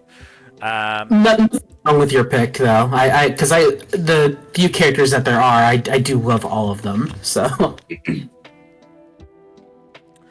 let's move on to our last character award with Best Ship. Nmbr, your runner-up, and Jack, your runner-up.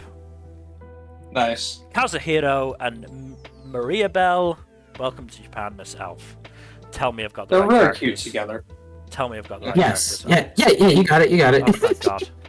Would I have been correct if I'd picked the picture with the same girl but the old man? No, you would not have. Okay, No. good. I'm glad I picked this one then.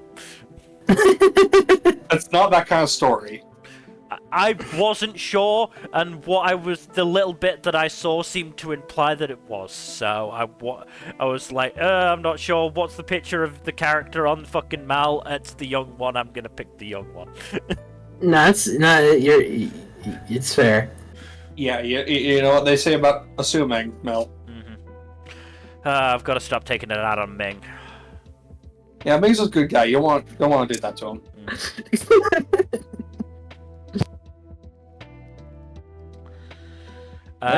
My runner-up, because I had literally no other choices, which is unfair to this, but I had to say it. Jade and Alina, good guild receptionist. I'm sure Alina would agree with you. Jade, not so much.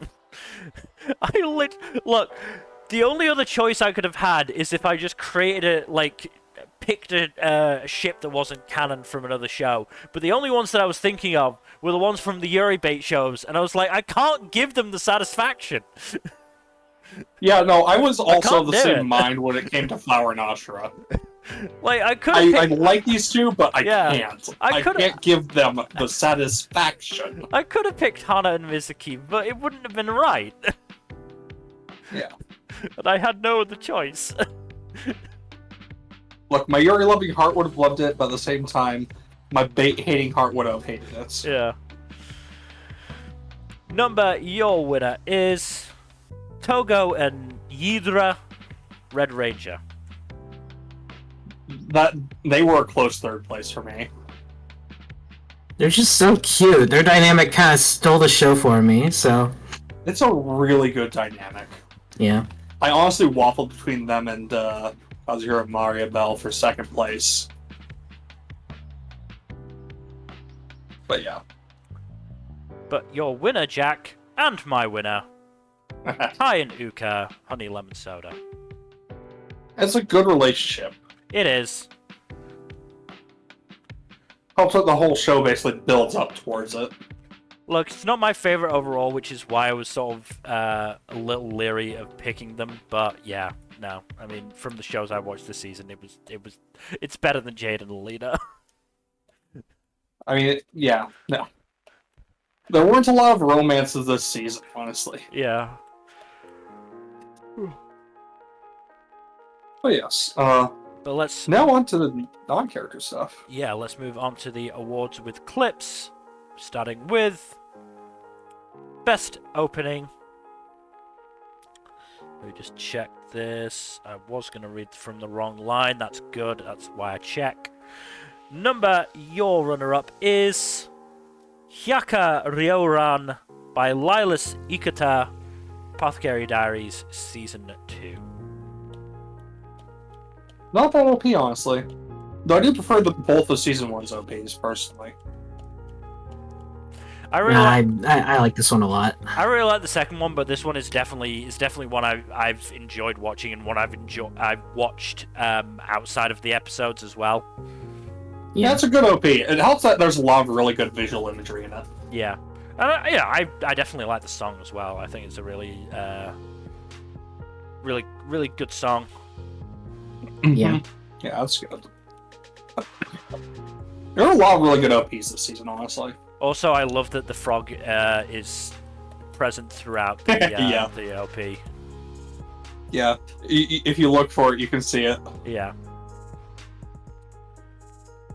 Jack, your runner-up is Reawaker by Lisa, featuring Felix of Stray Kids, Solo Leveling, Season 2. It is a banger. This song slaps so fucking hard. And the animation goes so hard too, honestly. Like, they popped off with this one. It helps that I'm pretty sure the song was arranged by Hiroyuki Sawano. It was. I can confirm that. Yeah. That doesn't surprise me. Like, it has all the markings of a Sawano song, so yeah. Does it have the Sawano drop? Yes. Yes. Yeah, okay, yeah. And yeah, Lisa is also just a fantastic singer, so. Oh, she is, yeah. Let's just let this run out. A couple more seconds, and there we go. It is very funny how much emphasis the opening places on the Demon King. Considering. Yeah. We didn't even talk about him in the discussion portion. Nope, not really. Do that. Sorry, just doing something real quickly, because up next, my runner-up, and your winner, Shujinko Ninaro by Masayoshi Oishi, featuring Airi Suzuki, Sorairo Utility. I love this opening. It's a really good charming. opening, and yeah, it's just really charming. It fits the vibe of the show perfectly. I'm also just biased towards Oishi, so Yeah. Again, another really It's- good singer. it's just a little bit stylized, so it Yeah. stands out a bit more. Mhm. It has the perfect energy. No, 100%, 100%. Let's just let this run out a few more seconds. Speaking of perfect energy, though. Yeah, my trimming down of these OPs was very slapdash. Yeah. So they're probably a little bit. The clips are probably overall a little bit longer than they should be. But That's fine. Jack, your winner. Zen by Bandmaid Zenshu. The It's song a is banger. This is absolutely a banger. I will give it that. yeah. The song slaps, the animation slaps, and yeah, no, it's a bob. It just works so well.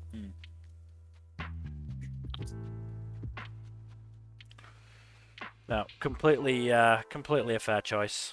I didn't consider it just because I'd only watched like what 4 episodes. So Yeah. No, that's fair.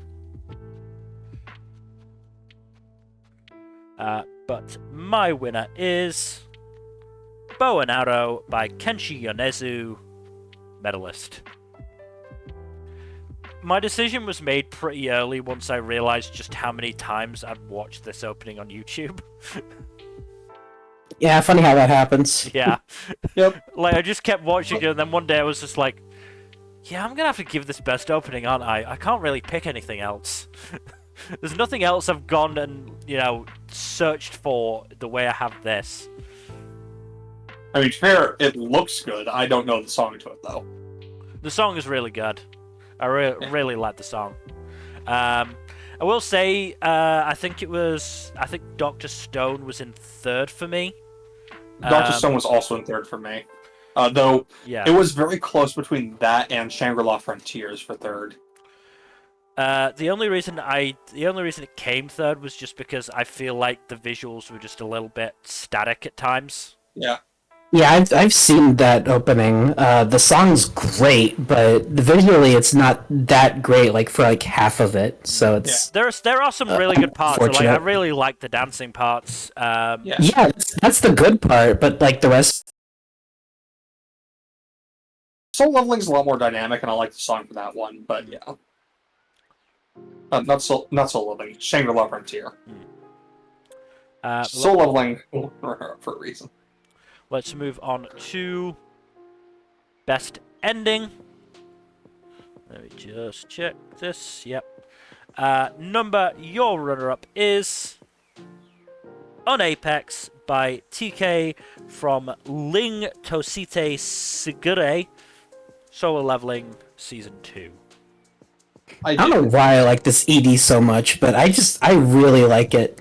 It's a really good song, and the ending is pretty interesting with the imagery. Yeah, I also just like the part where it shows like the episode title. Yeah. Yeah, it's neat. Yeah. It helps that the group that does it is the same group that did Hiraka's latest OP. Yeah, and also the one Tokyo Ghoul opening that everyone knows. God, I have never watched the Tokyo Ghoul anime. But everyone knows that song. Probably. Oh god, yeah, that one. Yeah, exactly. Jack, your runner-up, and Nmbr, your winner, Oh. Matsuken Samba by Mao and Inoue Kazuhiko, aka the voice act. See, Oh. that song was my winner, Mill. Oh. I'm sorry. No, that's fine. But you're playing my runner-up, and that's fine as well, because that one, my runner-up is Ameku's. Your runner-up will be fine. The Gospel is featuring Anli by Ameku. Or for Ameku. God damn it. I think you're tired, Mel. I knew I'd make a mistake at some point. It's fine. It's a minor one. Not a big deal. You just said a couple things out of order. It's not an issue. Yeah. Your runner-up is valid. I think the winner was pretty definitive very early on. Yeah, no. There's a reason both you and I chose that one as our winners. Exactly. It's so good. It really is. Also, the fact that it's a cover of a classic song from the 90s just makes it all the better. Yeah. It makes it fit with Kenzaburo's vibe even more. Yeah, exactly. I'm just going to skip that to the end. My runner-up is Atashi no Dress by Negase Medalist.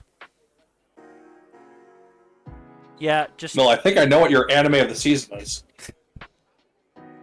Do you now? Maybe.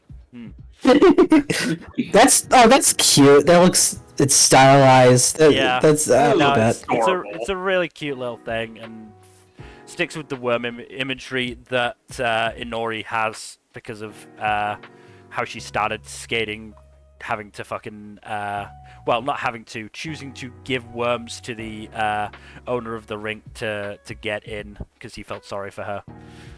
Because she couldn't afford it, so it was like, oh, if you bring me some worms for my birds, you know, you can come in and skate, and she took it way too far. She was bringing like huge bags of worms, and it's like, I don't know what to do with these. What is with this lost child? My winner though is Skater's Quest by Reki, voiced by Tasuku Hatanaka, and Langa, voiced by Chiaki Kobayashi. Skate the extra part. I'm shocked. Look, it's an amazing ED. I knew the minute I saw this, I was like, this is gonna be my best ED, isn't it? I just know This is some Dragon Quest shit. Yeah, no, it's really fucking cool, and it's just like, it's so in character for Mia as well, and I'm fairly sure they've done like birthday art for Mia with the characters, you know, like this. So yeah, it's just really cool thing to see. Yeah, it's reminds me really of good. That one Hero Aka ending thing. Yeah, I know the one. That one's great too. Yeah. Yes, let's move on to Best Animation. Number, your runner-up is Dragon Ball Daima, directed by Kamaki Aya and Yashima Yoshitaka. Toei Animation. Not a bad choice at all. Kind of goes without saying. When Toei pops off, they pop off. Yeah. Also, I'm gonna be real. My options for best animation were very slim, so Gee, I wonder what you picked for your winner then. yeah. I don't think the winner will surprise anyone, unfortunately.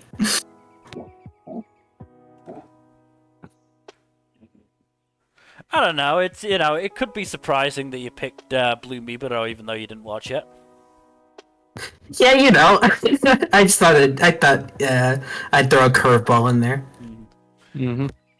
Jack, your runner-up is Zenshu, directed by Yamazaki Mitsui. The animation in this show is fucking gorgeous. Like, look at that shit. It's so good. I do have a bit of a question, because when I was looking on Sakagaburu for a clip to use, like, two big ones that came up was what looked like some random dude I didn't recognize running a race. Yes. That's from Natsuko's flashback. Okay. I just got a little confused seeing that, because I'm like, I don't remember this character at all. Why is he just running a race? That's one of the characters who fell in love with Natsuko in her backstory. Okay. My runner-up is Sorairo Utility, directed by Saito Kengo.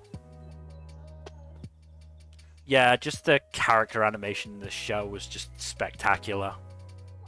Mm-hmm. Just always fluid, always looked good. Just loved it. Always knew when to pop off just at the right moment to be, most hammy. Yeah, no, sounds like it does. Yeah, this clip's a bit long.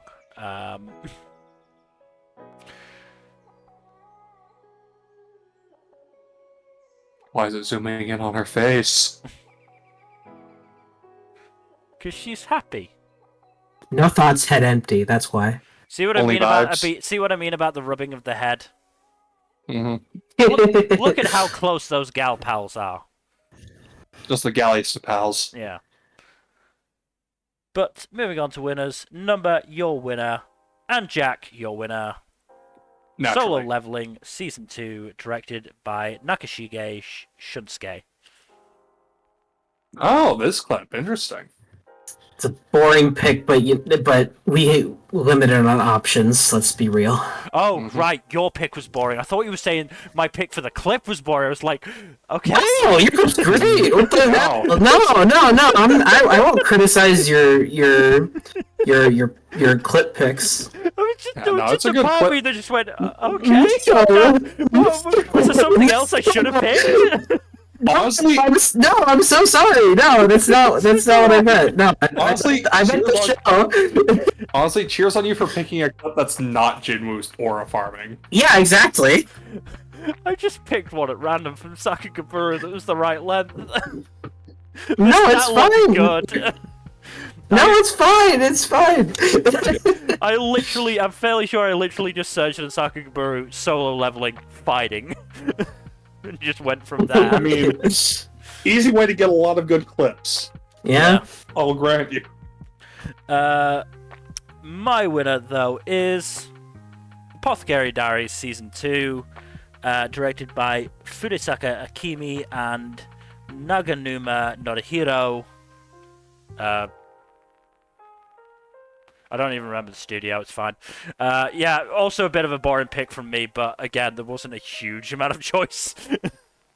I mean, at least the It clip you wasn't have dry is asses. perfection. Yeah. Mm-hmm. Good clip choice too. Yeah. My other choice on my OLM. that's it. I knew it was O something. I just blanked on the other two letters. Yeah. My only other real choice was Medalist, and yeah, it was definitely well animated, but I felt wrong giving Enki anything. That's crazy. I mean, you gave a bunch of other awards to Medalist, but yeah, that's fair. That was Medalist though. That wasn't Engi. I would be giving this solely for Engi's work, which just feels wrong. Fair.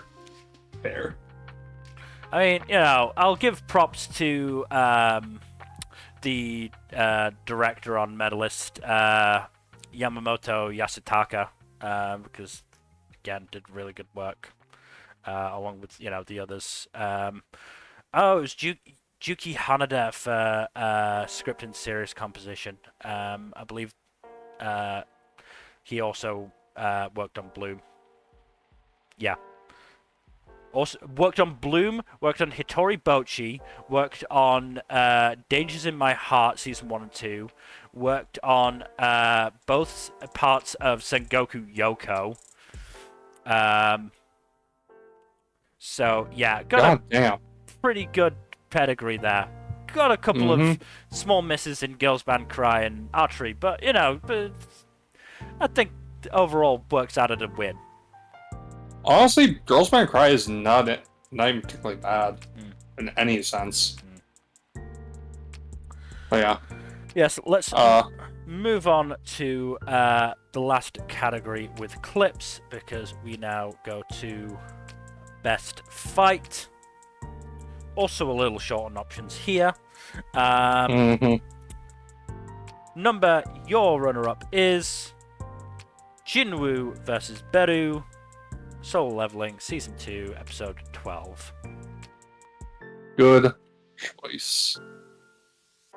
Again, I didn't have a lot of options, but No, That's maybe like 3 or 4 action shows. yeah, So yeah. yeah. So It was like this, Daima, ReZero, and one or two others. Yeah. I mean, look, if you've got a show that has fights that look like this, absolutely fucking pick it. Yeah. Absolutely Honestly, fucking I'm pick glad it. you picked one. I am glad you picked this number because my slots were full for this. Yeah.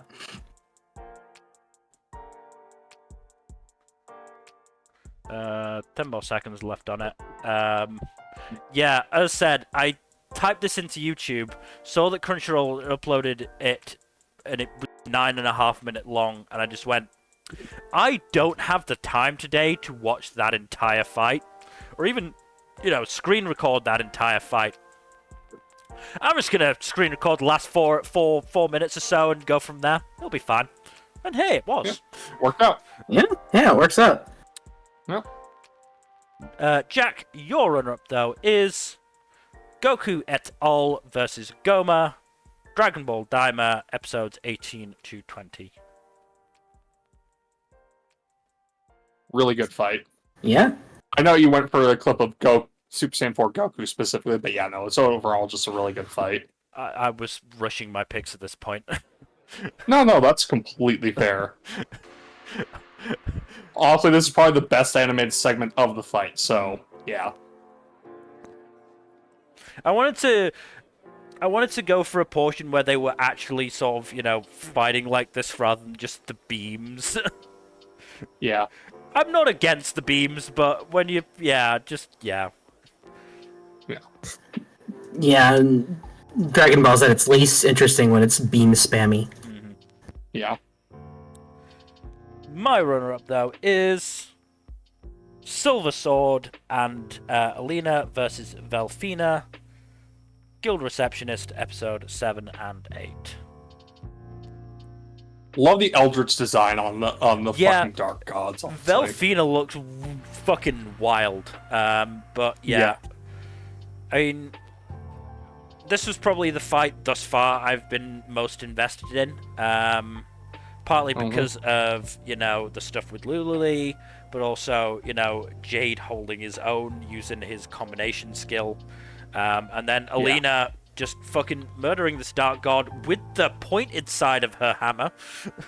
Yeah. Like, that's brutal. Mm-hmm. I also didn't have a huge amount of choice to pick from otherwise. Didn't watch a lot of action this season, no, did you? I mean, I could have picked... I had a couple from Sakamoto Days, but again, just... I don't know, I just didn't feel like I'd gotten really into them, and then I had the dog fight from Dr. Stone. But you shall just have to wait a little bit to see my winner, because first, Number, your winner, and Jack, your winner. Garfield versus Kurgan, ReZero, episode 13. Yeah, it was no contest, honestly. Yeah. They had no reason to sauce this fight up as much as they did, and holy shit, it looks so good. This one I watched in its entirety, and yeah, this looks fucking stupendous. Yep. Little hard to follow as a result, but I think it's worth it. They played with perspective a lot in this fight. Mm-hmm. I believe this is mainly done by Vincent Chadserd, who did a lot in the final battles on Wano and One Piece. So Oh damn! Also, So you see the bits with Garfield's bones breaking. In this yeah.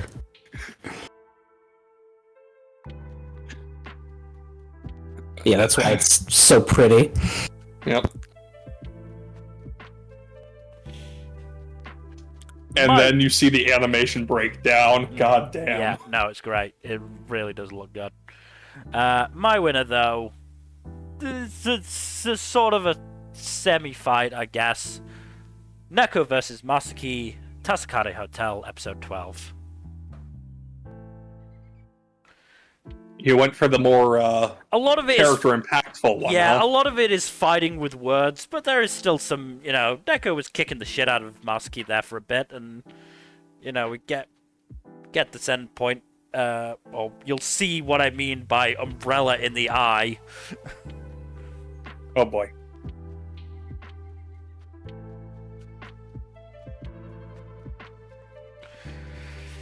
But again, thinking from an investment point of view, this fight I was so fucking nervous about. On an unrelated note, I was considering putting in as a nomination, not seriously, mind you, a fight from Invincible for this. Yeah, my favorite you know anime. exactly which one number. You know exactly which one. Oh, yes, yeah, absolutely. That would have been so funny. I decided against it because it would have been against the spirit of these. But yes, moving on to our penultimate award, sequel of the season. Nmbr, your runner-up is Solo Leveling Season 2: Arise from the Shadows. They escalated things very well from season 1, and I came out of this a lot more positive than I was before. I'm probably giving it a little too much credit, but I really enjoyed it in a very dry. I mean, the season was dry, but not in terms of sequels. Yeah, not really, but I still wanted to give it its due. Jack, your runner-up, The 100 Girlfriends Who Really, Really, Really, Really, Really Love You, Season 2. It's just such a fun show, and I love it to bits. No, fair. Also is unhinged as fuck. Yeah. My runner-up is Toilet Bound Hanako-kun, Season 2. That was also a really good one. I mean, the issue is, of course, My Happy Marriage hasn't finished yet. I thought about Dr. Stone, but this core is basically just the start, and, Oh, the next core is going to be very, very fun. very, very fun, especially if it ends where I hope it does. Yes! If it does, my mum's reaction will be fucking priceless, I'm sure. Oh, she's probably going to lose her shit. But yes. Nmbr, your winner. Orb on the Movements of the Earth, Core 2. Yeah, that's a good choice. Yeah. If it wasn't my for number those, 3. if it wasn't for those last 2 episodes, I probably would have been thinking about picking it as well. But Jesus, I had no idea about those last 2 episodes. That's fair. Weird shit kind of just makes me more attached to endings. So That is fair. something makes you think. Yeah, That I is think fair. it's good weird shit rather than bad weird shit, personally. It Yeah. confuzzled me at a time I didn't need to be confuzzled. And that is absolutely fair. Jack, your winner, and my winner. Yep. The Apothecary Diaries, Season 2, Core 1. Good shit. Yeah, it was the obvious choice. I wouldn't be shocked if I see it here again, in that place again next season. The Windbreaker. Next season is considerably less competitive in terms of sequels. There's that. Windbreaker might manage to push it a bit close though. Yeah. I watched 13 sequels and carryovers this season. Jesus. Only 3 of which I wouldn't consider in strong contention for a top 5 slot. Yeah. And one of those as non-contention is Blue Miburo, because that's at the bottom. That's fair. It's at the bottom for me as well. Yeah. Poor Blue Miburo. Rip. But let's move on to our final category. It is, of course, Anime of the Season. Nmbr, your runner-up is From Bureaucrat to Villainess, Dad's Been Reincarnated. Good choice. Good show. It's kind of a toss-up between this and Sorairo Utility. Yeah. This was my number 3, personally. Jack, your runner-up. The Red Ranger becomes an adventurer in another world. I just had so much fun with this one consistently. It was such a good time. Yeah, the only thing that really pushed this one off for me was just the animation. That's all. Mm-hmm. No, that's fair. My runner-up is Tasokare Hotel. That doesn't surprise me. Like I said, I just ended up so invested in this that this was another sort of instinct pick that I did very late on. This and my third place were very, very close. And on another day, it could be switched over, but this day, yeah, I gave it to Tasokare Hotel because, just, yeah. As I said, the amount of nervous energy I had in those last 2 or 3 episodes just really, really gave it the edge. Your winner for Anime of the Season for Winter 2025 is Ameku MD, Doctor Detective. Not a bad choice. Yeah. No. I'm a sucker for these kinds of mystery shows, and it's just good fun. I liked it a lot. Mm-hmm. Jack, your winner for Anime of the Season for Winter 2025 is Zenshu. Shocking, probably nobody. It doesn't shock me because I've had it in our chat log for the past few days. But yeah, I'm shocked. I can't believe this. You didn't decide to pick Blue Miburo, Jack, and fuck the rules. Miburo would have violated the rules. I'm very rule-abiding, Mill. You know this. Says the person who picked 2 protagonists in 1 slot. Yeah, I know. That's the joke. My winner for Anime of the Season for Winter 2025 is Medalist. I'm shocked. This is my shocked face. As said, Ameku was third. It was a very, very close third. And on another day, it would be my runner-up. What's the rest of your top 5? Sorairo Utility is 4. And then...